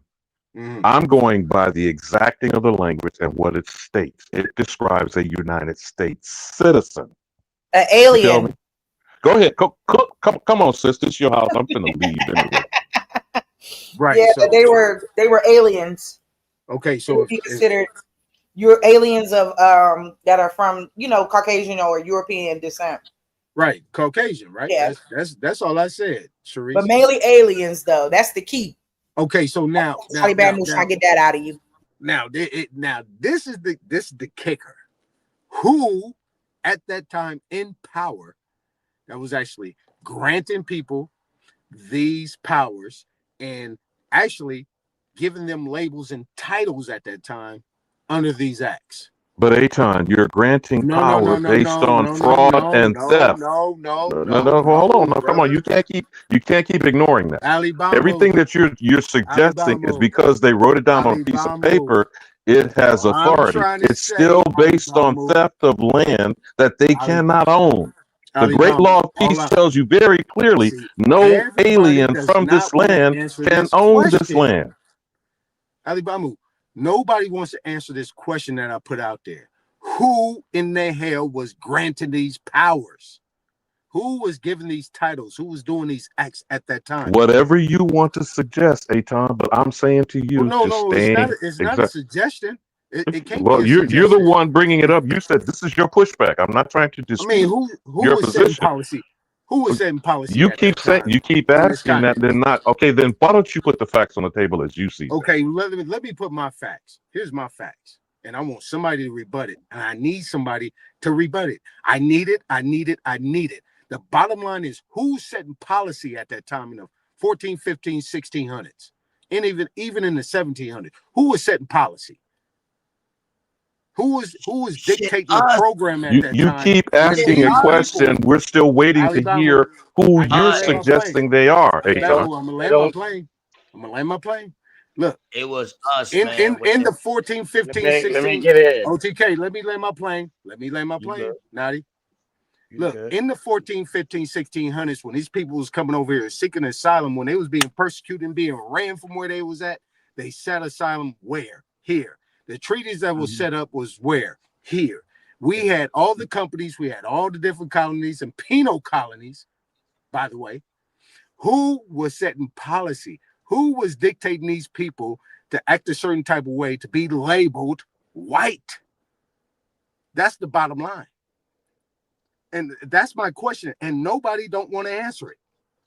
So can somebody that was a system. We grant access. No, you can't do nothing without the Indian. For one, I got you, bro, with that. But that's some shit that they set up for their own self. We wasn't even supposed to be no part of that. Because the Indian ain't never supposed to be no citizen. Or none of that. We ain't even supposed to, we ain't even supposed to follow none of their fucking rules, laws. That shit was put in place for them to govern their own motherfucking peoples coming across here. And that's my point. Because the bottom line, in order for we to be able to put that in action, we had to grant them certain things to make sure we stay out of that shit. You come over here, this how gave the ass the land. Yeah, we pretty much sold the ass some lands and shit like that for them to do what they wanted to. So and here's shit the just thing. got fucked up, you know. Okay, so here's the thing. Just as we talked today, we was talking back then. In order for us to do business, we're gonna set this treaty up, this peace and friendship treaty. This is how it's gonna happen. This is what you're gonna do. Do not involve us. We ain't got nothing to do with that. This is how you're gonna function in this little 10 square mile radius of things that you was doing in all these different places. I agree with Alabama on that. Right, in those 7, 9, and then 13 colonies, there was 10 square miles that they was able to have in order to do trade and business for the benefit of us. It was trading with us. All right, so if that's the case, that's my question. Who was setting policy? Who created the Naturalization Act? Who created the Alien Seditions Act? Who created all these different acts and all these different policies and constitutions and charters? Who set that up? I mean, if you really read the Nationalization Act, you will see that they strictly pretty much said that the Indian is a distinct tribes. They are not citizens. And should never wasn't to participate in none of that shit, right, OTK? Right. But some of us assimilated into that shit. You know what I mean? And you know, that's life, man. We see the results of that shit right now today, Aton. And that's the point. I'm just trying to say is that y'all both making some good ass points, and y'all both saying anybody at that time. Go ahead. Anybody at that time that if you read it correctly, the ancestors, the people said anybody that wanted to join y'all, right? Anybody that wants to join this colony shit, then that's what they get. And guess what Anthony Johnson got? That's what I'm full circle. This is what Anthony Johnson got. Oh, You gonna sit here and participate in what we doing? Guess what we gonna do? You got to follow these rules, and guess what we gonna do? We gonna label your ass, misclassify you. We gonna take your shit. And guess what? The indigenous people did? Sat back and watched. Got his shit taken from him because he got totally reclassified. Got his shit, and that's what Not a Coincidence was talking about at that time. Because the bottom line is, they said that black people can't own nothing. So how you go to owning something and then don't own nothing? Come on, man. Correct. So once that's why you. But once you say you an African boy, American, or you been a black boy, shit, how the fuck you can own land? Nah, it's okay. So I also say too, it's just it goes deeper into that too, because it says that blacks and Indians, but we know black Indians, same shit, came to own and abuse whites in Virginia in very large numbers, and that in 1670 the House of Burgess proclaimed that no Negro or Indian, though baptized and enjoyed their own freedoms, shall be capable of any purchase of Christians, but yet not barred from buying. Pause right there. So now the Christian factor has come to trump, pun intended, Trump, to trump in what fashion? Because is the Indian a Christian at all? No, I don't being coerced to convert or die. Yeah. So who are these white people in a Christian context? I'm guessing that these white people are the euphemism for being Christian, or these Caucasians were Christians at this time in 1670. Missionaries, pilgrims. Yeah, I mean, I think that's the same thing with the slave codes, the Virginia slave codes of 1705, and all of that. So then let us focus on the transfer and trading places. They couldn't own nobody except for their own complexion. That's I'm guessing that's what happened with the 1670 House of Burgess situation. Now, as I'm putting the context of transition and trading places, I'll gather everyone on this panel is familiar with the penalty called transportation, correct? Primarily from English jurisprudence. The penalty for whatever crime it was, and to be poor in England, Scotland, Wales, and Ireland was punishable by death. You are all aware of that, right? Now, this is them talking about them. You want to go back to that beautiful beam footage and them crack-a-lacking scholars talking about who got transported here, how? Nak, the only one that's running, yeah, I'll show it. Nak, the only one that's running is you.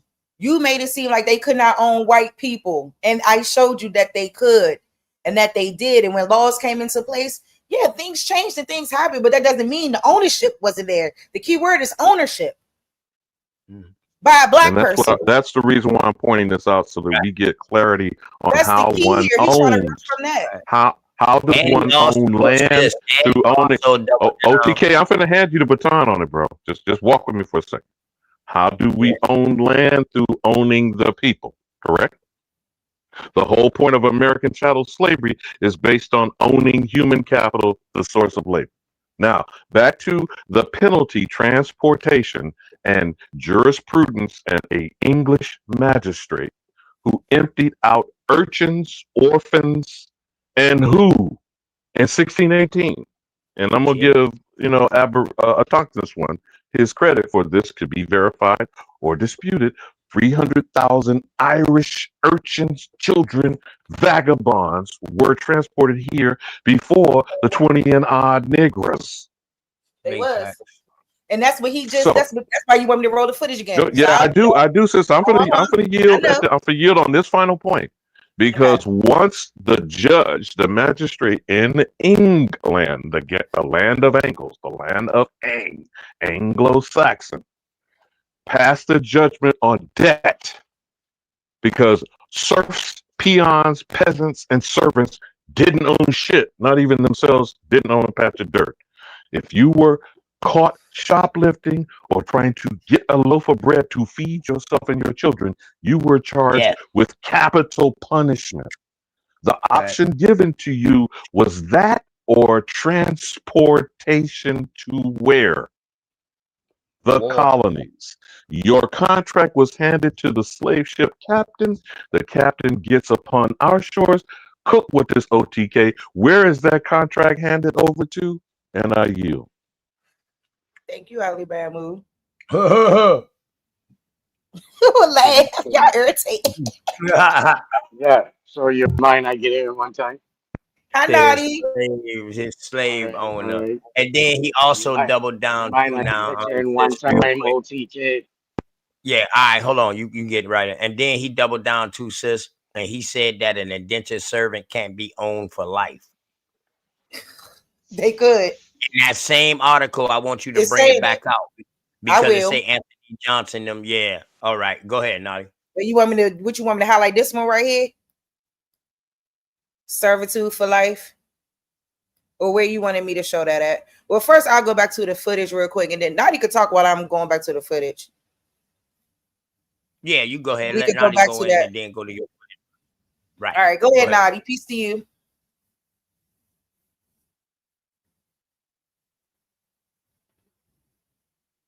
Mic check. Mic check. You're nice and clear. So, Aton asked a question: how could they take someone land that was supposed to have the land? Do we know what real estate is? Do we know what real estate means? Royal state. It means royal state. So when we went to go and identify and shit here, as in an English terminology, we lost rights because we're using the terminologies and identification of something of someone else's. Real estate means royal estate, granted from the king. Not even granted, still his property. So even in today's time, we're using these terminologies. We're using certain identification codes to our deeds and to our identification of our property that's up under the king's ransom. And we don't understand that. We keep going on with this emotional thing that we have some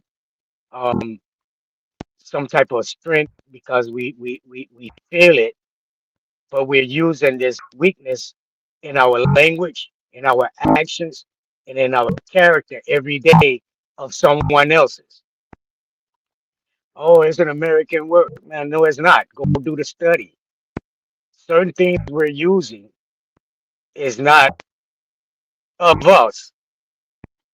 So we're not in correct representation. Even when they supposed to be in the first slave or whatever, having all this property, and then it get taken from him because it was identified under something else. It wasn't identified under indigenous property or indigenous passive property. Is it me, Nadia, or what's that growl sound going on in the background, man? That's real Man, weird. him and Knack Mike sound like the boy shit tap or some shit. All right, hold on. Let me take this off. Hold on. Got my earplugs in.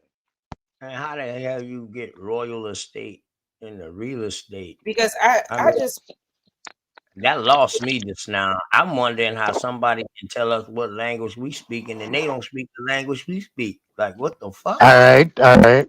What you say, OTK? Can you hear me better now? yeah, but I do Yeah, hear you that too little background. That little I only heard it when Alabama mic was on, but I guess it's my mic too. okay. I can't do nothing about that. I don't No, know. it sounds like you got a dragon in the basement, bro. I mean, I don't know. I'm not trying to make fun of it. It's a weird sound. It's almost like when you're scrubbing a conga drum in the head. It's like you're rubbing What it you in need me to drop off and come back on is aggravating you or something? No. Go ahead, brother. Good. All right, OTK. Real estate or res is not a Latin word.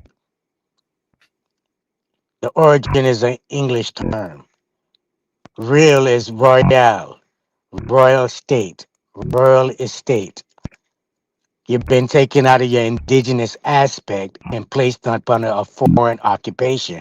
And now we're identifying with this such said foreign identification. We're going to keep going down this road until we start to change up. Just like you said earlier, we didn't belong being part of the U.S. and part of the Constitution and all that bullshit. That wasn't for we. That was for the foreigners to be able to orchestrate and like you said, control or ordinance their own. So who's But the indigenous people in the Constitution they talking about? What indigenous people in the Constitution? Oh, okay, my bad. The we the people? What are you talking about? We the people?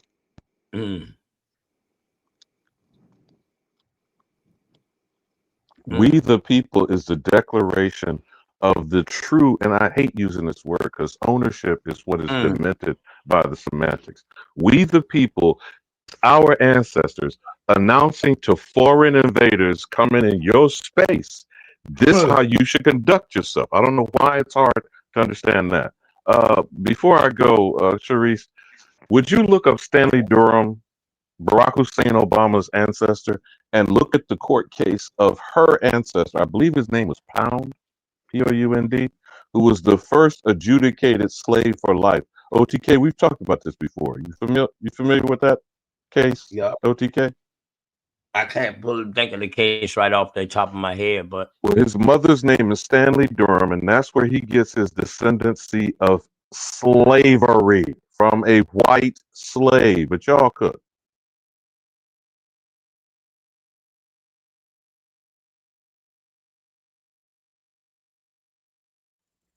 And again, who names their daughter Stanley? Stanley Ann Durham, the mother of Barack Hussein Obama. Look at her ancestor that's in the first adjudicated slave court case in this criminal enterprise where he was adjudicated a slave in perpetuity. And now you. All right, so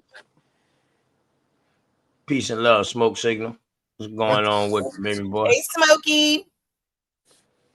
yeah, but you know, it's Yeah, man, I'm just here to make sure you new niggas stay in line. Go ahead, carry on. Don't trust them new niggas over there. Done, Smoke.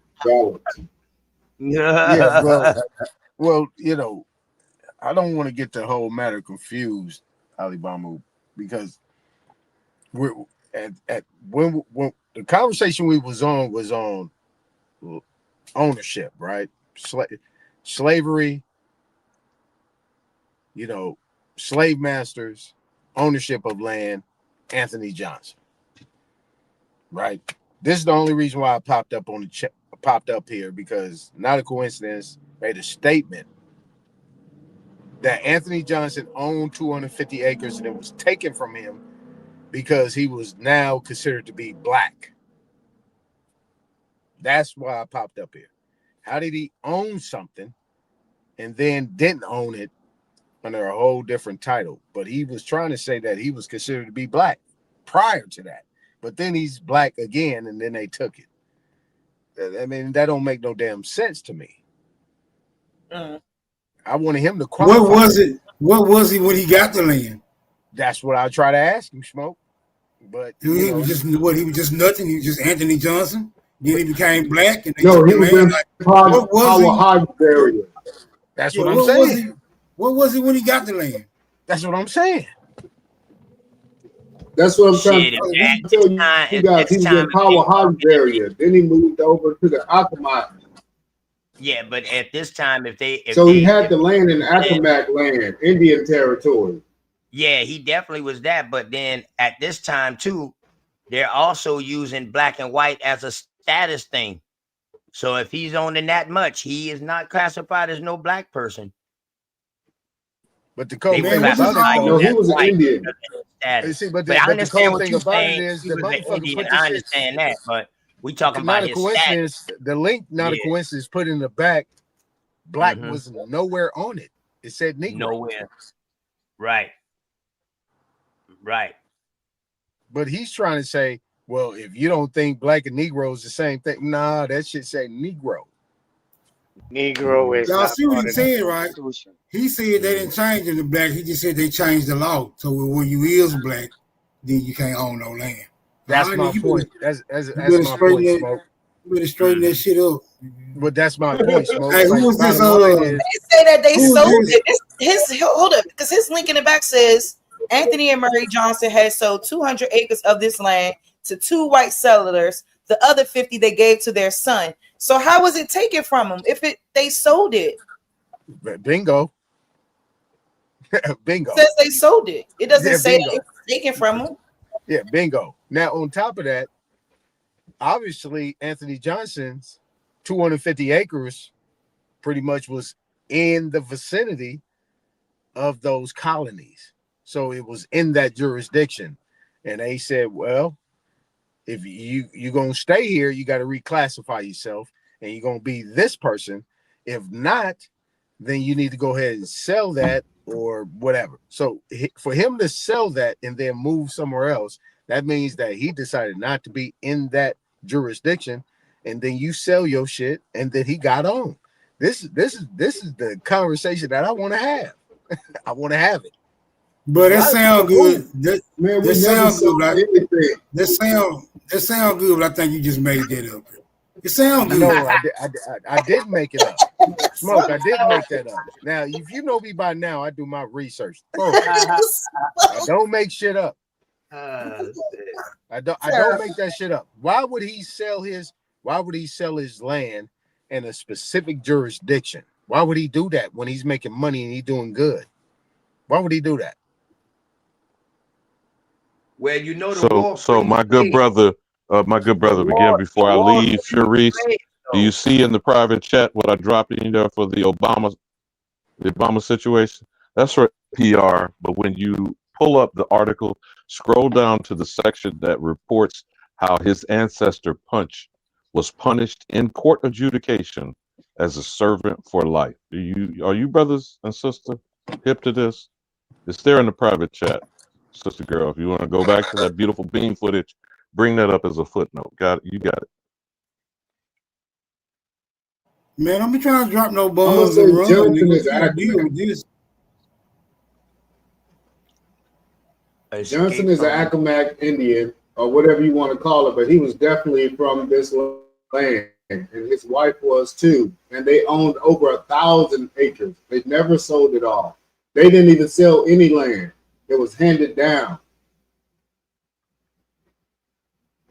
Yeah, I need the receipts that the land was taken from the son. And again, not in the 16 and 1700s. No white person had power. They were still being indentured. None of them were free in Virginia. No white person was free until after the 1800s. That's my point. In the 1600s, I mean, what was going on at that time? There was no, like I said, there was no Continental Congress. There was no 13 United. There was no Constitution. None of that. What was going on at that time? Aton, your perspective is correct, but go. You got it there, baby girl. Go ahead. Oh, that's a dagger. Oh, go ahead. I'm gonna let Aton finish, but that's a dagger here. So he's related. A genealogist is saying he's related to the first American slave through his mother, Stanley Ann Durham, who was white. Mr. Punch, then an indentured servant, escaped from Virginia and went to Maryland. He was captured there, and along with 2 white servants who had also escaped, was put on trial. His punishment, servitude for life, was harsher than the white servants received, and it has led some historians to regard him as the first African to be legally sanctioned as a slave years before Virginia adopted laws allowing slavery. What? Big facts. So it wasn't no slavery. Everything was indentured, what they would call indentured servitude. Or indentured for life. Yeah. 1651, I think it was, is when they started saying people are slaves now. But that story is a hoax that Obama is reading from. That is not his life or his ancestors. Yeah, that's not his ancestor. Obama is off the House of Orange, just like Washington. all of them, every president is off the House of Orange. It's related off of the House of Orange. Hold Who on, could that be hijacked the one country? side? Everybody got full fucking Who genealogy. hijacked the country? Who hijacked the Yeah, country? is y'all talking about one side? Because this could be talking about a part of his mama's side. It said that. It said that. So it's on his mother's side. That's what this says. His whole mother's side is on the House of Orange. That's all right. Oh, okay. His what? His mama what? His mother I was said the, It's a House his of whole, Orange. House his of whole Orange. mother's side is off the House of Orange. So make it make sense that it was a black nigga slave. That's something that he's trying to add in to make Obama look indigenous, but it ain't nothing. It ain't Like nothing he was like like he from here. yeah, That's that's a was lie. white. Yeah, they He said his mama yeah, all was of them. white. George Listen to Washington, me. George That's Washington, satire. all of them. Every last word, every last one of them. That's why Yeah, Trump it said ended his up mama getting was white. elected. But all right. One It at a didn't say. time, y'all. Yeah, it didn't say his mama was black. It said his mama bloodline, they was white. They descend from a white servant. The daddy is the Yeah, African. but in the stories you guys just put on the screen, the story that you just put on the screen saying there was a black slave though for life. I could have sworn that shit said, yeah, it was a black slave for life, but I could have sworn it said he descend from a white slave though. Yeah, that's what I said. That's why I was Yeah, saying but the what. story was That's why I was headlining the black slave. Let's pull it back up, y'all. I'll put it back on the screen. Hold on. Yeah, because it We ain't gotta because be fussing it was about a it. woman. I wanted to read it more than once though, real quick, but to get a good understanding of it. Likely We keep descendant of causing the confusion on white American as skin slave. complexion as opposed to condition. We keep confusing mulatto means always some white shit dipping and mixing in us. We keep misconstruing things to purposely remove ourselves from the narrative. That's the only point that I'm bringing up. I don't agree nor disagree with none of this shit. My only point, which I will keep saying, the agenda worldwide is get the nigga. Can't y'all see the manner and how they go about doing it in each of their different ways? But go ahead and cook, baby girl. Yeah, All I right. just read. So this right okay. here. Okay, yeah. So I wasn't mistaken. So Punch, this is connected through President Obama to Punch, not through his African father, but through his mother, Stanley Ann Durham, who was white.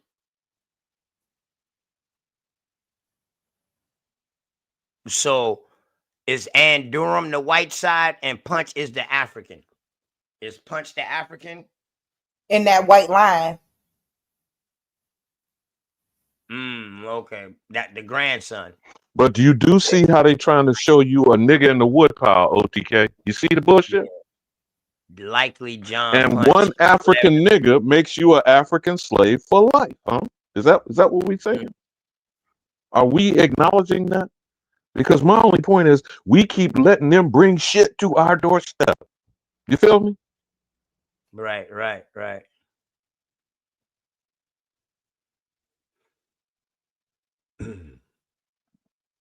Yeah, I heard this story, Look, man. I'm saying the word white and black didn't come into the 1800s.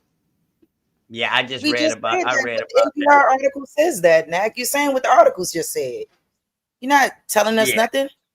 The article Yeah, just I said heard that right there. Yeah, I done heard about that. About the black guy getting more time than the white people because of a case. So they're trying to say he descend from that line, but I don't know what they're trying to say. A punch to Africa. But why are they, again, my only point, and I'm going to leave with this. Why are they tagging the American known as the Negro with slavery in perpetuity? That is the Christian Vatican convert or die doctrine of discovery to do what, OTK? And are you? Get the nigga. Yeah, okay. The nigga. No, I don't believe none of this story. So I mean, as far as Obama's connection, you know, I mean, I think they just trying to connect him to the American landmass, period. So I kind of agree with what he said and Aytona and absolutely what they saying about it. Just trying to keep that, you know, any type of suspicion at that time that was going on about his lineage and whether or not he was truly American, that they probably was putting this and throwing this together. But that's interesting though. But now you still in the chat. You ain't came back up here yet. Because I think that you Nah, he ain't coming back up here. I ain't gonna even start. He's not gonna come, but he's not gonna come back up here because he's gonna get mollywopped. Lost. All right, okay. Back up here. Here we They go. said you Here we go lost, right man. here, sis. Yeah, he did. Yeah, he fucking did. Hold on. This right here say, okay, the ancestry.team. Oh, I'm sorry. Let me go back. My fault. That's my fault. I'm up here messing with stuff. Oh no, is it still there? No, I did share something else. Damn it. It's an old white dude on the screen. Oh Yeah. shit, my fault. You funny. We're gonna let Smoke hear that dude real My quick bad. too. There you go. Yeah, this Boss Hog right there. You need to play that back. That's Boss Hog. All right. You had up The there, Sheree. Ancestry.com team used DNA I know. I'm sorry you analysis had to to wait. make the Now, I connection came and back. My also bad. My bad. OTK. Obama's maternal ancestry and due to time where Mr. Punch lived. The company said records suggested that Mr. Punch fathered children with a white woman who passed her free status on to those children, giving rise to a family, a slightly different name, the Bunches, that ultimately spawned Mr. Obama's mother, Stanley Ann Dunham. Okay, all right. So she came from mixed ancestry, is what they're saying. But they calling his daddy an African. His damn, man, this got to be shit.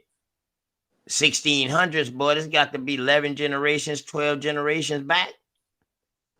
Well, he said out of his mouth. Man, that's a lie. That's how I know he's But lying. OTK, okay, hold on. Last point. I agree, absolutely. OTK, notice I ain't that let OTK kick you off. Stop lying, Nat. Stop notice that lying. 1640 escaping Virginia, going to Maryland, and what is in between the two that was created as a 10 square mile district. DC. Maryland. Follow me, Sharice. Go back to the date, 1640. That's 20 years after Pilgrims, the Mayflower, right? Yeah. Which foreign motherfucker are we talking about? Negro peon, African Moor, degenerate, bleached, white, Caucasian? What? Who gives a fuck? But y'all got it. Oh man, here's what I All say. right, sis, you can go back. You can go back to that other thing, sis. Now we'll let them dudes cook after they went to the Vatican.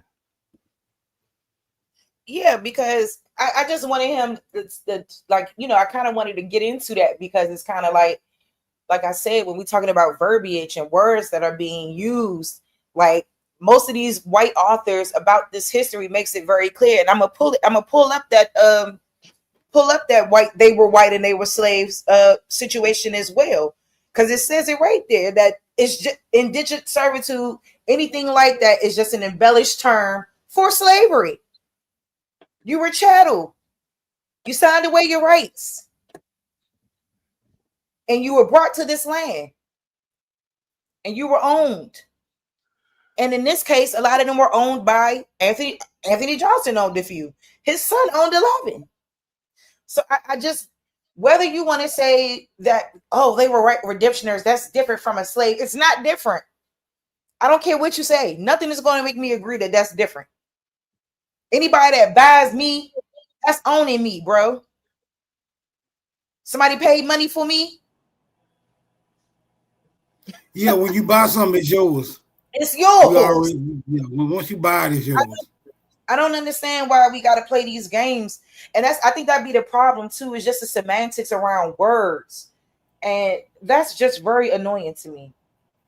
That's very annoying. But let me just go back and so we can understand that again, just a little bit. I don't like that. You know what I'm saying? I don't like that. Like their condition is just being fucking embellished and covered up as if that wasn't the case when it was. But look who's telling the stories. They're telling their story, how they want it to look. But all this shit was covered up all this time and nobody knew about that shit. Investigators do. We look at every kind of book, every kind of I hit that his voice so low. etc., diaries, letters. We realized it was an enormous story. And it was also something which... Nak, why are you in denial? Hit the link. You are so in denial. It just literally said Anthony Johnson owned the child. You know, you can't make this shit up. Because if it doesn't coincide with what you think it is, you know what I'm saying? You tend to go off on these other wild tangents, writing paragraphs. You ain't gotta write no paragraph. I just read it to you. He owned them. Distraction. You right. I'm sorry. My bad, y'all. All you gotta do is hit the pen. Sharice, could you just pull up Anthony Johnson Wikipedia? Yeah, I could do that. They tell you right there, they don't know where this guy came from. I mean, literally, without even looking all over the world, but you had a great source. That was a 1 in a million source. I mean, you shot him like 9 times with that one source. Thank you. Because I don't know why it gave you the amount of slaves. I gave you a lot of info. Gave a lot of info on that last source you gave. That's a keeper right there. Oh yeah, I keep it in my little, my little arsenal. I keep it in my arsenal. Believe that. When I gotta pull it out when we talk about who was owning who. And I even got I got sources that say that the so-called black people were strutting the streets of American cities while white folks was enslaved. Like, yeah. About those, man. Those are real sources too. And they got all this, they got all the references at the bottom. I can pull those up. Y'all can see all the references where they got all the information from. So that way, if anybody where the references at, it's right, they're right at the bottom. They're right at the bottom. But let him finish this, and then we could pull up that Wikipedia about Anthony Johnson. I think that's the right one that I just found. And because I mean, when I was looking at it just now, absolutely, it had colonists in parentheses around his name. So exactly, that's what I was about the Wikipedia busted down.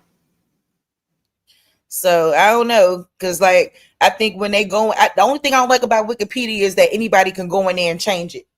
That's the only thing I don't like about Wikipedia. Anybody can edit in and write whatever they want to write. That's the only thing. Yeah, that's why usually I don't really respect Wikipedia, but I do understand why people use it. But it ain't really something that I value. But there's books at the bottom. The ones with books at the bottom. Mm-hmm. Some of them got books at the bottom. So that's what I look for to see if they actually have books toward the bottom, or if some book I've skimmed over before in my life. But the ones with the books at the bottom, you can't fake that source. I got you. Okay. But we'll look over it, and then. Yeah, because I'm not even, hold up, because I'm still on the back end of the other stuff, looking through everything.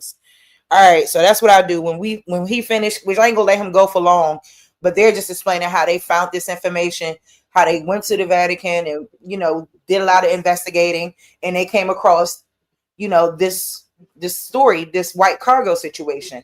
So, etc., diaries, letters. We realized it was an enormous story, and it was also something which refuted one of the great ideas, one of the key ideas of the development of slavery, which is that in 1619 slavery began in America with the arrival of 20 and odd Negroes, as they were called, sold, according to accounts, by a Dutch captain to planters in England, and this was where slavery began. Well, it wasn't true. Slavery had begun earlier. Children and women and convicts have been sold earlier than that, and although a small number of Africans were subsequently brought to Virginia and sold over the next decades, only very few, only 350 years later. 20 years later. But meantime, hundreds, thousands of poor whites were being brought in and on various convicts and children, etc. And they were being enslaved. So that started us thinking this is an enormous story. It was a story too big, in fact, to sell to television. There were so many aspects of it, we didn't know how to compact it, but we did think it was an important and terrific book. Yeah. And then the question was, if we were right on what was going on, the question in your mind immediately is, as a journalist, is, well, why doesn't everybody know this already? Or have we just got the wrong end of the stick here? And that is, of course, everybody's fear. I mean, it's the fear if you're doing something contemporary, just as it is if you're doing something that's historical. That the famous kind of thing was that I remember when we worked in World in Action was there would be the person who would turn up with 3 briefcases full of documents. And your first thing in your mind was, is this person a crank? Or are they real? They've got a bee on their bonnet, they feel aggrieved, something terrible as far as they're concerned has happened in their lives. The question in your mind is, am I on the edge of a great story here, or is this another one of the astonishing numbers of cranks of the kind of a green and red ink brigade, yet again turning up with 1,000 documents to prove something which is totally and utterly mad and it's just a bee in their bonnet? So, of course, we were immediately worried about that as well. But we noticed certain patterns that, as we started to look at this, that appeared. One of which was that when you looked at these early people who were sent out, like Mike just talked about, children were sent out, street children were rounded up and sent off. And when you read about the official versions as to why this was happening in the very early 17th century, the official versions were always that this was a great humanitarian thing, that they were taking these poor urchins off the street and sending them off to start a new life in these fabulous new colonies, where instead of having a dead-end life where they die on the streets of malnutrition and illness, they would be given a new chance. Well, if that were true, it suddenly occurred to us, we would surely know that, because that would be one of the greatest humanitarian things that's ever happened in the history of the world. So why was it that that's the way it was painted up at the time, which it was? Even John Donne, the famous poet, who was the Dean of St. Paul's, actually gave sermons from the pulpit of St. Paul's Cathedral about how this is a wonderful humanitarian thing, that these kids who have been sent off for this fresh chance. Now, if that was true, why isn't it something, you'd know that at school, you'd be taught about it. But interestingly, it's something which at the time was made a big deal of, but not now. It's not on any syllabus. So there was obviously something odd about this. Well, it's still perpetuated. You find that some history books still talk glowingly about how starving kids were sent to America and apprenticed. You can find it where it happened at Bridewell, St. Bride's Church. I believe there is a commemoration of the apprentices who were saved and sent to America. Well, we looked at the documents, as you should. We looked at every document. I'm sure historians must have done, but they missed a lot, because those documents showed that these children were picked up and how they were going to be sold, and what they were going to be priced for, and what rights they didn't have. In fact, the company gave to itself all rights over these children. It pretended to anxious parents, there were some, that no, they would be given apprenticeships, they'd get land in the end. Nonsense. Most of them were dead within a year anyway, but this is still perpetuated. He said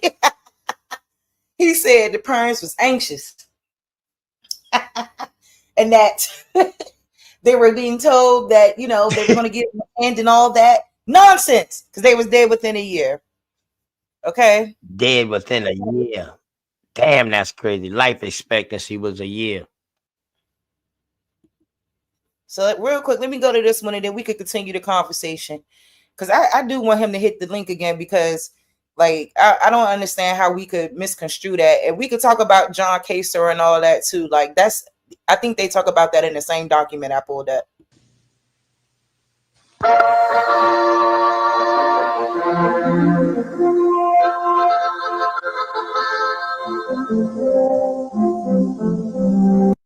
With another Voice of Freedom program. Tonight we have as a guest Michael Hoffman II, an author of 4 books, numerous newsletters. He's also a researcher. Mike Hoffman, you have written a controversial book about They Were White and They Were Slaves. Yes. How did you come to write this book?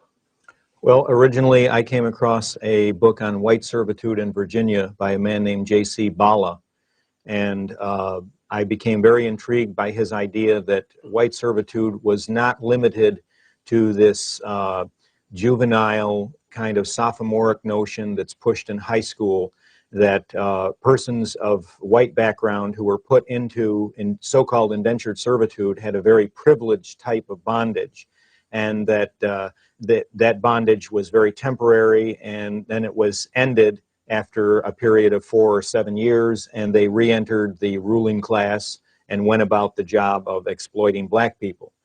J.C. Bala, it's a very thin book of about 100 pages, I believe, raised the point that there were some aspects of white servitude that were consonant with slavery. And so that raised a red flag in my mind. Bala is deceased. It was an older book from, I believe, the 1930s, circa 1930s. And it stimulated something inside of me to say, if one man could say this, maybe others have said it. No, of course, this kind of white indentured labor is nothing new to Europeans, because in the former Soviet Union or under Tsars in Russia, people basically were serfs, and serfs were tantamount to white slaves. Is there a difference? There is a difference, I think, in the sense that in Russia, serfdom was very much a formal codified institution. In fact, there were two forms of serfdom. One was the bondage to the land, and the other was part of a formal Russian bureaucracy, which existed inside the government and had a tremendous record-keeping process. So there was a difference in terms of serfdom itself within Russia. But of course, in the larger sense of, were these people slaves? And by slaves, I define it as lifetime bondage, bondage unto death. Yes, they were. And I think it's astute of you to say that this is nothing new, because, of course, enslavement of all people and all races has always been a phenomenon in history. We can go back to ancient Greece and ancient Rome, where there was always a slave class comprised of white people as well as of other races. We find this in the sections of the Icelandic and Viking sagas in terms of the phrase thrall. You know, nowadays we say you're enthralled to someone. They have a mental power over you. In that era, it meant a physical power over you. And of course, the Bible, contrary to what humanistic misinterpreters of Christianity have alleged, the Bible fully sanctions enslavement. We have had a mistranslation of the King James Bible, which says, servants, be faithful unto your masters, in Ephesians. But in the original Greek, it says, or connotes, the word would be the Latin servus, which means slave.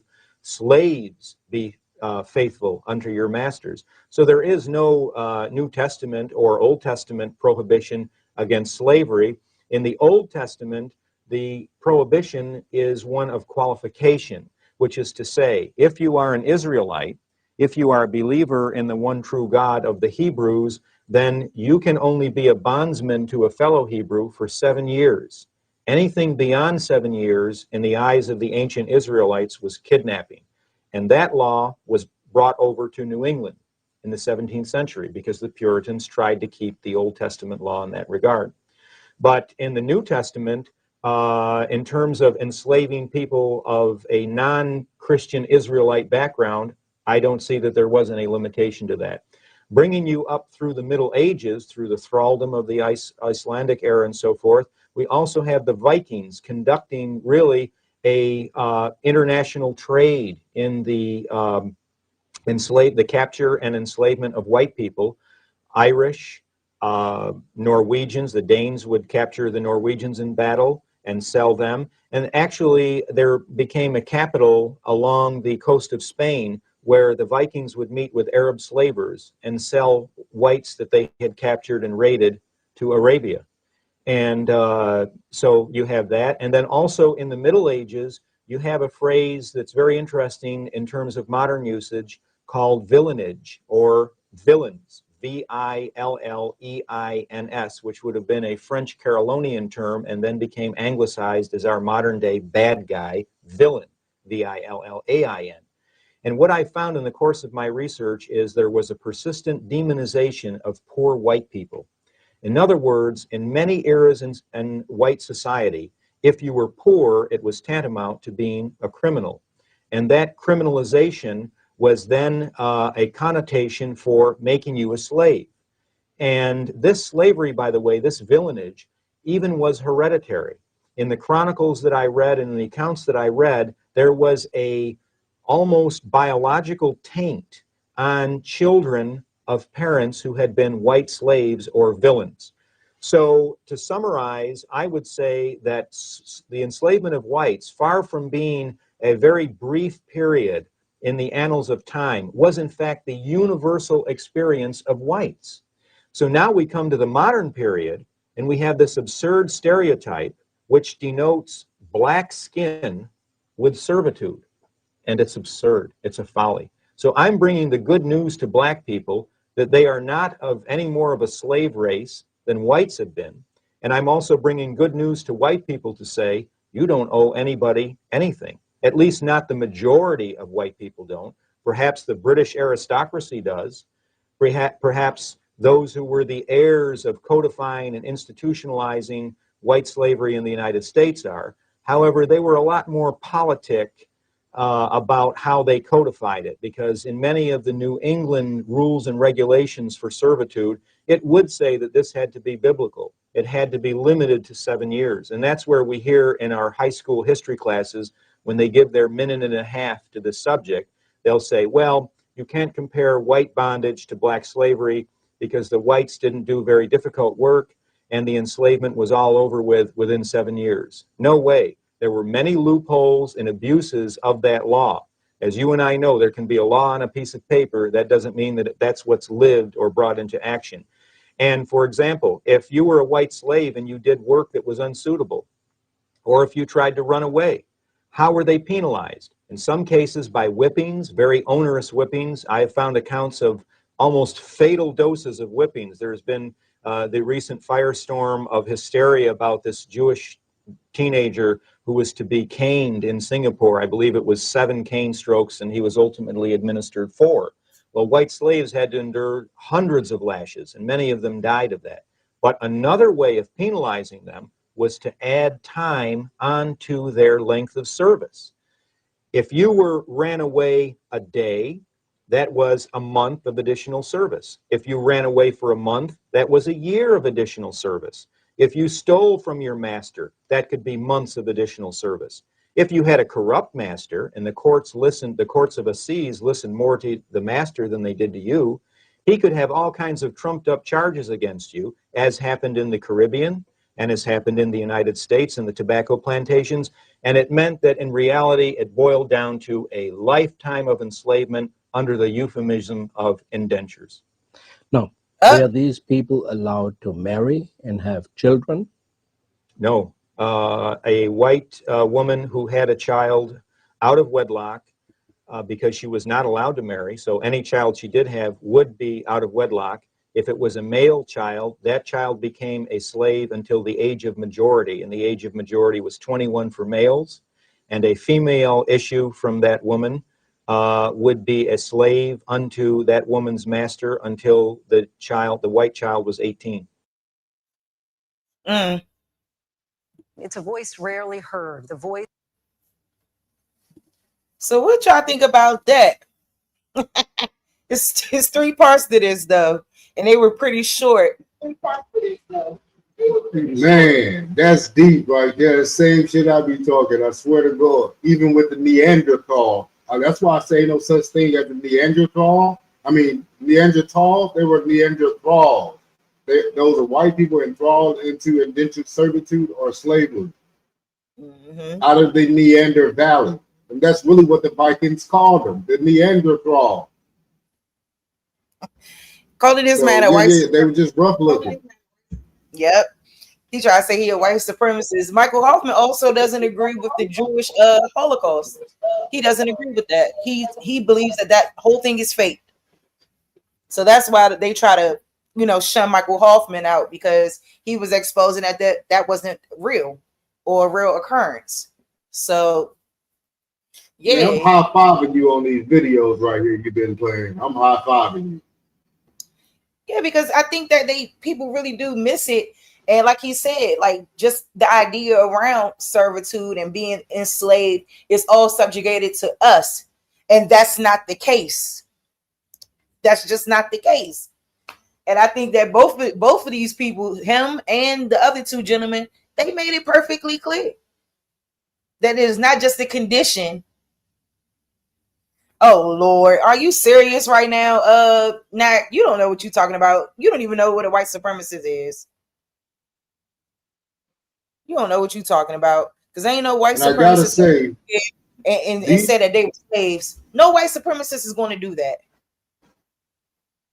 So carry on. I gotta say, David Eltis just got debunked again. I'm making it my effort to make sure. Yeah, he gonna be forever getting debunked because it just is what it is when it comes down to those numbers. Like I said, all numbers and no stories, nothing to connect to. Now, these guys said only 300. 300. I'm gonna knock it down and say 0. If you say 300, I'm definitely saying 0. I just want to know There ain't no way. Yeah, I just want to know what white supremacists would talk about white people being slaves. That don't make sense. That don't make sense, especially if we're talking about white people being superior. That's white supremacy. Like, I don't even know why I'm explaining it. I'm gonna tell you. Now, Sharice, the word white only came about when the word supremacy followed it. There is no white before the word supremacy followed it. That is eugenics. That's what I'm saying. The word white wasn't in the 15, 14, 16, 1700s at all. The word white wasn't invented until eugenics. So I don't care what they're saying was written in 1790. They could backdate all that shit during eugenics, and that's what they did. You're right. They do backdate How are we that getting shit. African American? Yeah, that's why they got white everywhere in 1790. Really, in 1790, the word white to describe a certain people group, they were still religious. And in religion, there was no color.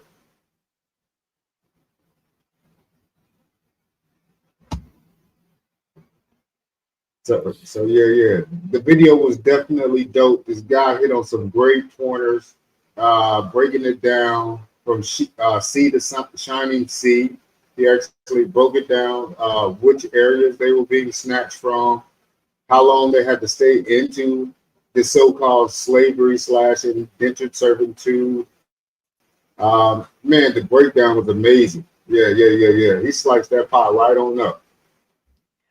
That's what I don't. That's what I find so interesting about this, though.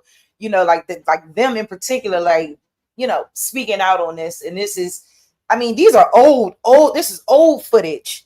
Like, this one's from 12 years ago, and I think the other one's probably from about the same amount of time, 12 or 14 years ago. So they've been trying to expose it, and that's why I always tell people that indentured servitude is just an embellished thing that they put over what the real condition of those people actually was.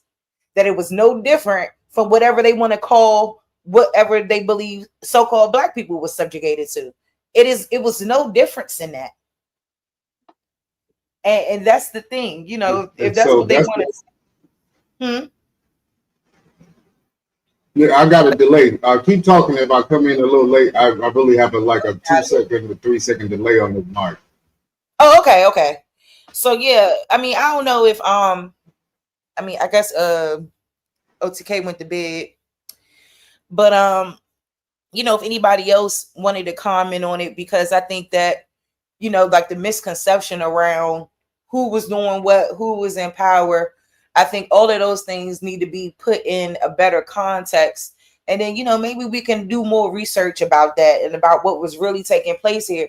Because if we was talking about Anthony Johnson and we're showing that he owned white people, whether that you want to call them redemptioners, indentured servants, whatever the fuck you want to call them, they were owned by someone, and someone black or so-called black. Pull up redemptioners. Yeah, that's my thing that I wanted to get into also with the Algonquins. They were the ones ones running the so-called slave trade of the Europeans. That's what I'm saying, because if you break it down and say the Moors were doing all the upgrading to that area, you would be wrong.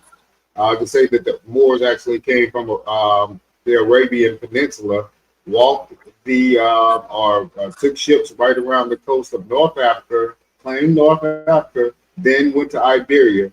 But we don't see any of the buildings that are built in on the Iberian Peninsula or in the United Kingdom or Spain or anywhere else over there but those places. So you can't say that those black people took their building skills to north, I would say, to Europe or to Spain. So where did the people come from that helped build those aqueducts? Redemptioners, Sharice, if you may, can we pull up this redemptioner thing? That's not a coincidence. Talk about what is a redemptioner? Yeah, we can pull It's that a up. German indentured servant. That's all. I want to see. They're from Germany. I want to see it. Okay. All right, let me see if I could pull something up, just see what they say off the Google Humble. And we can just put it up on the screen. Okay.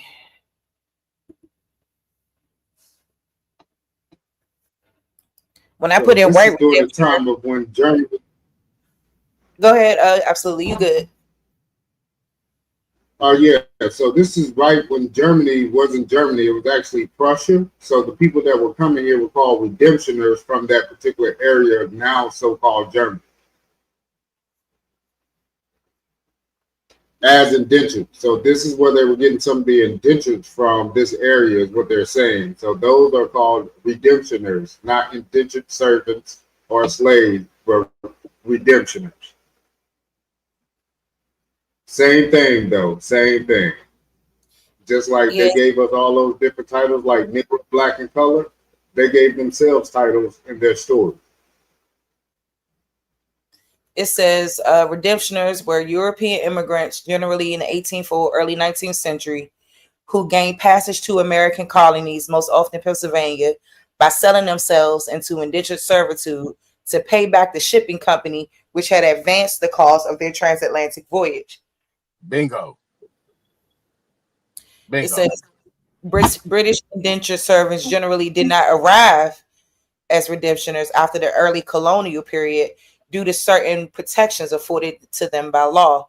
Redemptioners were at a disadvantage because they negotiated their indentures upon arrival in America after a long and difficult voyage with no prospect to return to their homelands. So that's what it says. Right. So basically what it's saying, right? Leave it up there. I am. Yeah. Keyword, transatlantic voyage.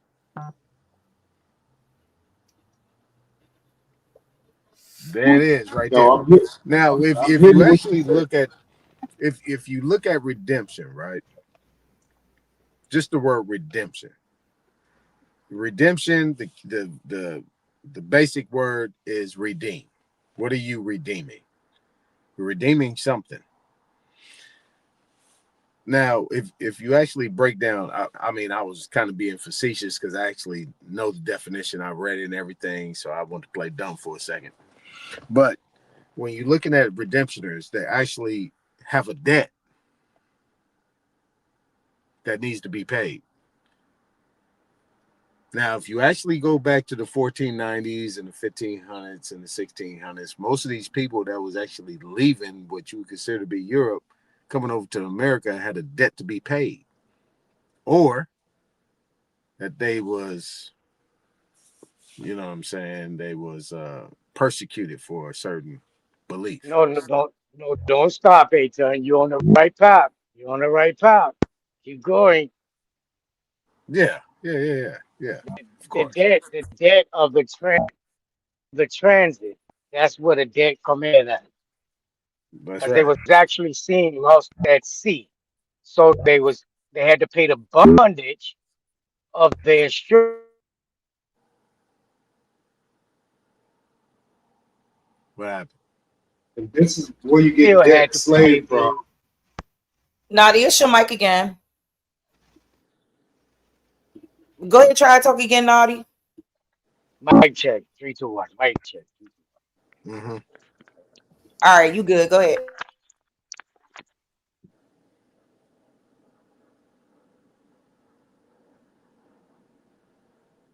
Yo, mic check. Yeah, go ahead. Go ahead. We hear you. All right, I had to take out them headphones.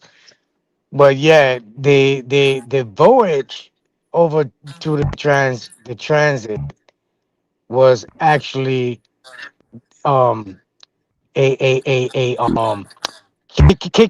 kicking out. But when they got on the sea now, they was lost that sea and they had to pay for that bond. So when they came back over, they was owing money.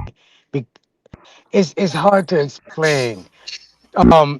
When they was in Europe, the people there was kicking them out of Europe, kicking the white man out of Europe. The melanated people. You understand? They're kicking them out, sending them over here for services. But a lot of them was being taken in the Mediterranean by the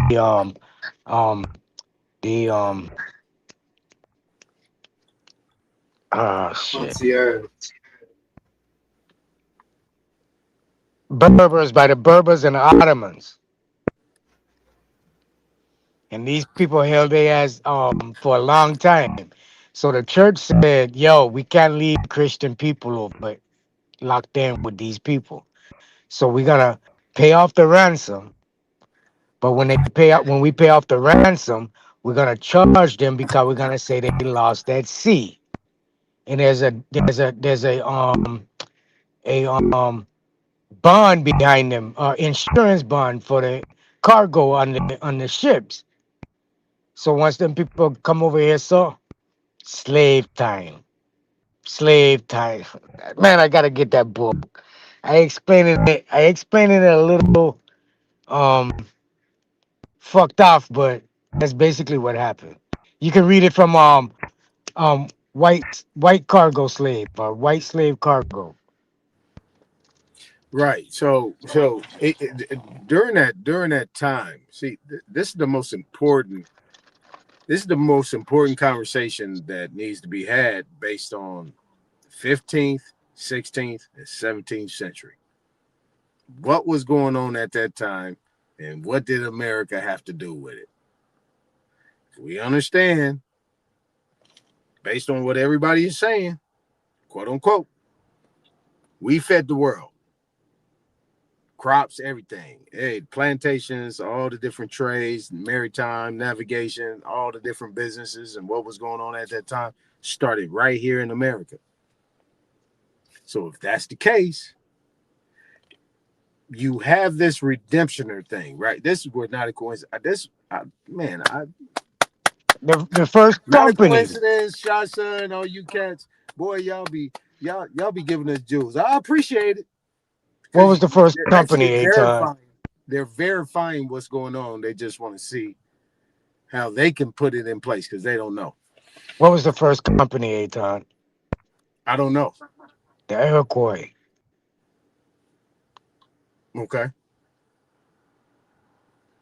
And they created the Scottish, the Irish, what we call today the Vikings. Mm-hmm. All of them are Iroquois, bro. Yeah, I can rock with that. What's your Algonquin? Algonquins. Well, the Iroquois nation was the first to be placed. And the 6 kings. You know, Iroquois had the 6 different tribes. The 6 kings from the different tribes went to Europe, remember? Well, 4 of them Yeah. went.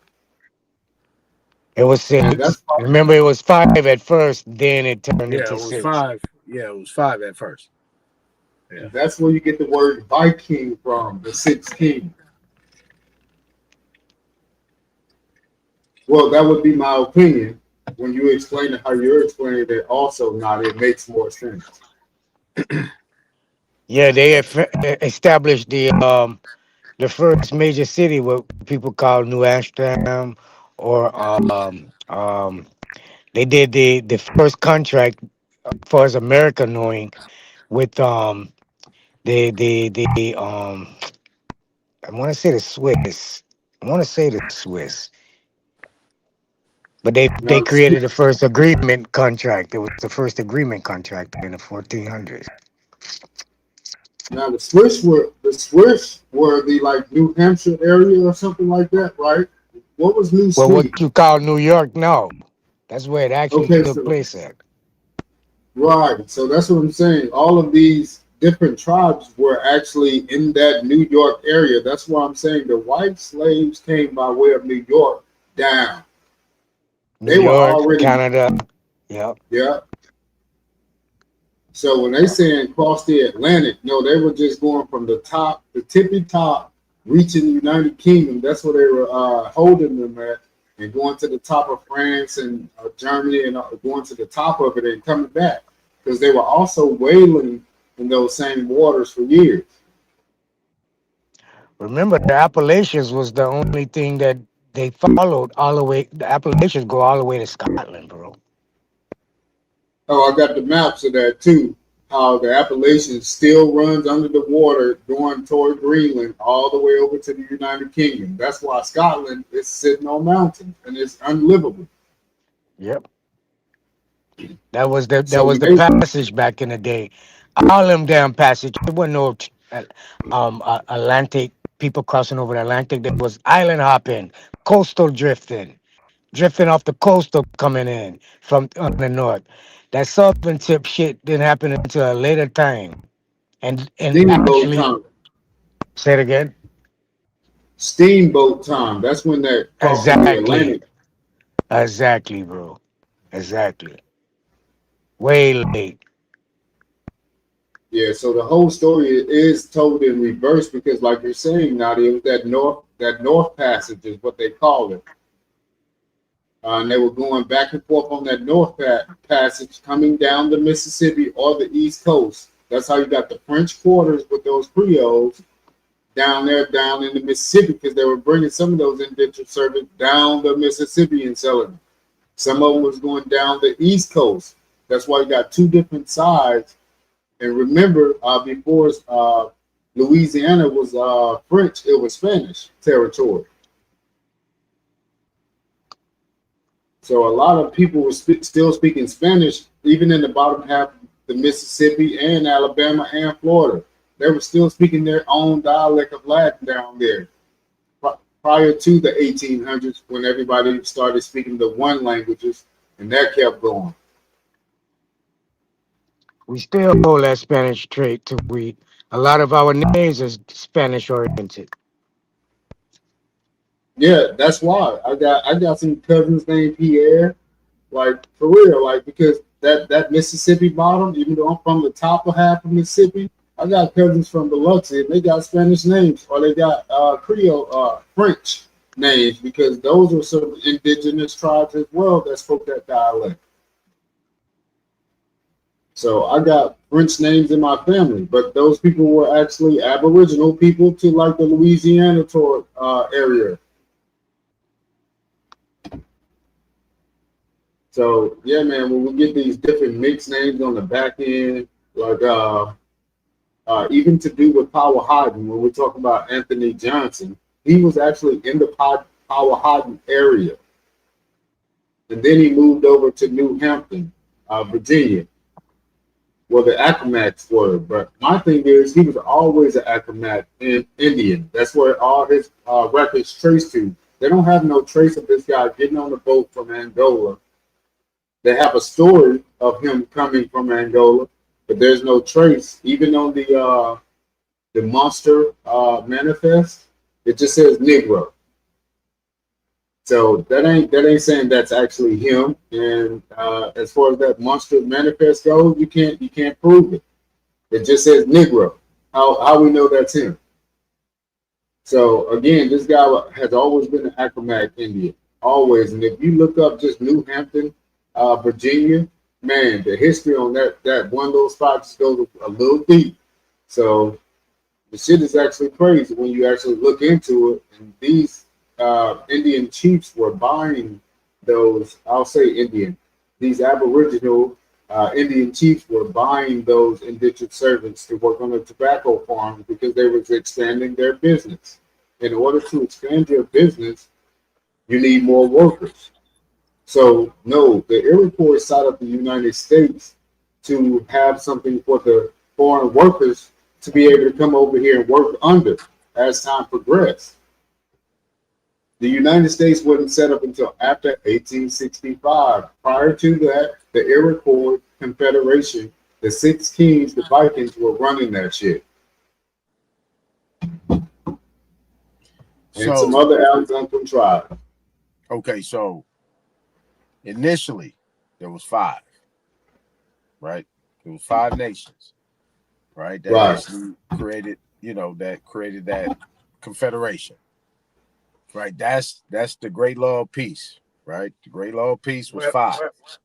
Well, you gotta know where all 5 come from. All 5 of them were from the Erie Nation. Right. All 5 of them was from the Erie, what we call Lake Erie area. Right. It wasn't the whole what people consider to be America. It was that area right there, what they consider to be the Great Lakes. Yep. That area.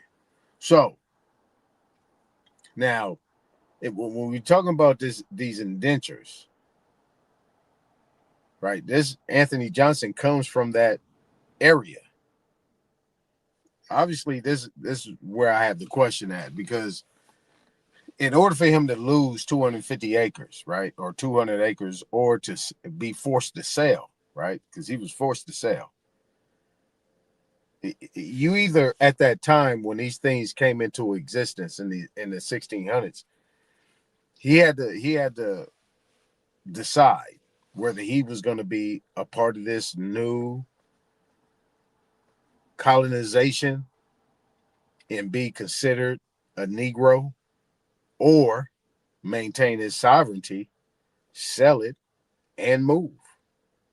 Because if people know how to do their genealogy, they'll see the trek of where people was moving to. And it was Virginia, it was Carolinas, into Alabama or Tennessee. And then they got to move into the Floridas and so on and so forth. That's where everybody was moving to, unless they did a whole different trek somewhere else.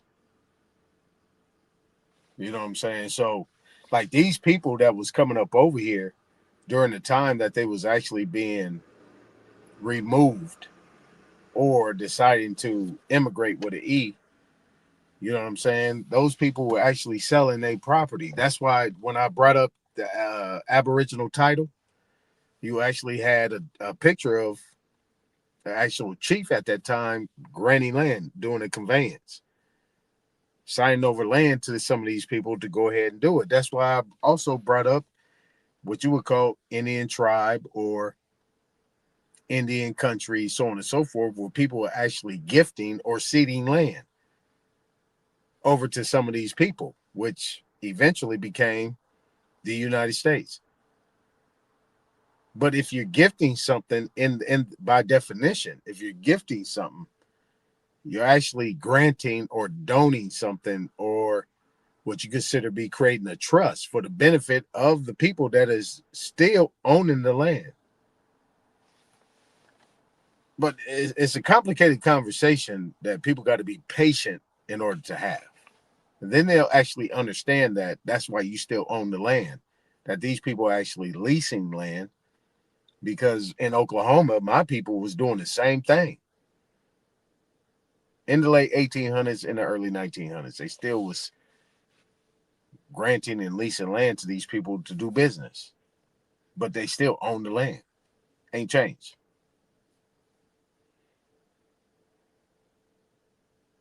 Yeah, the only way you can get us off the land is to trick us like we don't own the land through generations.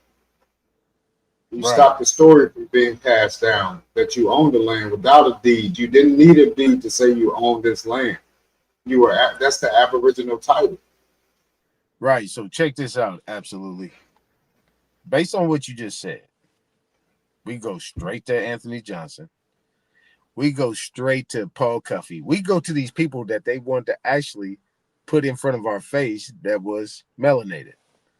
Obviously, those people were paramount in the transformation, in the reconstruction of what was going on at that time. How these people were losing land or selling land or leasing or granting land and moving to a different location. See what I'm saying? I mean, it's diabolical. But I mean, I love it though, because a lot of people don't want to focus on these actually people. Why are they making these people quote unquote black? They're actually not hiding their color. But everybody else, they're hiding it. But these people, they're not. They're admitting that these people are quote unquote black. And these people had acres, businesses, moving and shaking, big money, and all of a sudden, it's gone to some white people.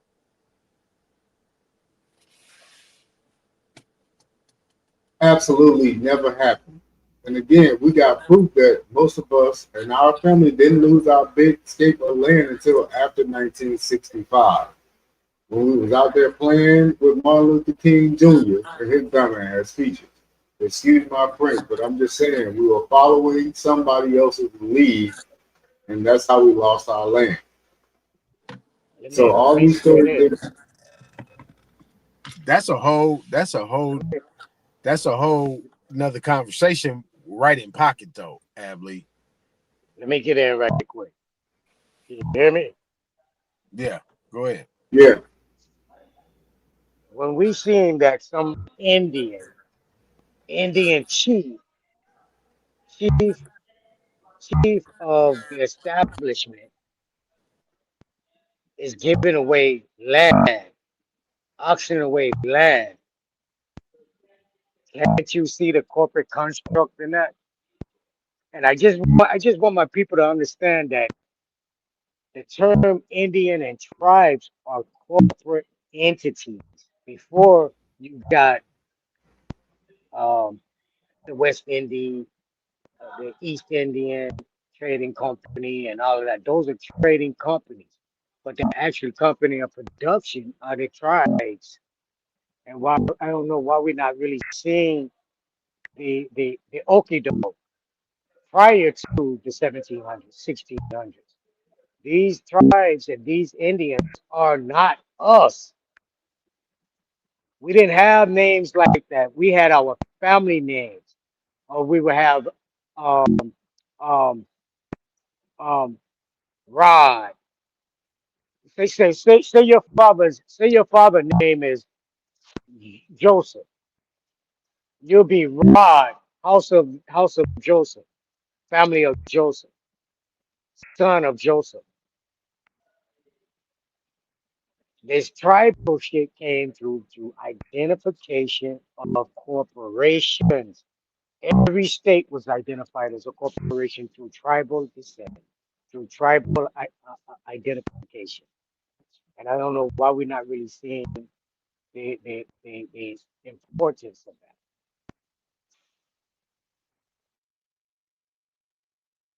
that. Hey, Tom, could you repeat what he said in your understanding?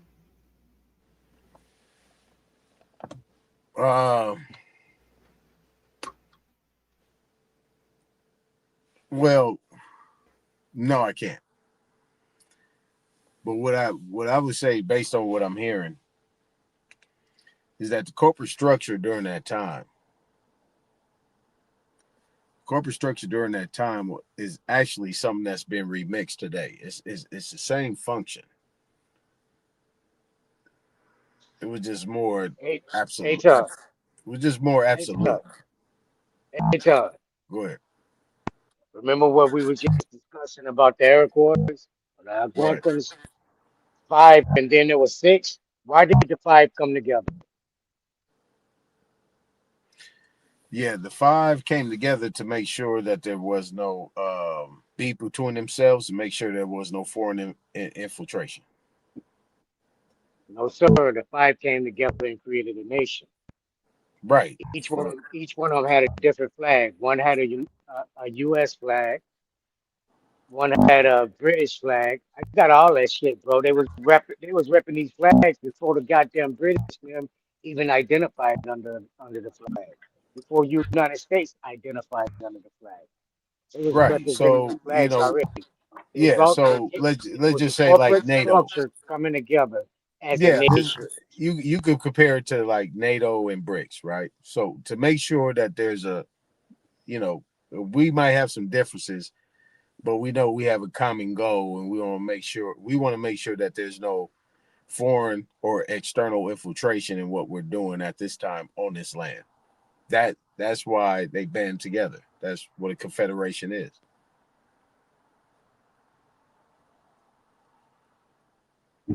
Now, the crazy thing about the Iroquois is that they're being compared to the Roman soldiers, and they dressed. I don't know if you guys seen the pictures of how they got them dressed as Iroquois, but it's supposed to be the same way that the Romans would have dressed over in Rome. Ironically, just to put a little dent in the conversation, also, just their storytelling comparison to these Roman characters that they put in the book. They want us to know that the Iroquois had the same je ne sais quoi as the Roman soldiers. Right. Yeah.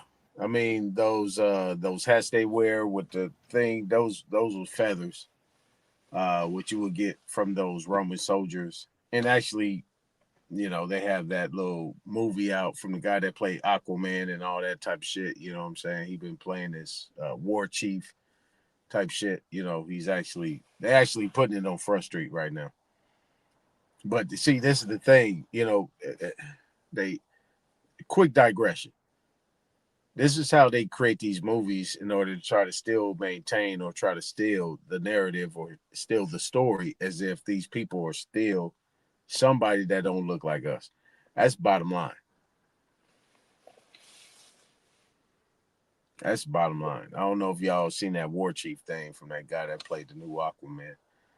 But yeah, he's playing the war chief, and that boy had a hat on like a straight Roman soldier. Yeah, that's funny. Funny. Yeah. So, and again, the word Iroquois means snake people.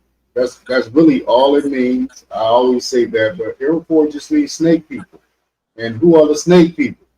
Who have the snake mounds up north? Right. So why are they giving these people the nickname Snake People, which is Iroquois? Well, that's the thing, though, Ably. You know what I'm saying? You're a little bit. I mean, you're probably a little bit younger. You're probably about 20 years younger than me. So it's like back then we called it tricknology, right?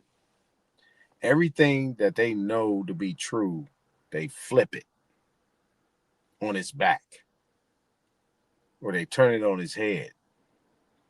So what you're looking at is something that is true, but it's being manipulated or engineered in a form of fashion to make you not like it or be afraid of it.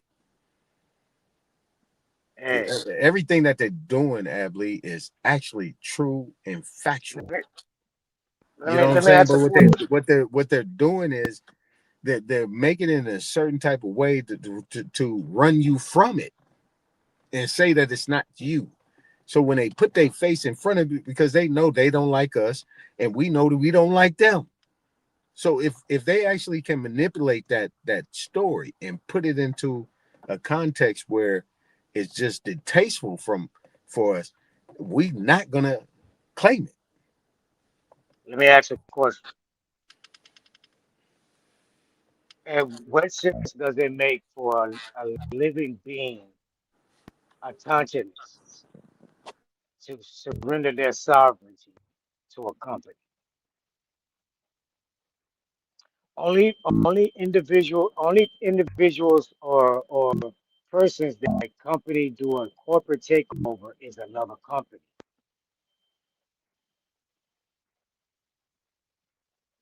Or only Now, a person that when a company surrenders itself and get embedded with another company, it does a conglomeratory alliance. Now, through your treaties, through your identity as chiefs giving land away to companies, allowing the corporate structure to come in and represent the land, it had to be in a corporate structure identity in the first place for that to even occur. Right. Always have been. Always But has been. always have been. But that's the point. You're making my point. We run from business. We run from that type of contractual structure, treaties and all that shit. You know what I'm saying? We run it. We hightailing it. We're not gonna embrace that shit, Nadi. That what you talking about? And I tell you all the time, ain't nobody embracing that shit, man. Everybody's a United States citizen. Nobody is gonna embrace that point, and there never will be a sovereign aspect because they won't do that. They refuse because it doesn't equate to them, not their lifestyle, not their mama, their daddy, their grandparents, and everybody else that they know lived a certain different type of way. That's sovereignty, that big business. They don't know nothing about that, and that's by design. So they ain't gonna roll with that, brother. I'm just saying. They're gonna keep fighting me down, even though it's straight facts. They're gonna just keep fighting it down. So That don't make that's sense the to me. thing, Nadi. Real quick, that's the thing, right? I hear all the time, and I'm gonna beat that motherfucking dead horse. I keep hearing we started everything, we created everything, we the. You know what I'm saying? But at the end of the day, when somebody brings something to that effect, it gets shot down. Why is that, bro? Why is that?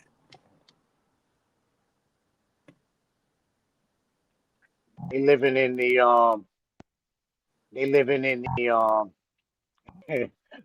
what's the hypothesis where the cat is in the box? Is the cat dead or alive? Right. Right. I mean, that's just where it's What's the at. name? What's the name of that goddamn hypothesis? That's a damn. It's called damn. We talking about the Not the cat in the rainbow. hat. No. It's an actual terminology where if a cat is in the box, is the cat dead or is the cat alive in the box? I don't know. And that's the question. I don't know. But what you do know is the cat is in the motherfucking box.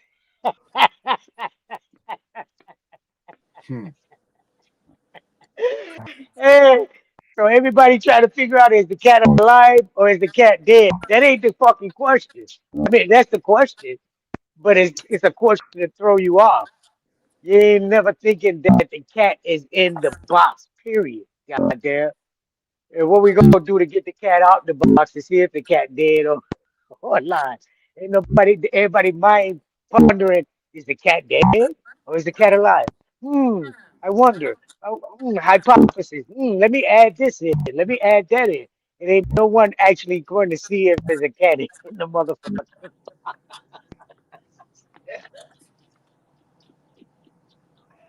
Okay, so we talking about business. We talking about business. Business as a creditor, business as a debtor. Contractual, right? So are we creditors? Are we debtors? Are we neither? Right? If we were the ones, so absolutely is pretty much adamant about the fact none of that shit is true. All that shit didn't even happen. So if that's the case, right, then if we actually dictated, that's why I say I had to bring the Bumpy Johnson shit, if we dictate policy, right? If we was the one dictating policy, and all these articles were granting things, right? We grant Congress this, we grant Congress that, we grant Congress this, we grant Congress that. Then who was granting these things? In order for Congress to exist, somebody had to grant that.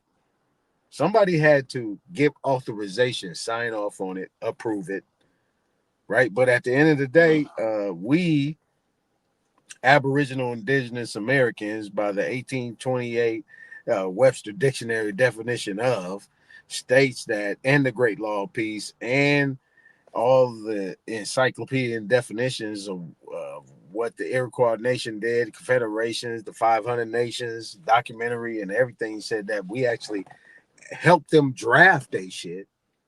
Then who was granted these things? And if they were granted these things, how can eventually down the line, Anthony Johnson, for instance, Paul Cuffey, for instance, and all these other people that were actually signers and writers of this Constitution, eventually be usurped out their position and they land and then reclassified?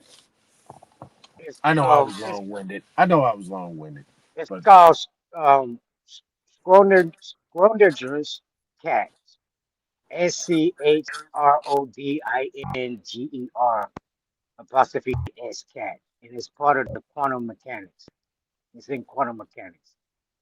It's the thought experiment concerning quantum superposition. In the thought experiment, a hypothetical cat in a closed box may be considered to be simultaneously both alive and dead. Is the unabsorbed as a result of the fate being linked to a random subatomic event that may or may not occur. The experiment viewed this way is described as a paradox. This thought experiment was devised by physicist Aaron Schrödinger in 1935 in a discussion with Albert Einstein. To illustrate, the Schrödingers saw a possible of Niels Bohr and Werner Heisenberg philosophy views on quantum mechanics. So it's got to do with quantum mechanics. Okay, so Ablee, you still there? Yeah. Y'all mixing it up. I'm all ears. All right. I just want to see if you want to jump in real quick. But all right, so from that perspective, you look at it, look at it from this angle. I'm just trying to give an angle, right? A different angle. Right? And try to keep it like common sense. You just say, okay, well,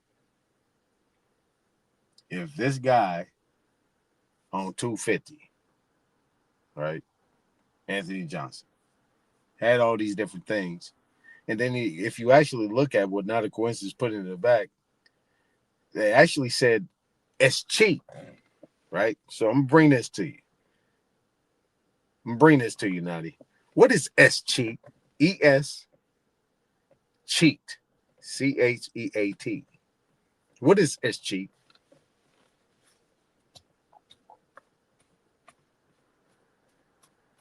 Because that's what they said. Okay, what is it? Spell it again. They actually said they had to do it as cheat on him, right?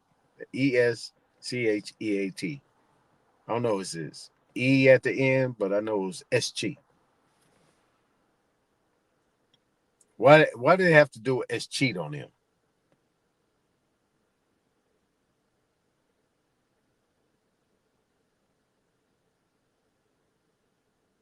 Mic check.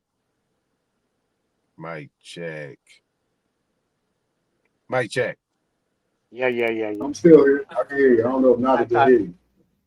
Yeah, it's cheap, past tense. It's cheap. It's to change the land to the king. Is to do what?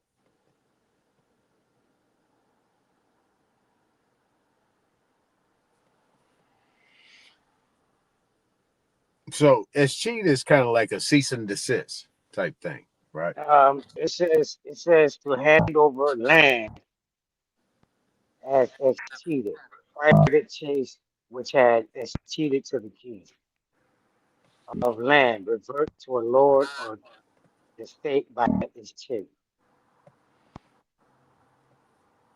Right. So a lot of things dealing with escheat, right? So let me pull it up. Let me pull it up real quick. Legal term of escheat.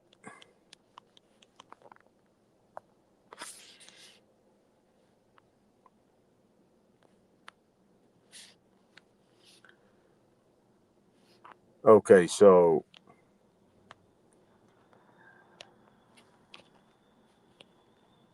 unclaimed property laws ensure that assets left inactive for a certain period and transferred to the state, protecting owners from loss or misuse. In California, this process, known as escheatment, applies to various financial assets when businesses or institutions cannot locate the rightful owner. Understanding escheatment is important for both asset holders and potential claimants. Individuals risk losing track of their funds, while businesses must comply with strict reporting requirements. All right, that's number one. All right, we're going to go down here to Investopedia. This is my best one. What is escheat? Escheat is when a government obtains ownership of unclaimed property or estate assets due to there being no identifiable heirs or beneficiaries. This happens when assets are left without a claim for a long period or someone passes away without a will or legal heirs. Each U.S. state has specific laws about this process, allowing unclaimed assets to potentially revert to a rightful owner if they emerge.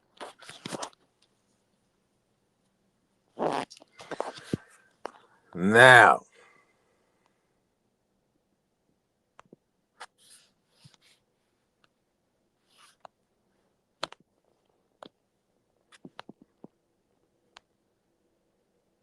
hold on. Let's bring this back up.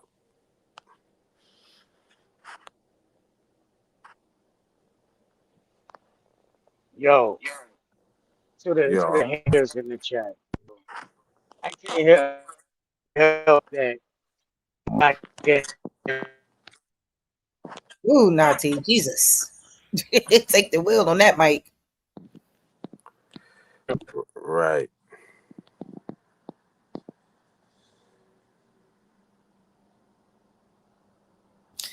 But say, what we got discussing? Well, me. I mean, a lot of different things. Yeah, I'm just saying, bro. People like to start up fighting, start up argument over nothing. Oh. Okay, so real quick. All right, so like this thing, not a coincidence, put in the back, Sharice and Nadi.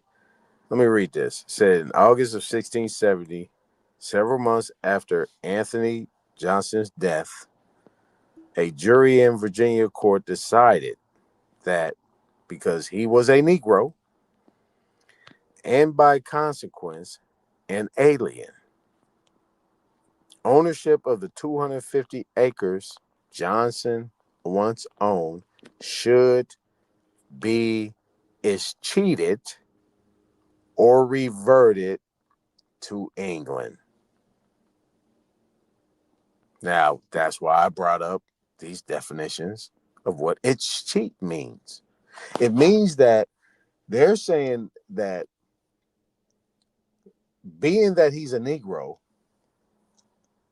he has no will, he has no beneficiaries, nothing. The beneficiary in that court is England. So that means that those 250 acres is to be reverted, right? So it says it's cheated or reverted. And this is some cold shit, Sharice, because this is what I do. And I know exactly what they're doing. This is how they foreclose on people's properties. Because what the court does is they take a position of beneficiary or executor of that estate. So being that he passed, he probably didn't have no will, testament, or anything. He probably had some shit that he was actually doing with Aboriginal wise, indigenous wise. He wasn't dealing with none of that stuff that these people was doing in those areas of colonies. So what they did is they went and had a whole little court issue, right, Nadi? And being that there was no beneficiary, they said, okay, here's what we're going to do. And then they gave his son, right? Because in the second paragraph, it says that Anthony and Mary Johnson has sold 200 acres of this land to 2 white settlers. The other 50 they gave to their son, Richard, who soon thereafter sold the land to another white settler. But in the previous paragraph is actually saying the fact that in August 1670, Johnson died. Anthony Johnson was dead. So how can Anthony Johnson sell something when he was dead?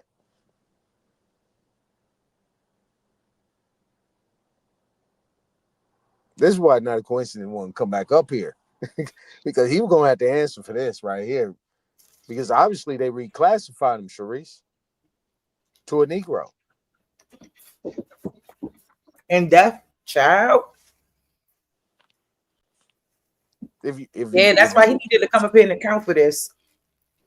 If you read it, Sharice, like copy and paste that thing, because that little simple 2 paragraphs says a lot.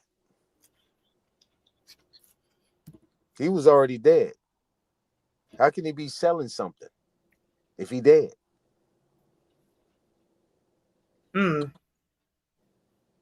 See, and this is how the court And the system. jury and court decided this. Right. They decided what was going on at that time. That means they took a beneficial interest to this. Being that he was gone, his son was probably not of the age of majority. He probably was young, or he probably haven't sustained himself, and then his wife was his wife. And in their laws, they don't respect women. They're patriarchal, not matriarchal. So at that time, Mary probably didn't have no words that they was going to respect. This is the thing. When you deal with his cheat is a crazy word. Because the key word in there is cheat. Cheat. Mm-hmm. It's cheat you out of this. Yep. There it is. And he want to make this a slave narrative. Not a coincidence. Shame on you. But I give you a pass. But at the end of the day, he's not understanding the law.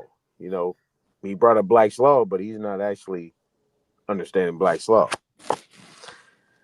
That's what I'm saying. Like when you get into this whole dynamic of the people at that time, Anthony Johnson, whatever happened in the 1670s, you know what I'm saying? That was a forced sale, right? That's what you consider a forced sale. Like in California, right? They have in the United States, they have certain states. You have a non-judicial foreclosure or you have a judicial foreclosure. A non-judicial foreclosure, you don't have to go to court. You can do all this shit administratively, and they actually fight and change the goddamn title over to somebody else based on documents that they would consider to be title driven. Like in Florida or Texas, you know what I'm saying? Well, I don't even think it's Texas. Let's just say Florida. In Florida, which is a judicial foreclosure state, you got to go to court. You got to get a judgment from you got to get a court order from the judge saying that you can actually take the house and take the land. You see what I'm saying? So, under these circumstances and dealing with the 13 United States and them colonies, right? Everything was non-judicial. And everything was administrative, and then they'll let their paperwork, prima facie evidence, be deemed something that would be lawful. But even during that time, you're dealing with probate. You're dealing with probate or what you consider be some other type of equitable court. In that equitable court, in that probate court, somebody has to come in as a beneficiary. And obviously, they're telling, based on the definition I gave on S-Cheat, goddamn England came in as the beneficiary. And the court was the executor of that estate, of that man that passed away named Anthony Johnson. And that mama and that woman, his wife, and the baby did not have a word that will be actually adhered to or listened to. So they took it. Under that law that was going on at that time. Now, this is 1670s, 1680s. That's why I asked. That's why I want him to ask questions. What was going on at that time? It couldn't have been going on in America and what you consider the whole of America at that time, because we really wasn't doing that. We was granting land, conveying land to some of these people to do business. We wasn't doing grants and land patents and all that stuff. All that stuff we set up for them to let them know that, yeah, you got this. And then eventually they had to start land patenting, their own land based on the fact of what was going on in the, the crazy stuff that they was doing. So then that's when we started putting our land patents and registering them to make sure that we still had, Aboriginal title. But yeah, not a coincidence. Shame on you. Shame on you, bro. Yeah, because I kept trying to understand.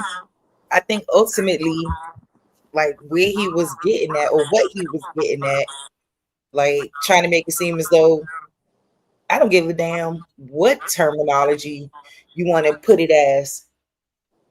Anthony Johnson owned white people, whether they were white indentures, white redemptioners. I don't give a goddamn what they was. That so-called black man, Anthony Johnson, owned them. Like that's the only thing I cared about, because it doesn't. I feel like this same situation with land swiping is something that's been going on even up until the present day. People die, you know what I'm saying? And like I guess in more modern times, I would say people die, and then maybe not more modern times now, but like I would give it like maybe like 1900s ish. They would argue over land and all this other stuff, and then people would come in, those European folks, whatever, kind of would come in and like kind of sweep the land right up from under them, in the midst of them having disagreements about who it should go to. And this is interesting, like this court case. I mean, I guess I need to click on that document and check out the whole document, because keep that. Yeah, keep that. I'm gonna check that out, because that's very interesting. Because I need to know what else contributed to this. Especially we talking about several months after he died. So that means we talking about several months. So that means maybe before that, some of this land or all of the land was given to their son Richard, but then 200 of it was snatched by England. Well, no, it wasn't snatched Probably back. Well, yeah, it was snatched. It wasn't snatched back. What it was snatched. Yeah, snatched from based on where he was living. You see what I'm saying? Like this is Virginia, this is where that migration comes in. A lot of these brothers, they talk about the migration, right? They talk about the movements of people, right? With an E, immigrants, right? Immigrants. You just move in within the confines of where you at. You're not crossing waters. You're within the confines of North America. You're just moving. right? And I know pretty sure that, well, not pretty sure, but a lot, you know, you could probably trace a lot of your people that was in one spot and they moved here and then they moved there throughout the generations. And that's my history. My history started in Virginia, and then it moved all the way into Oklahoma. That's where my history went until I was born in Sacramento, in California. So that's a whole migration pattern. But what I do know, I got a lot of land pens, I got a lot of selling going on, and a lot of movements. But when you look at this situation right here, is what was going on at that time in the 1700s. That pretty much was happening, where a lot of people like Anthony Johnson, right? A lot of people like Anthony Johnson were being forced to sell, but he wouldn't sell and they couldn't move him. But as soon as he passed, then they'll put it down, and then they can actually, you know, coerce the mother and the child. They say, okay, we'll give you 50 acres and do this and so on and so forth, but you're going to have to sell it. Because what they did is they did sell. Because if you're going to be a part of this jurisdiction, this is what you're going to have to adhere to. Because your land is within the jurisdiction that probably he and probably his parents, his father, and his father's father agreed to. And they had slaves, they had indentures, they had all that. Because you're talking about the 1670s, so you go all the way back to the 1400s, when them people was coming over here, you know, fleeing from religious persecution and so on and so forth. You know, these so-called Moors and Huguenots and Sephardims that came up over here. That goes all the way back to the 1400s. And you talk about Anthony Johnson at that time, which is in that area of the Great Lakes. Them people was maritime, big time sailors and traders and big time money people. That's what they had. So, with that being the case, when it got to a point where they got a stronghold, Anthony Johnson is probably one of the last, you know, was probably one of those ones that, you know, eventually knew that he was probably fighting a cause, and eventually he was going to have to give it up. He was going to have to give it up. But whatever happened at that time when he passed, it was a done data, and he had to roll, but he wouldn't. But eventually, he had to put it back on his child and on his wife and whoever else that was there. And that's just what happened at that time. People got to understand. They got to understand the history and the timeline of what was going on. So, and that's why I say, you know, the question is that during that time, in those locations, because it was all penal colonies, big plantations that was going on. Anthony Johnson was one of the big wigs. Even those Pan-Africans admit it. And he got beat. He got beat. Yeah, I think it's interesting because we know that the narrative changes so much, you know what I mean, in terms of what was going on, who got here in 1619, whether that's true or not. And I just think it's so much more to it than what kind of meets the eye, I guess, is what I'm trying to say.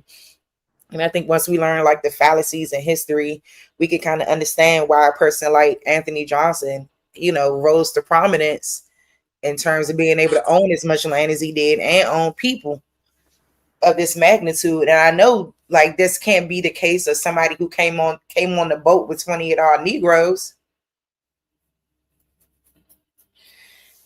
I just, you know, I think that that's the piece that's missing in terms of how this land, how he was able to acquire so much land and begin with. So let me ask you a question. Unless he already had it, you know. So right. Let me ask you a question, Sharice. Mm-hmm. This is basic, simple question. Why, in all the history you read, America is not included?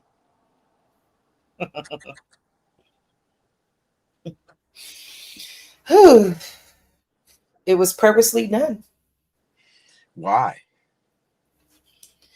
A lie is always more entertaining than the truth. Why? I'm gonna act like your son. Why? Why, mommy? Why? You still ain't answer my. You still ain't answer. I'm gonna keep saying why till you answer my question. Why? Oh, that's how you the answer you looking for. Yeah, I ain't got my answer yet. Why? I mean, because I don't think that Americans wrote history. Who wrote history? Why? Ooh. Here's the thing. I ain't gonna keep back. Tell me why. I know I'm gonna keep. I ain't gonna keep. Tell me why, please. Yeah, all right. Okay, so all right, shoot, I can give you the best. If Sharice, Aton, Nadi, absolutely, Smoke Signal, all the brothers and sisters up here, right? OTK, if we were to be included in history as Americans, as something that is actually still to be here based on the whole ancient past of what you would consider all these pyramids, all these names, all these tribes, all these empires that was here that built all these different things. That would change the whole trajectory. That means that America and the American people still exist. That means the Incas, the Aztecs, the Mayans, the Olmecs, the G, the Mississippians, the this, the that, the Catawba, the Hosa, the Muskogee. These ancient people are still here. Let me. I'm glad you said that. Was the Olmec or the Inca or the Maya, was they considered identified as Indians, or was they identified as Inca, Maya, and Olmec? They was not identified as Indian. Alright. So who comes from what? Exactly. Who comes from what? Exactly. Exactly. I think that's the erasure that we talking about, right? Exactly. Yes, ma'am. This is what I'm trying to get you to see, Cherries. They trying to trick us into identifying with some more bullshit. Mm-hmm. I don't disagree. Why do you think the natives gave up that name? Why do you think the natives gave up the word Indian? Indian, yeah, to begin with. Yep. To begin with. Yep. They know the history of it already. They didn't want to be identified as the Indians because they would now be identified as the progenitors of the fucking bullshit. Mm. You raise a good question and a good point, because anytime like these Native Americans are speaking, it's always they say native. They make it a point to say native, and if they say Indian, they automatically go back to native. Like they be like, no, not Indian, native. Like they make it their prerogative. Like they make it something that they have to do. Like they don't identify as being quote Indian at all. So you raise a great point. You know, it just all goes back to the erasure of the people. And that's what I was talking about earlier when I was saying that, damn, they said they killed the Indian. I said, damn, they sure did, right on paper. They ain't never physically kill us. They just swiped us out on paper. Again, it was corporations, so they could change the corporate identity. When you go and be when you graduate from a private to a sergeant, that private shit is taken off your paperwork. You identified as a sergeant now. It ain't on there no more. It's over with. when you stop being a Negro, and now African American ain't no more Negro. That shit gone. Ain't no more. I think low key that was a mistake too. That when Obama got into office, they allowed him to strike that from the record. I think that was a big mistake. But hey, like people do shit without no thought. You know what I mean? Like I'm not saying that we should be identifying as Negroes and stuff, but I know like that particular word like keeps us connected to what we know as the reclassification efforts. And when they swipe that from the record, it's almost like that people never existed. Yeah, but he was working for them. Now, here's what I say. You guys might disagree with me, but in order to remove Negro and all that stuff, you can't trace the lineage or the political aspect of identification or misclassification that went on over time to take it back to its origin, right? Because there's an origin to everything, right?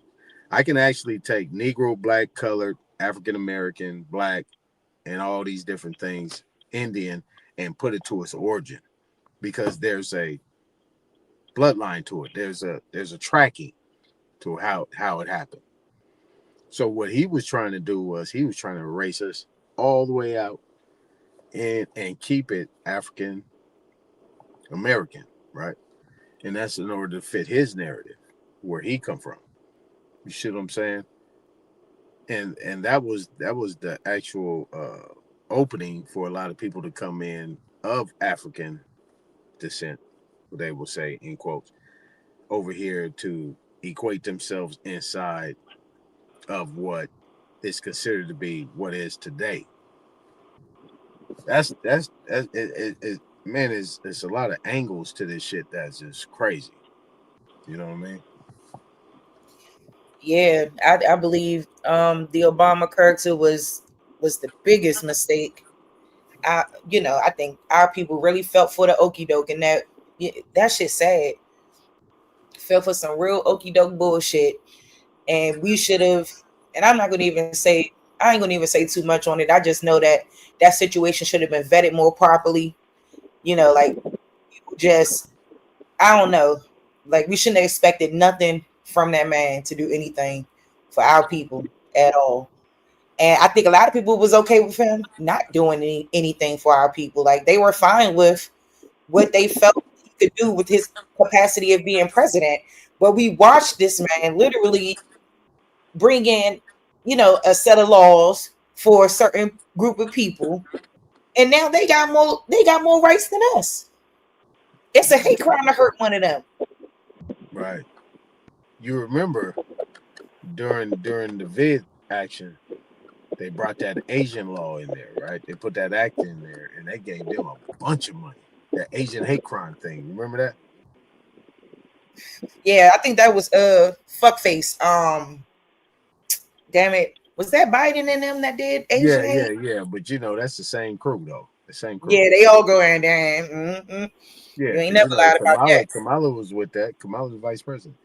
So you already know what's happening with that. But that's just what they do, right? Even when she was talking at the Freedmen's Bank, she pretty much said, "Yeah, this is for specific people, but you know what? This for we gonna take this, and we gonna make sure it's for everybody."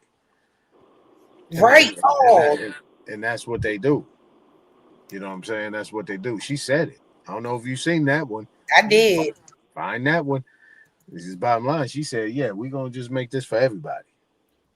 Even if it's for them, we're gonna make it for everybody." Had nothing to do with them. And that's the thing, right? Because this is why it's been an influx of people coming in here since the American Revolution, where they've been bringing all these immigrants in here from different places in order to fight us because they couldn't beat us. They had to figure out a way to usurp us out of this position, and then eventually they had to bring people that quote unquote kind of look like us, skin folk, You know what I'm saying? In order to manipulate the situation where we in today, so they can fall in the okie doke, and on top of that, be able to breed, if loosely termed, you know what I'm saying, be able to breed or marry or, you know, get with some of our women, put us in wars, get us fighting, be able to take us out. And then next thing you know, they're marrying, you know, our mothers, our sisters, and so on and so forth. Bottom line, this is where it's at. You know, that's how I look at things. That's how I look at it. I ain't saying it's fact, but that's how I look at it. And it ain't the wrong way to look at it. I think this little small clip about 6 minutes, but let's see. Freedmen's Savings Bank was founded by the United States Congress in 1865. It was a bank unlike any other our nation had known. Freedmen's Bank was established to serve Black Americans newly freed from slavery, to help them build wealth and to build a better future. At Freedmen's, to open a savings account, you just needed 5 cents, which, as I've calculated, is about $1 today. Okay. In the years after its founding, tens of thousands. Pause. Did she just say 5 cents is about what the dollar is today? Yeah, 5 cents would have been, I guess, 5 cents in 1865. Let's see. Rewind that, because she said that's the value of the dollar today. Rewind that. Yeah, go ahead. In the years after it, as I've calculated, it's about $1 today. Account, you just needed 5 cents. Bingo. As I've calculated, it's about $1 today. Yeah, she said, as she calculated, that's about $1 today. So 5 cents deposited into the Freedmen's Bank would have been $1 today in today's money. Okay. In the years after its founding, tens of thousands of Black families opened an account at Freedmen's. They saved up to buy a farm, to build a home, to open a business. Even school children saved their pocket money to deposit it in this institution. And then 9 years later, after the bank first opened its doors, because of an economic downturn and because of the organized assault on the project of Reconstruction, Freedmen's Bank was forced to close. Over 60,000 people lost their savings. Now, Freedmen's Bank was guided by a vision. The vision of an economy that works for all Americans and includes all Americans.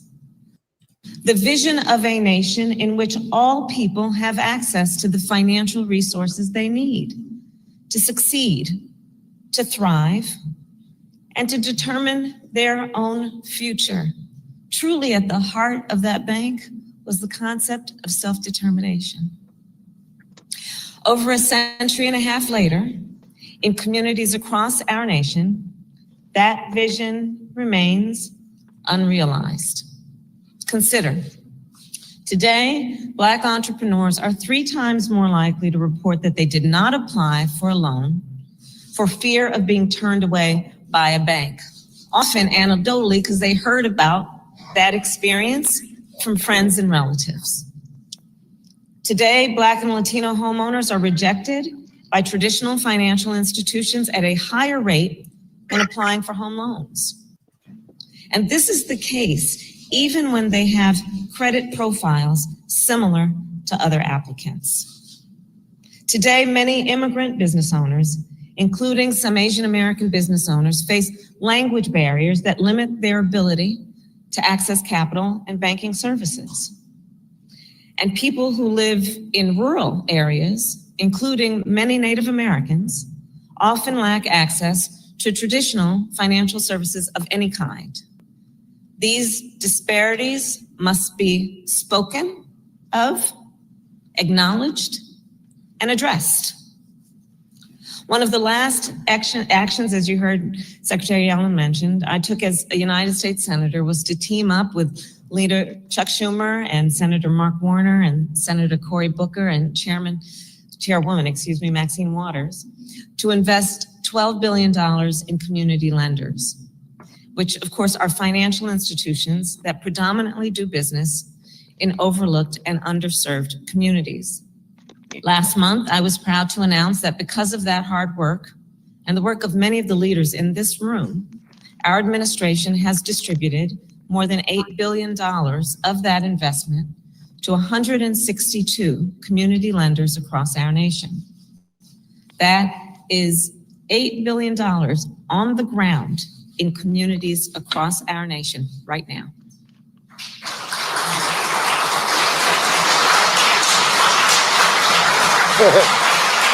Hold up, And I'll share with you some of the examples. Cherise. Did that woman just say $8 billion across 136 different people? 162. 162 people got $8 billion? 162 communities, allegedly the communities, but community. Yeah, you know, before that they gave away about like 28, I think it was, I don't know, a few billions to them Asians. Where the fuck is the money? Where the money? Man, she been out, man. They was hey, we ain't seeing 162 communities got $8 billion. I want to know where the money at. Where the money reside? Where the money reside? Where the money reside? Cause it ain't here. It ain't here, goddamn. She was cutting that bad. That's why I want her to be president, Mo. Because I already knew that the foolishness was going to be on and popping. Man, that's a bag of lie I ain't ever heard in my life. She did it then. That's why Joe Biden was up there looking all crazy, signing things in the law. And he ain't know what the hell he was signing.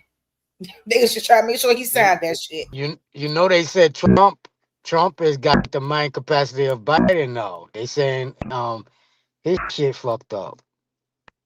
They say this what fucked up? His brain, I'm going into senile. Uh-oh. I ain't hear that yet. That's news to me. I know they said something about his leg or something, but I ain't hear nothing about his I ain't hear it. I ain't saying it ain't true. I just ain't hear it. I need to go look that up. Yeah. I mean, they all old though. Damn, they need these old niggas as president. You know. But I said, don't control that shit. That's the problem. It's all part of the House of Orange. Mm-hmm. That's a mess. That is and a a mess. fucking Jew. Man, the whole story about America, a Jew set us up. Goddamn Jew. Doing the 89. That's 49 million. Lou grassroots. 49 million a piece. 49 million. Yep. Yep. And she was doing it in like they was doing it in our face though, right in our face. And ain't nobody say shit. They gave. Let me find that because they gave them Asians all them coins for businesses to pay off loans and all kinds of shit. I gotta find that shit. Yep. That shit was no. I was talking about it when she was really running. Because she was pissing me off. We gonna get the last of this part because the last of this part is good. Sure will. This lady out here was giving away the shit coins. Yeah. Meanwhile, telling black folks she ain't gonna do shit for them. Exactly. How about that? But you doing it at the hands of the Freedmen's Bank so that you can fund your people. That's why they mad she ain't get in there.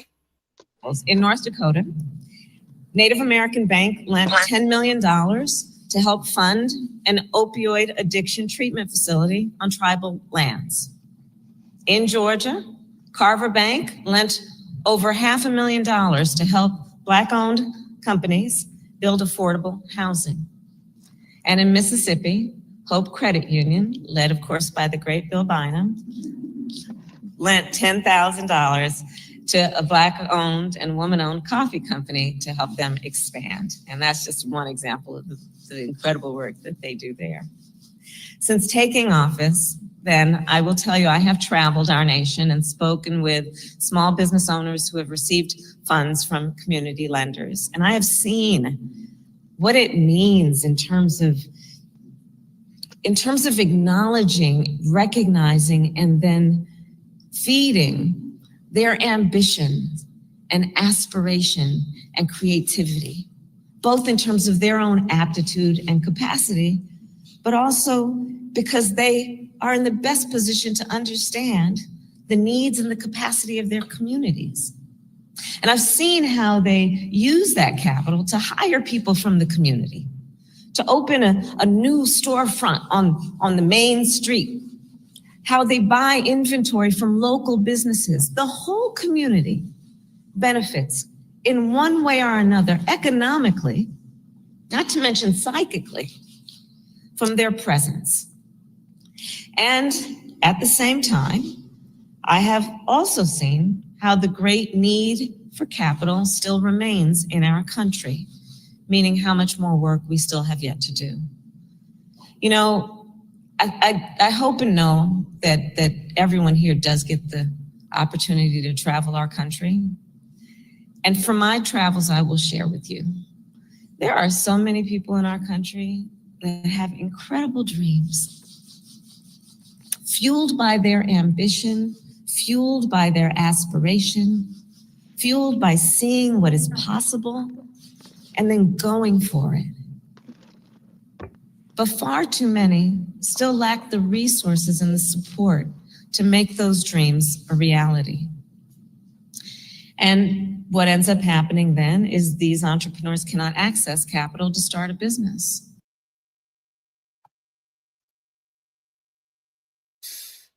Wow. Yeah, she's What a damn joke. She's a piece of work. Telling you, that's why I wasn't going for it. January 20th, 2021, if you are president, what specifically would you do with the thousands of people who try to reach the United States every day and want a better life through asylum? Immediately on January 20th of 2021, I will, first of all, we cannot forget our DACA recipients, and so I'm going to start there. I will immediately, by executive action, reinstate DACA status and DACA protection to those young people. I will further extend protection for deferral of deportation for their parents. I will also immediately put in place a meaningful process for reviewing the cases for asylum. One of the questions that the Black community has is, Senator Harris, if you are elected president, what would be your agenda for the Black community? Right. So I'm not going to sit here and say I'm going to do something that's only going to benefit Black people. No. And she really showed me and demonstrated to me that she cares about our people passionately. No, she demonstrated that she cared more about her people passionately, not with lip service either. The Biden-Harris administration bragged about the tangible benefits they delivered to Kamala's people. See, she said she wasn't going to do anything specifically for Black people, but she's done a lot specifically for her AAPI community. She got her people over $17 billion in government contracts in 2022 and increased that number by 2.7 billion, giving them 20 billion in 2023. This wasn't for everybody. This was special set-asides for Asian American owned businesses. Kamala continued to support Asian American small business owners by providing their small businesses with $6.4 billion in funding in fiscal year 23. That's $6.4 billion with a B. Yeah, $6.4 billion in just 1 year alone, 2023, that went directly to Asian American owned businesses under the Biden-Harris administration. They bragged about this to the Asian American community. So look at 2023 alone, just 1 year. That's a total of $26.4 billion allocated directly to Asian American-owned businesses. Kamala's people. That wasn't for everybody. It was specifically for them. How y'all find money for them? Yeah. But you can't find money for us. Right. Do you all realize that CTU has it in their contract that is up for negotiations this year, where they're going to be giving more money to migrants than they're going to be giving to support our teachers? In what world is that okay? You want to give migrant kids $2,000 a month for a stipend in your contract? What about the rest of the kids who are hungry and suffering here in Chicago? Do you not think that it's just migrant kids who are suffering, who are not able to eat, who are dealing with homelessness? Of course it's not. How about they read the policies on Kamala Harris' website? I'll wait.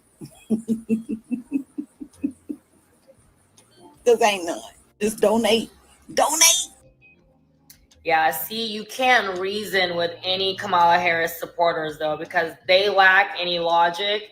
It's like you can spend a lifetime trying to convince a fly that honey's better than they're still going to pick this woman is an empty vessel. 17 days in, she still has no policies. I actually looked on her website. Still nothing. She's been flip-flopping on all her stances, so we don't even know what she stands for. We don't know anything. And they're still cheering her on. You know, the market crashed yesterday. I think we're about to go into a recession. Unemployment rate is at 4.2%. And the fact that they want to continue to vote for this disastrous person is beyond me. I know that lady be having the time of her life cosplaying with y'all. I know when she go home at the end of the night, she be like, these N-words with the ER, not the A, are so damn stupid. I don't have to waste my time writing no speech. I ain't got to waste my time telling them what my policies, morals, and stances is for the America and what I plan on doing for America. All they care about is the continual overall sexualization of Black women. All I got to do is talk in a Southern accent. No, I'm not from not damn Southern state. And you all helped us win in 2020, and we're going to do it again in 2024.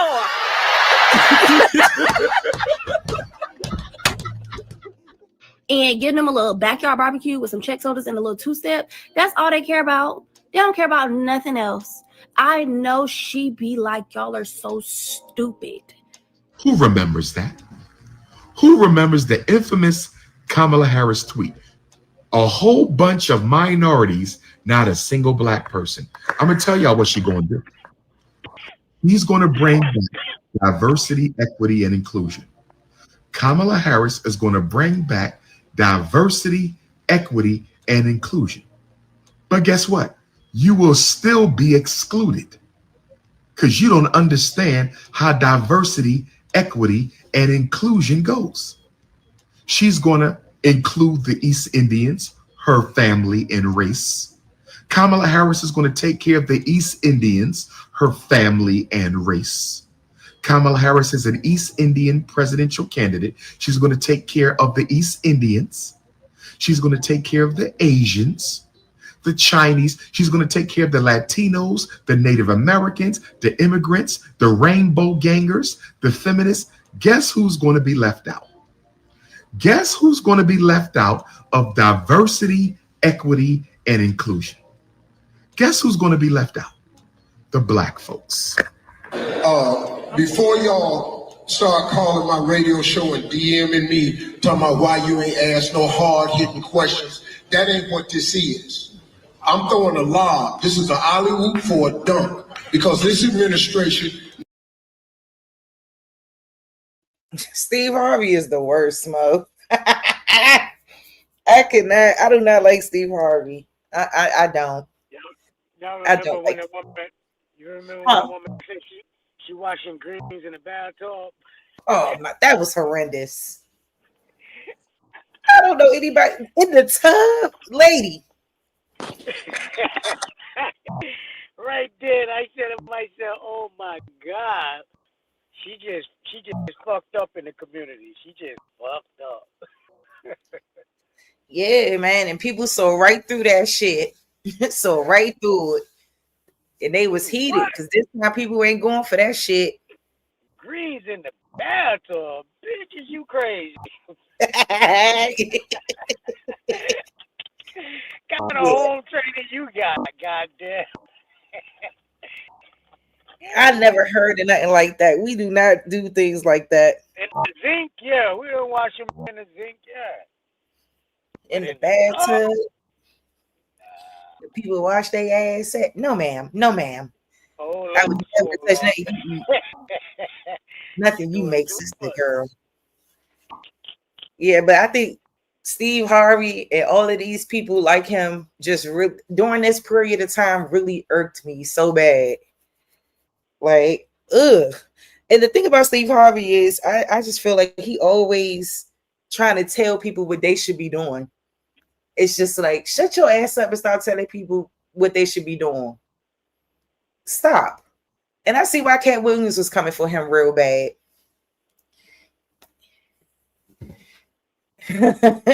I see why. And I didn't even know he was wearing a man unit on that head back then. I thought that was his real head. Oh, you didn't know that was a hell no makeshift flat top? Man, I did not know that. You know, So he's he's- out here in California, you know what I'm saying? Yeah. I said that make a lot of sense. That make a lot. 92.3 to B. Remember, I seen that cat up close. I was like, what is that on your head, bro? Can't believe it. He never was it. I used to feel, I mean, even when I found out later on that he used to hate on Bernie Mac and all that, I'm like, bro, your ass down, man. Yeah, Shoot. they was all hating on Bernie Mac. That's what they were saying. He's a funny guy. Yes, he was. And I never laughed. And Bernie Mac? No, I'm talking about Steve Oh, Steve Harvey. Hell nah. But Bernie Mac, I never laughed. Yeah, Bernie Mac was the guy. Shoot, yeah, rest in peace to his soul. I hate that you know, that he passed on. But woo! And I mean I can only everybody else still living though. Yeah. Yeah, I think they killed them, to be honest with you. They might have did something. I can't call it though. I seen a picture where they was supposed to be taking like a picture of the Bernie Mac show, and the producer's name was telling the little boy to sit on Bernie's lap, and when he went and did that, Bernie pushed his ass up, said, "Boy, no, boy, what the fuck wrong with you? Nah, don't sit on my goddamn lap." And he went with that bullshit, so I think they kind of got him out the way. Yep. Anybody that's gonna speak on it, anybody that will speak out against those powers that be, yeah. It's sick. It's sick. But he blew me sitting up in this chair talking about setting up an alley-oop. Shut up. Why is we giving this lady any free passes about anything? Anything that needed to be asked to her about her agenda for us, or our people rather, should have been at the top of the list. It don't matter. Any president needs to be asked that shit if they want to vote I mean, I guess in terms of politics, if you're a person that believes your vote matters, you know what I mean? In terms of that, yeah, we need to know what the hell it is you're going to do for our people. Because we ain't seen the conditions change yet under any president. Tell me this. It's year 2 now. How come they ain't putting nobody out in front to show us who's running up next? They usually go like 2 years ahead. You know what I'm saying? Like a year to 2 years ahead. For the last 10 years, it's been about 2 years they start campaigning, about 2 years ahead. Why we ain't seeing no one campaigning already?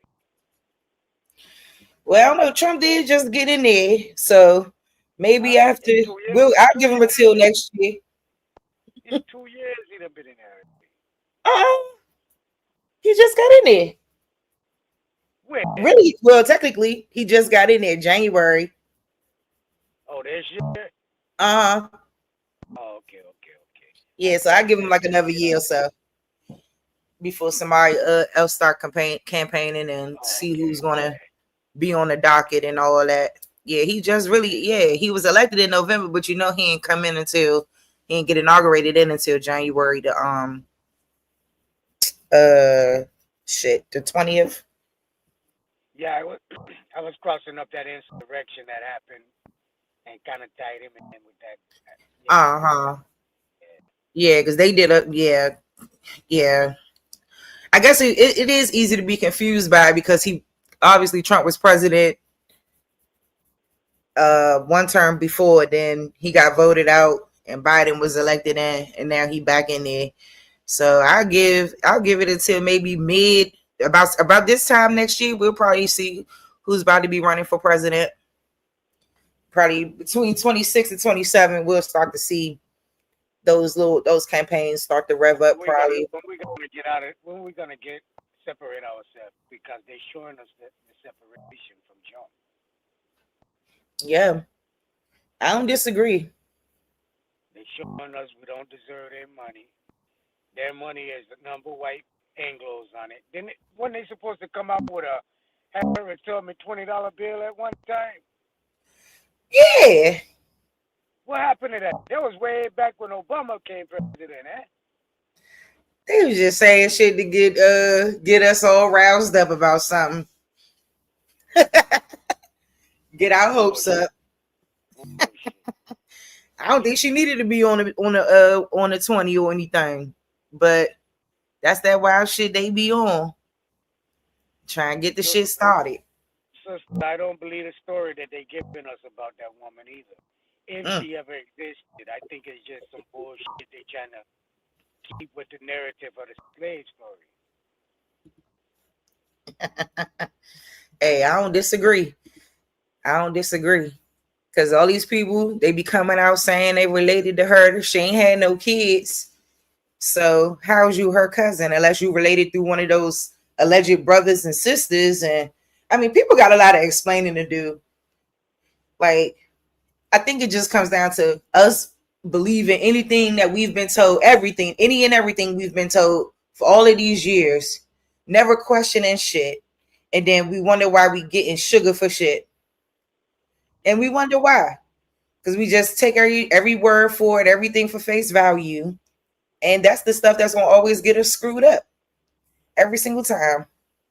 Yeah, and I don't disagree. I mean, I think Dan Calloway had raised some good points about that.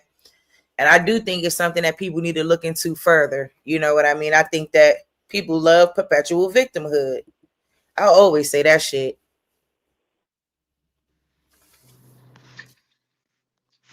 What you think about what old dude said? Trump, the last president. If we don't start what's coming, we'll be under global government. I hear a lot of talks about that. Well, I've been saying that from the longest. I feel like they wrote that Bible, right? And they doing everything they can to fulfill that New Testament. And when it said trumpets, like in the last days you should hear the trumpets. I was thinking that was Trump and Pence. And put them together, it was trumpets.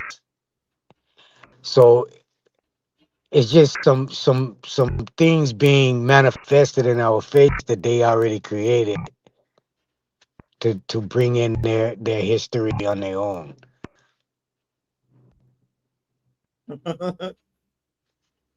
Yep. And we just falling right into it. We just playing the game right with them.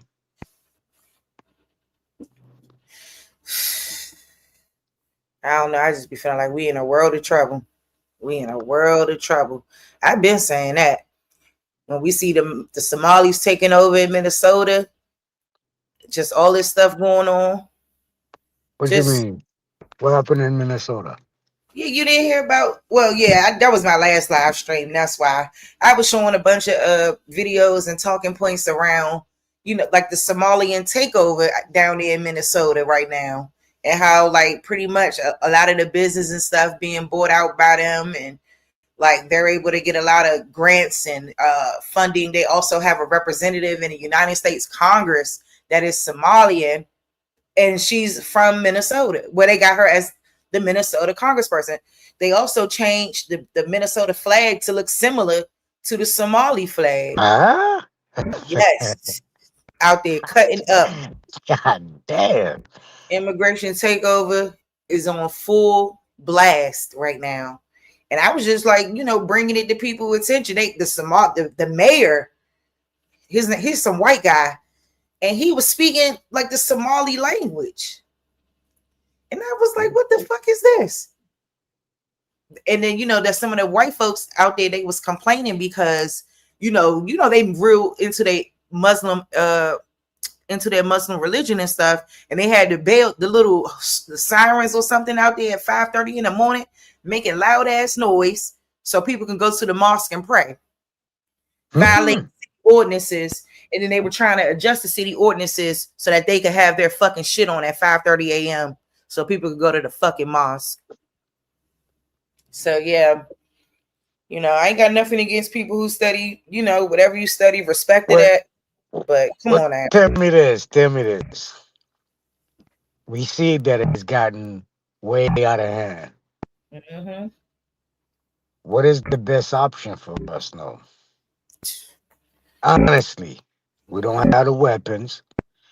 We don't have the Marines, the Air Force, the Navy, all that bullshit. What is the best option for us as a people? Yep. It makes me wonder. What are we going to do? Because if this continue to happen across the country, and it from the looks of it, it is happening, we're going to be in big trouble. Because we already divided as hell as it is, as a people. And these people are able to come in right up under our nose and do what they doing. Like right in our face. So I seen an article a while back said that the Anglo-Saxon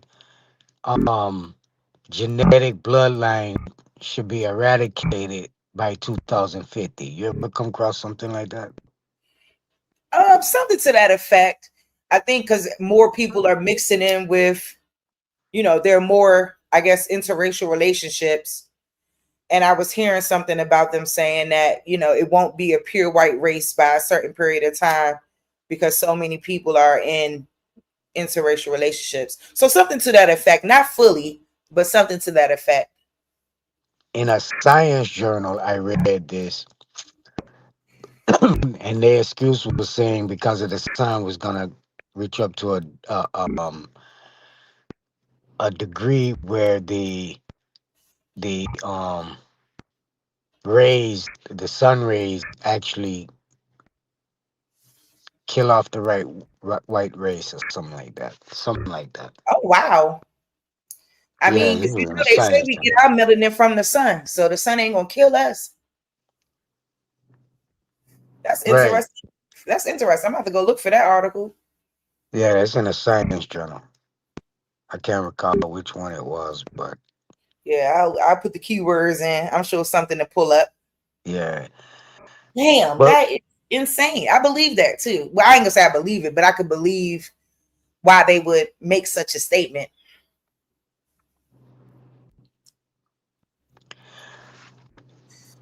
my reason is saying that it seemed like they trying to eradicate us before they leave here. Yeah. Because I also been hearing a bunch of shit from I be following up on a lot of those retired army men, marksmen, special ops man. And the majority of them are saying that by 2030 it's supposed to be a big shift in America. For the worse, not for the best. Shoot, I feel like we already in some of the worst positions we could ever be in right now. That's what I think. I think this shit bad. This shit is bad. I think badder than what we can really fathom or comprehend for real. That's pretty. These motherfuckers, they really did a number. They did a number. I'm gonna have to go look up that 2030 situation now. So there's a lot more stuff I need to look up, and shoot, I'll look it up and I'll pull it up here and present it and stuff, and we can have more open dialogues around it because, yeah. I'm glad you come out with the white slaves. Yeah, I love talking about that. Yeah, that's a banger right there. That throws away everything anyone know. Mm-hmm. And they've been trying to tell us, you know, it's just when it get to you, I think. And I think it'll kind of put the bed all of those narratives around slavery and who was enslaved and, you know, all that other shit. Slavery was fake, this, whatever. You know what I'm saying? I just think that all of this shit complicated, you know, and I guess everything is up to your interpretation at the end, because it'll still be some people out there, that's not true. You heard that? Oh, the white supremacists. What white supremacists? Well, I don't know any white supremacists, like I said, who would ever say they were slaves. I don't understand that logic. You know, so people gotta be willing to be open, you know, to learn some shit that they may not always understand. Like, that's what learning is, you know what I mean? Like, I just be feeling like people just want to argue. People don't want to learn. You know, it's getting redundant at this point. Well, that goes for some of our people too, right there. What we be dealing with too. They still stuck in a paradigm where they can't pull out of the first time they heard they was Indian, or first time they heard they're not African. Now they just identifying with something else, and that's not the business. Why are we always jumping to their terminologies? What is it in us that needs approval from someone else? I don't understand that. Identity from somewhere else. We walk around here every day and say, I don't give a damn. I don't care about how nobody see me or feel about me or think about me, blah, blah, blah, blah, blah, blah. But yet we'll go and fill out them application and be represented by any term they put on us. It's true. I know Alabama Right. was telling other people too that you could go to the Social Security building and you could change your status. You can go to Vital Statistic and change it too. You could just go change it. It's not, you know, and that's what I did. Shoot, when I was at the Social Security building, I thought I could just walk in there. I had to go set an appointment. I set the appointment, came back, and I changed that shit. Because now they don't let you just walk in. Well, in DC, they don't anyway. They don't let you just walk in no more. You can't walk in nowhere past May 7th without that real ID. Yeah, I found that interesting because I had remembered, you know, especially as far as like the Social Security building was concerned, that you could just go in there randomly and, you know, if you needed another copy of your little card or whatever.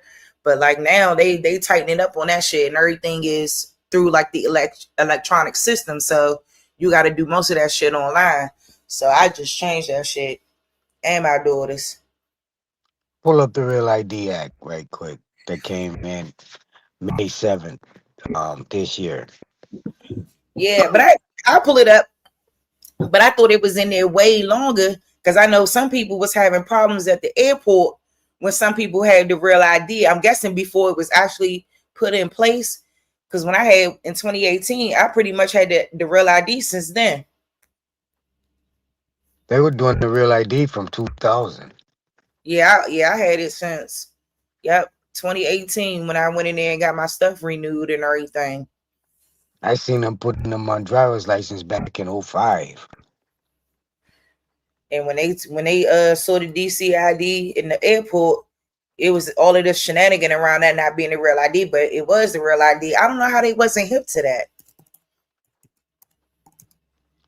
Well, now, if you sign up for that Real ID, it gives the FBI permission to go through all your information, your medical, your personal computers, everything.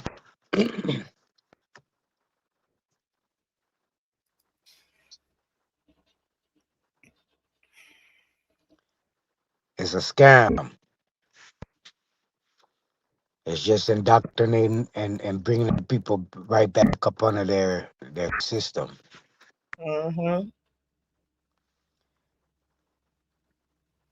This shit 6 pages. What's that? It says Real ID Act, Emergency Supplemental Appropriations Act for Defense, the Global War on Terror, this and Tsunami Relief 05. Enrolled as agreed or passed by both House and Senate. So this is 05 right here. HR 68. Let's see. Now, the May 7th, the one in May 7th, that just went into law. Okay. Let me see.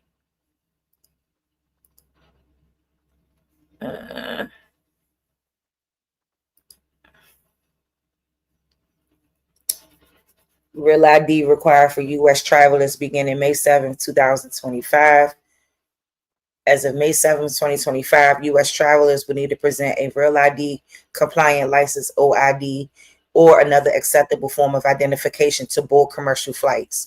Travelers who fail to produce a Real ID or an accepted alternative may not be allowed through TSA security checkpoints. Children under 18 are not required to provide identification when traveling within the United States. Real ID compliant cards have a star marking on the upper top portion of the card. If the card does not have one of these markings, it is not It's not Real ID compliant and won't be accepted as proof of identity. A U.S. Department of Defense ID, including IDs issued to dependents, are acceptable alternatives to a Real ID. Other acceptable forms of ID accepted at TSA checkpoints include a U.S. passport or U.S. passport card, DHS trusted traveler cards, Global Entry, Nexus, Century Fast, and state issue enhanced driver's license. For a complete list of acceptable forms or alternative forms of ID, visit tsa.gov. Okay. That's just the TSA part. Yeah, They ain't telling you you gotta read deep into that shit. Hold on. Remember how you used to be able to have maybe a driver's license from one place and a state ID from another place?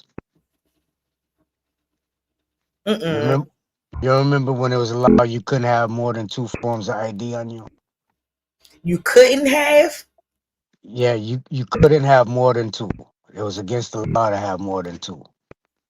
I don't remember that. Well, now it's against the law to have more than 1. So if you have a driver's license in one state and move to another state, just temporarily working or whatever, and get an ID, state ID, they automatically cancel your driver's license out. Whoa. You be moving around and don't even know you ain't got a license any longer.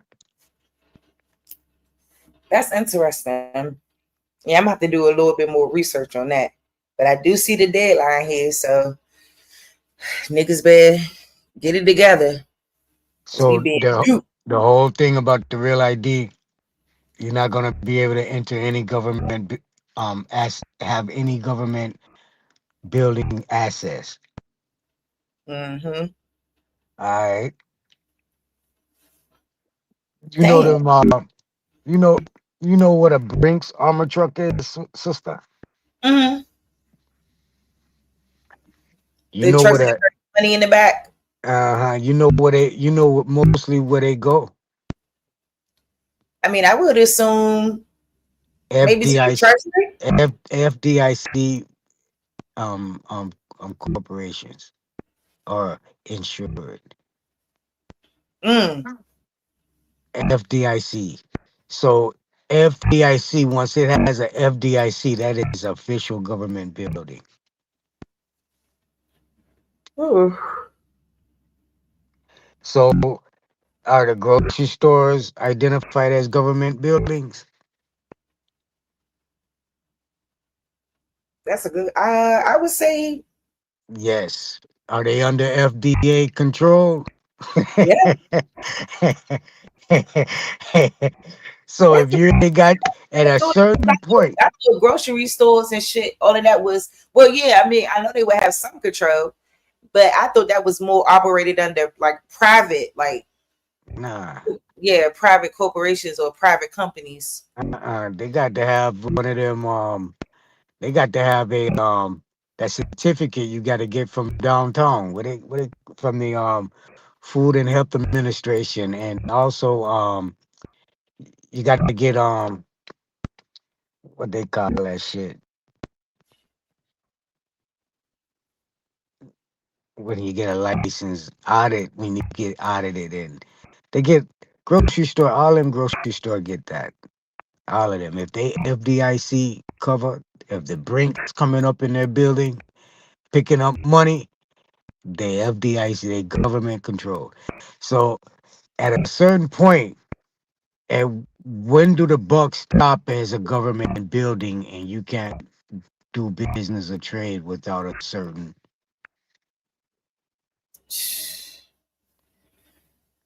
You see how they done start setting up everything on the computer. You can go inside the Circle K.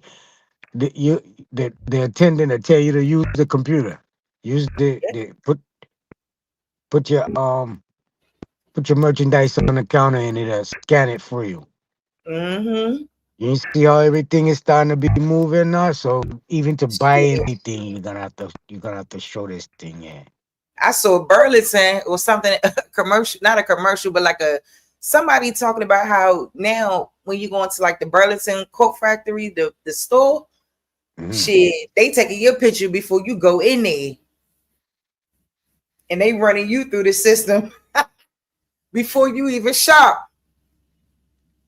It's just diabolical. It's diabolical. It's bad out here. It is. I'm worried about these motherfuckers. But shoot, anyway, Naughty, I'm about to go ahead and close out. All right. I don't know if you have any closing remarks, but shoot, 46 people hung on. Shit, I guess Smoke Signal said he's taking a break for the week. I think my boy got a JOB. God damn. You funny as shit, Nazi. You may at least smoke alone. His ass pop up. I see his little sidekick, super cat up in there. Hey, Super. Stupor.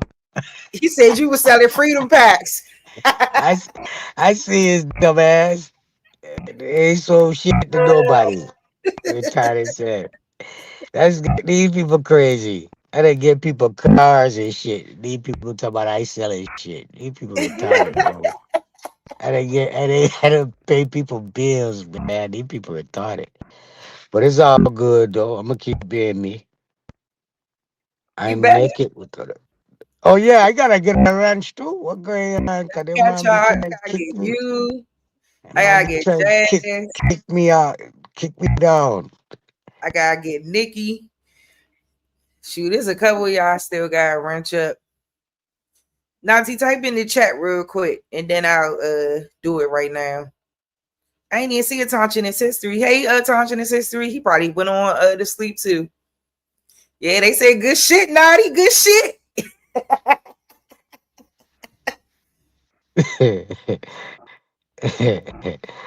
Shit. Naughty, you cool with me.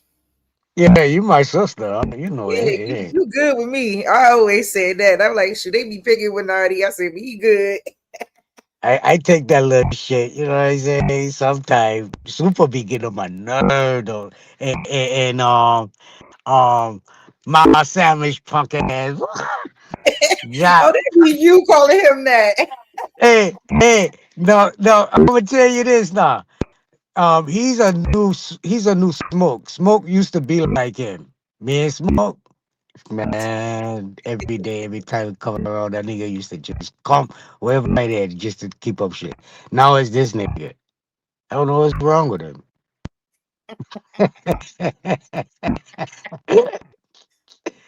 I love him dumb too. I don't care.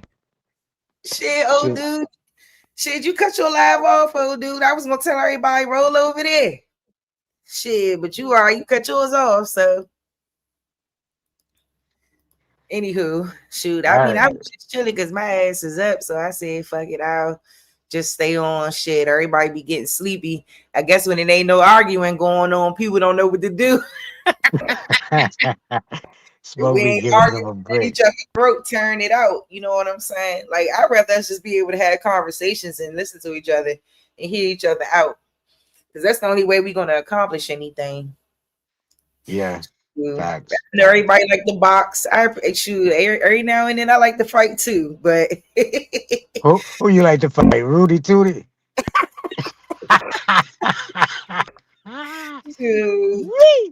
I said, damn, look at this guy here. He just gone clear. And then you come right by. Hey, look, little nigga, come here. I will fight him. Sure will. It's only when he start calling me out my name and getting a little bit hostile, you know, then I gotta go over there and be like, "Look, you got me fucked up." So outside of that, he all right though. He all right. That nigga retarded. He retarded.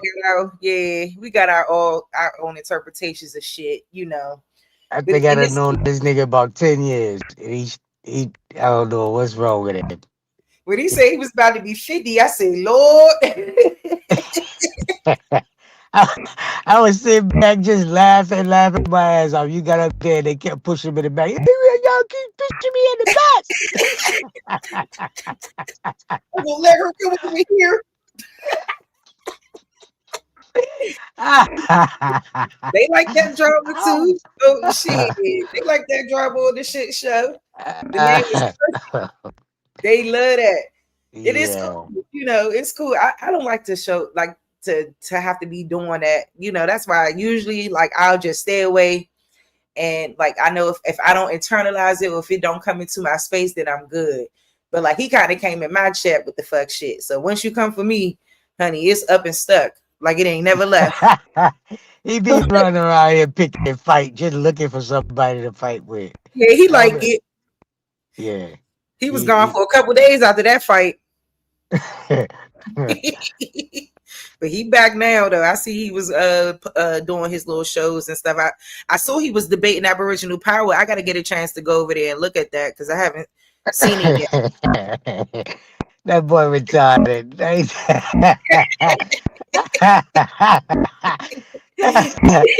boy retarded. They said, I said, oh, I gotta watch that. You know, you always say he's sorry. You know, he's always sorry for what he did. You know, that's why I worry about it. That's what everybody was in the chat saying. Oh, you gonna do is apologize to Ma, nigga. Everybody in the chat was fed up. It was like, But shoot, I mean, I just want him to go back to talking about the waterways and stuff. You know, I want him to go back to talking about that shit.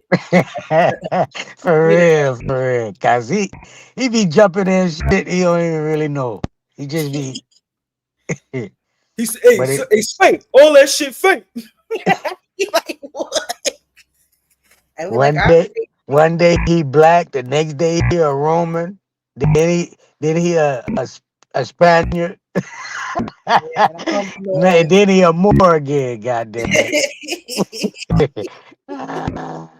And meanwhile, I always get on him about his name being Black Wild Indian. Lord, but we not Indians, but that's your name. I mean, it's not correlating. It's not correlating, but he cool though. Like I said, I ain't got no problem with nobody. It ain't correlating. It ain't correlating.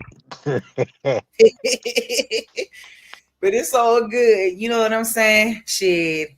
Fuck around tomorrow, be in his title. Sharice, fuck you. Fuck your information. Blah, blah, blah. Your information, some shit. Look, already. It's cool though. It's like I said, it's cool. He better leave me alone. I'm gonna strike his bitch ass. Go ahead, I don't give a fuck. I don't give a fuck who like it.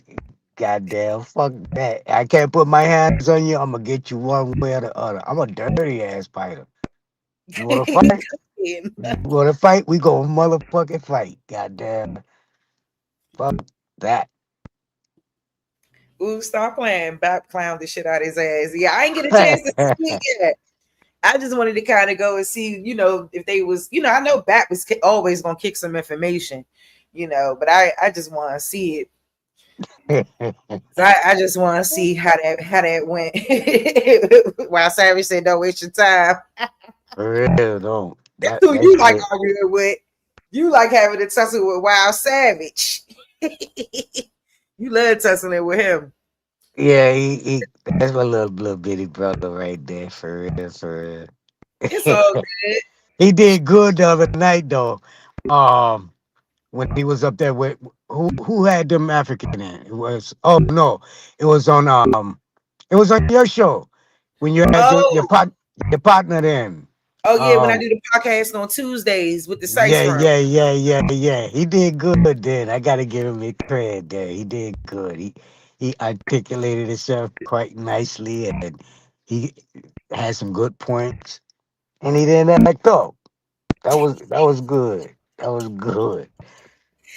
There to him and Atos not cussing each other out. I said, what the fuck? Yeah.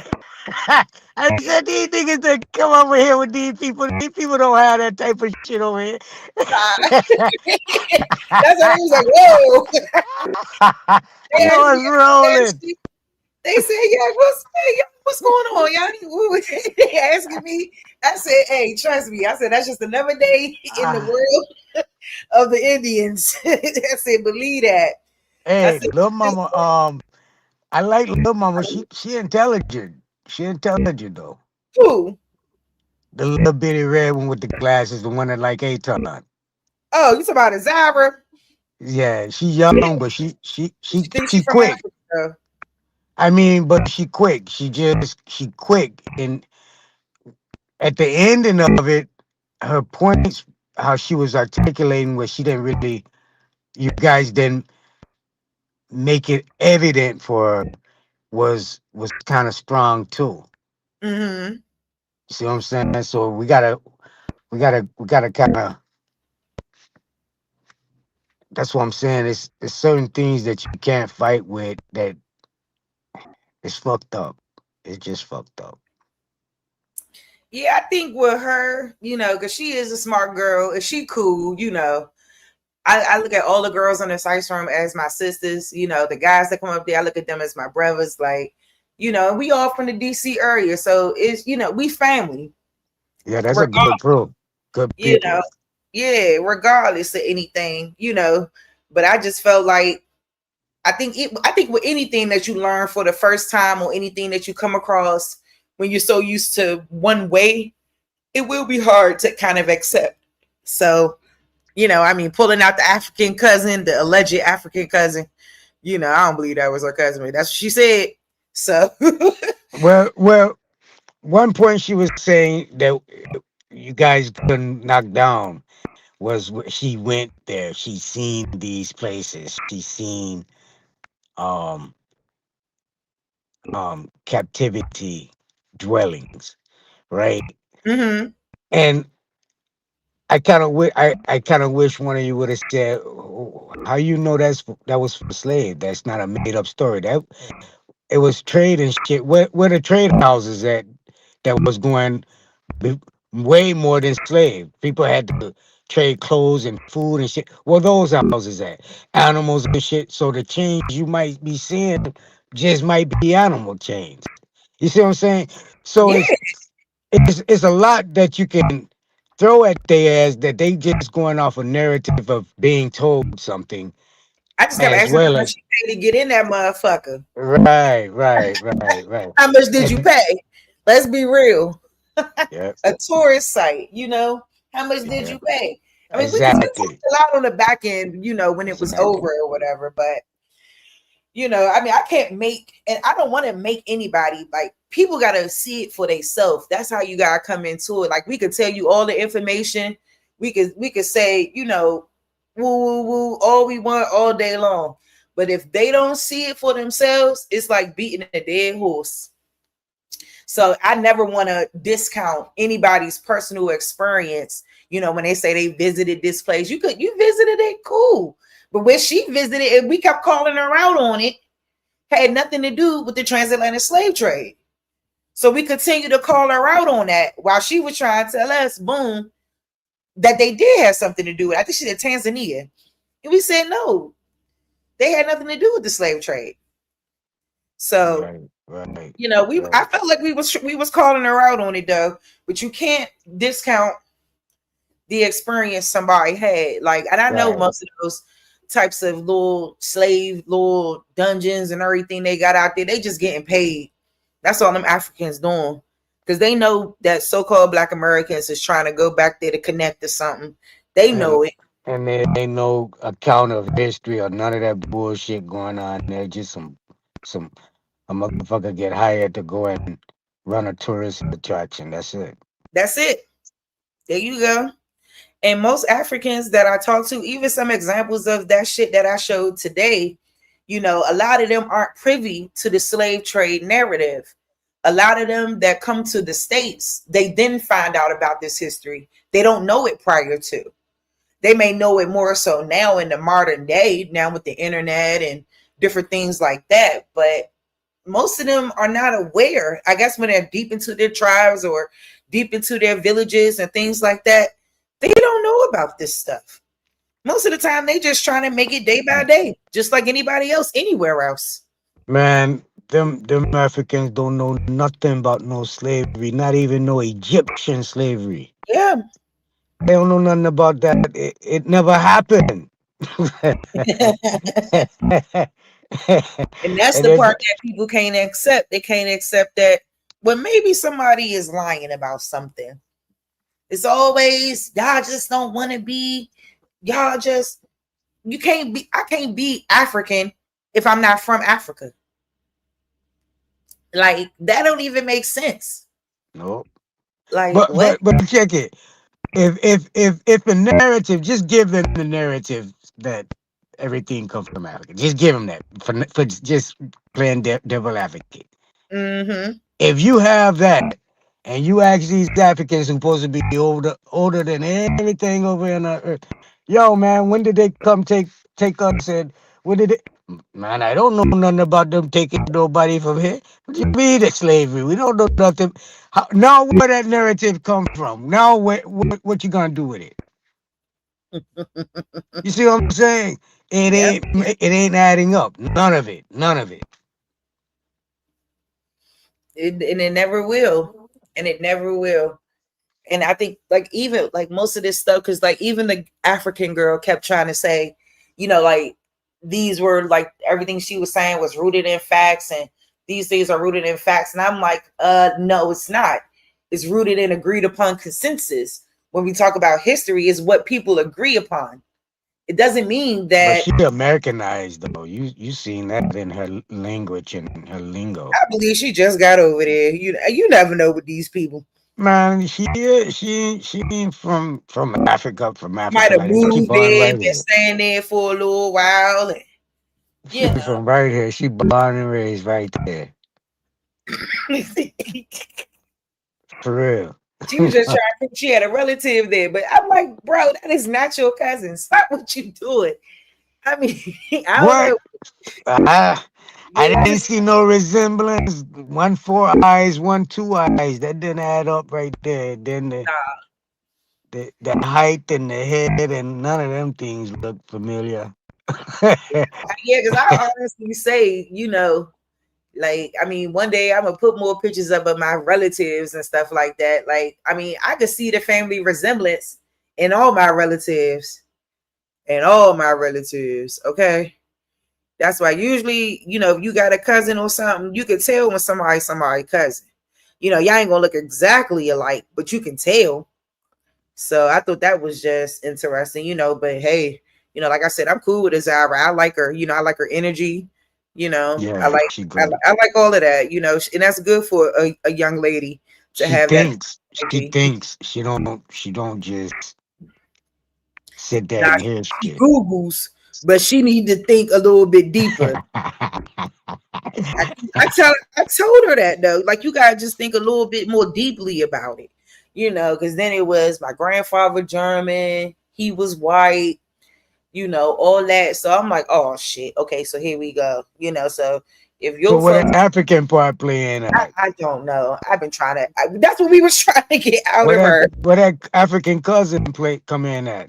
And I swear that they friends. I don't know if they cousins. You know, they might just be. You know, like I said, I don't know. Like I love her though. She's a good girl.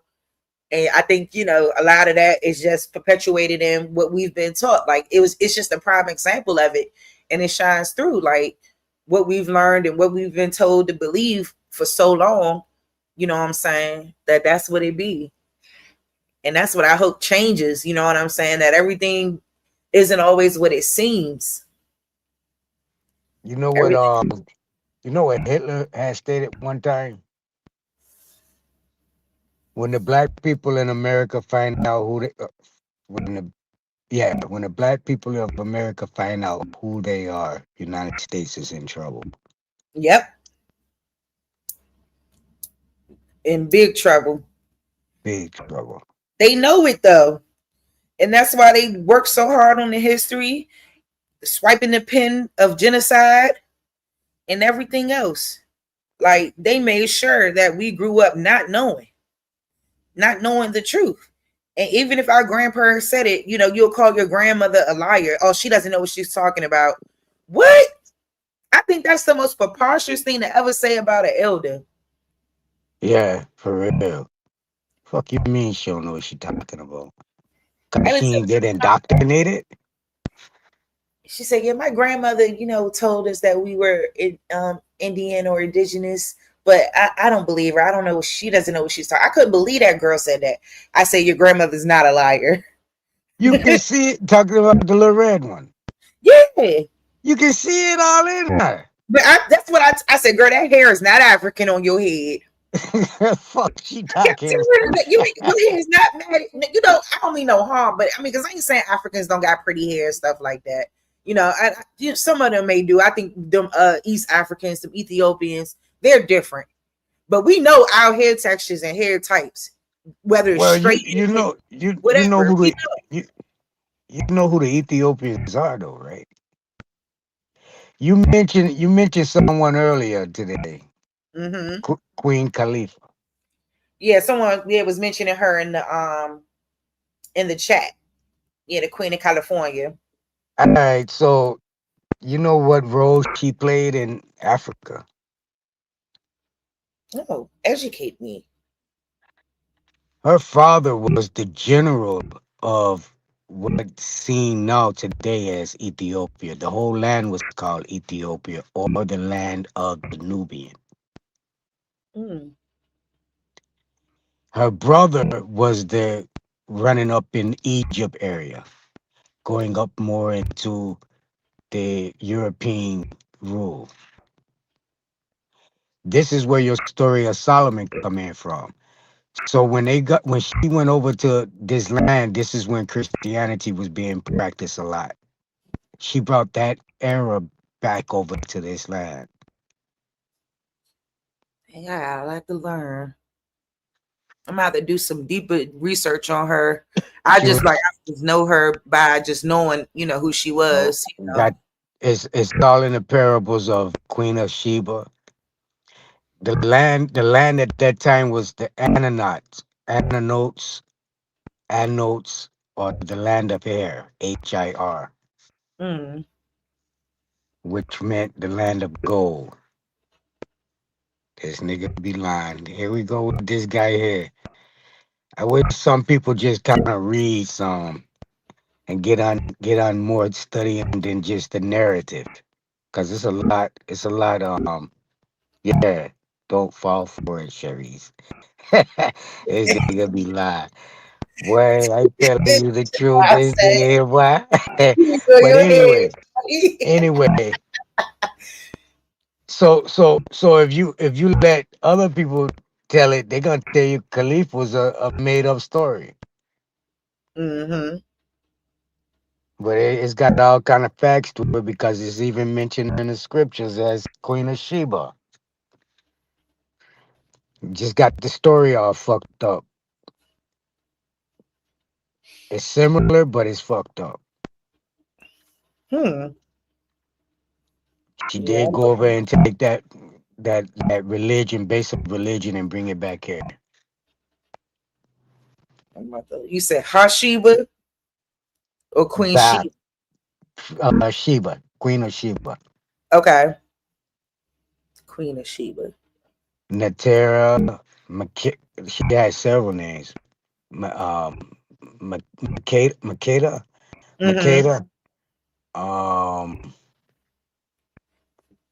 It says the Queen of Sheba, also known as Bilqis in Arabic, and as Makeda in Ge'ez, is a figure first mentioned in the Hebrew Bible. In the original story, she brings a caravan of valuable gifts for Solomon, the fourth king of Israel and Judah. But see that there wasn't it wasn't nothing to do with Solomon. It was the Solomon rules. The Solomon rules based up off of the Christianity followings.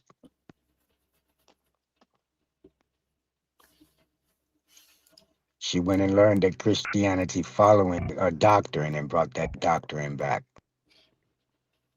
Well, maybe you could come in if you want. You know, shoes, maybe in about 5 minutes. It's about to be 4 a.m. Shoot. But if you want, you could come over and do a build. I love it. And you could just, me and you could just be up here, no interruptions. And you could just about her, and because I love to know more too. And I think we do need to go more into that royalty base, and we don't talk about royalty enough. So I think it'll be a nice topic to go into. Well, go and look up see what kind of information you can find out about the land of Hair. They transferred the land to the I think the land now they describe it as a place in somewhere over in like Istanbul, over by Istanbul area somewhere. They moved the land, they moved the name over them parts. Istanbul. Oh, you talking about Istanbul? Mm-hmm. Well, I don't know. Turkey. It's the land of hair. Just put hair. See what HIR. Okay. The original term of hair was the land of gold, which was this land here. Yeah, Solomon was before Christ in them scriptures, but the implementation of Christ was all the way back from Melchizedek, big brother, Captain Crunch. Ooh.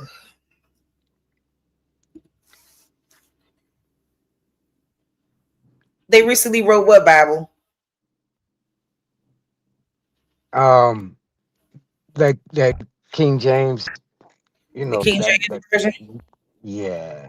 Well, basically all of them. The Tyndale, the Gideon, all of them are basically around the same time frame.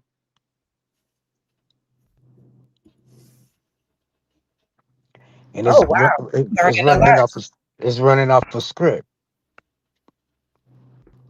It's running off a script. A doctrine. But before then, the Christianity belief system been around since 700, so-called 700 BC, if not earlier. The King James Version is an early modern English translation of the Christian Bible for the Church of England, which was commissioned in 1604 and published in 1611. And 42 journeymen with I think it was seven little Padawans wrote that scripture. King James approved it. Yeah, shoot. Like I said, you want to come and build, I don't mind, you know, because I don't really, it's a lot. Like, I try not to engulf myself in Christianity because I know Christianity ain't done nothing but let us to the wayside. I ain't gonna lie. So I usually just, I try to stay out of that because I already know, you know, But like I think our beliefs be getting us caught up. it's not a the Bible is not really written for that. The Bible is actually a book of banking. It's all about banking.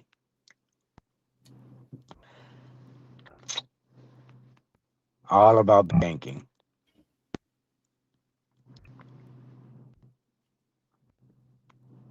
And if you go into it and see it as such, then you'll see how to really orchestrate your affairs, and it's a scripture in the Bible tell you about correcting your status.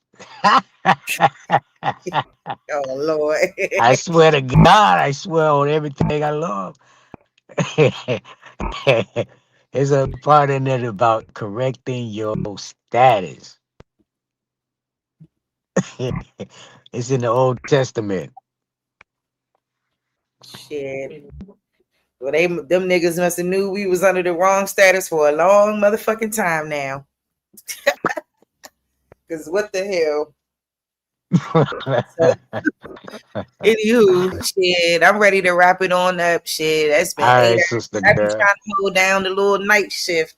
Usually it Right. ain't my shift to hold down, but Smoke, you tried it tonight. But anyway, but yeah, if you got any final words before we go, and then I'ma just play a little music and call it a night. 40 people stayed with me though, so that's what's up. Yeah. Let me relate this to your boy Politan. Gonna be my last word. Cain killed Abel because of what was brought in store. The banking. It was what was more valuable. Valuable. They don't understand nothing, man. They take this shit so literally. It's like that's why we fucked up. For real. For real. For real. They can't see the symbols. They done lost their way in seeing the symbols. Don't look at it as script letter for letter. You got to see the symbolism in everything. Mm-hmm. That's how you decipher. All right, sister girl, we'll get it. We will. Peace out, Naughty. Yes, All sir. right, y'all. Bless. All right, family. I'm gonna go ahead and play a little OTK little tune, and I'm gonna go ahead and shut down for tonight. I had a good time. Shoot, I had a good time. I know my nap after I take this little girl to school gonna be vicious, and then it's gonna be off to doing some other things. But anyway, y'all know what it is. Thank you for everybody who donated to the channel today, and just thank everybody, man. I really appreciate it. All the love and all the support. As always, you know, hopefully we will keep coming. You know, hopefully we are going to keep coming with more of these bangers. You know what I'm saying? I would say it's a good 3 hours of information, you know what I'm saying, that y'all can really, you know, take in. And yeah, I hope y'all get on Replay Gang and really get into some of the stuff that was discussed a little earlier, you know. And shit, that's all I got. Everybody sub up the old dude, period. Everybody sub up the old dude channel. And shoot, if old dude would have stayed on, I just would have told y'all to go over there because I had your link in the chat pinned to the top for a minute. So just shout out to everybody. Shout out to you, Jazz. Wild Savage. Good to see you in the chat. Reclassified Black Wild Indian. Captain Crunch. Old dude. Everybody. Damn, look at me. I'm getting tired. I'm repeating myself. So shout out to y'all. Oof. Man, I ain't playing no song. Good night.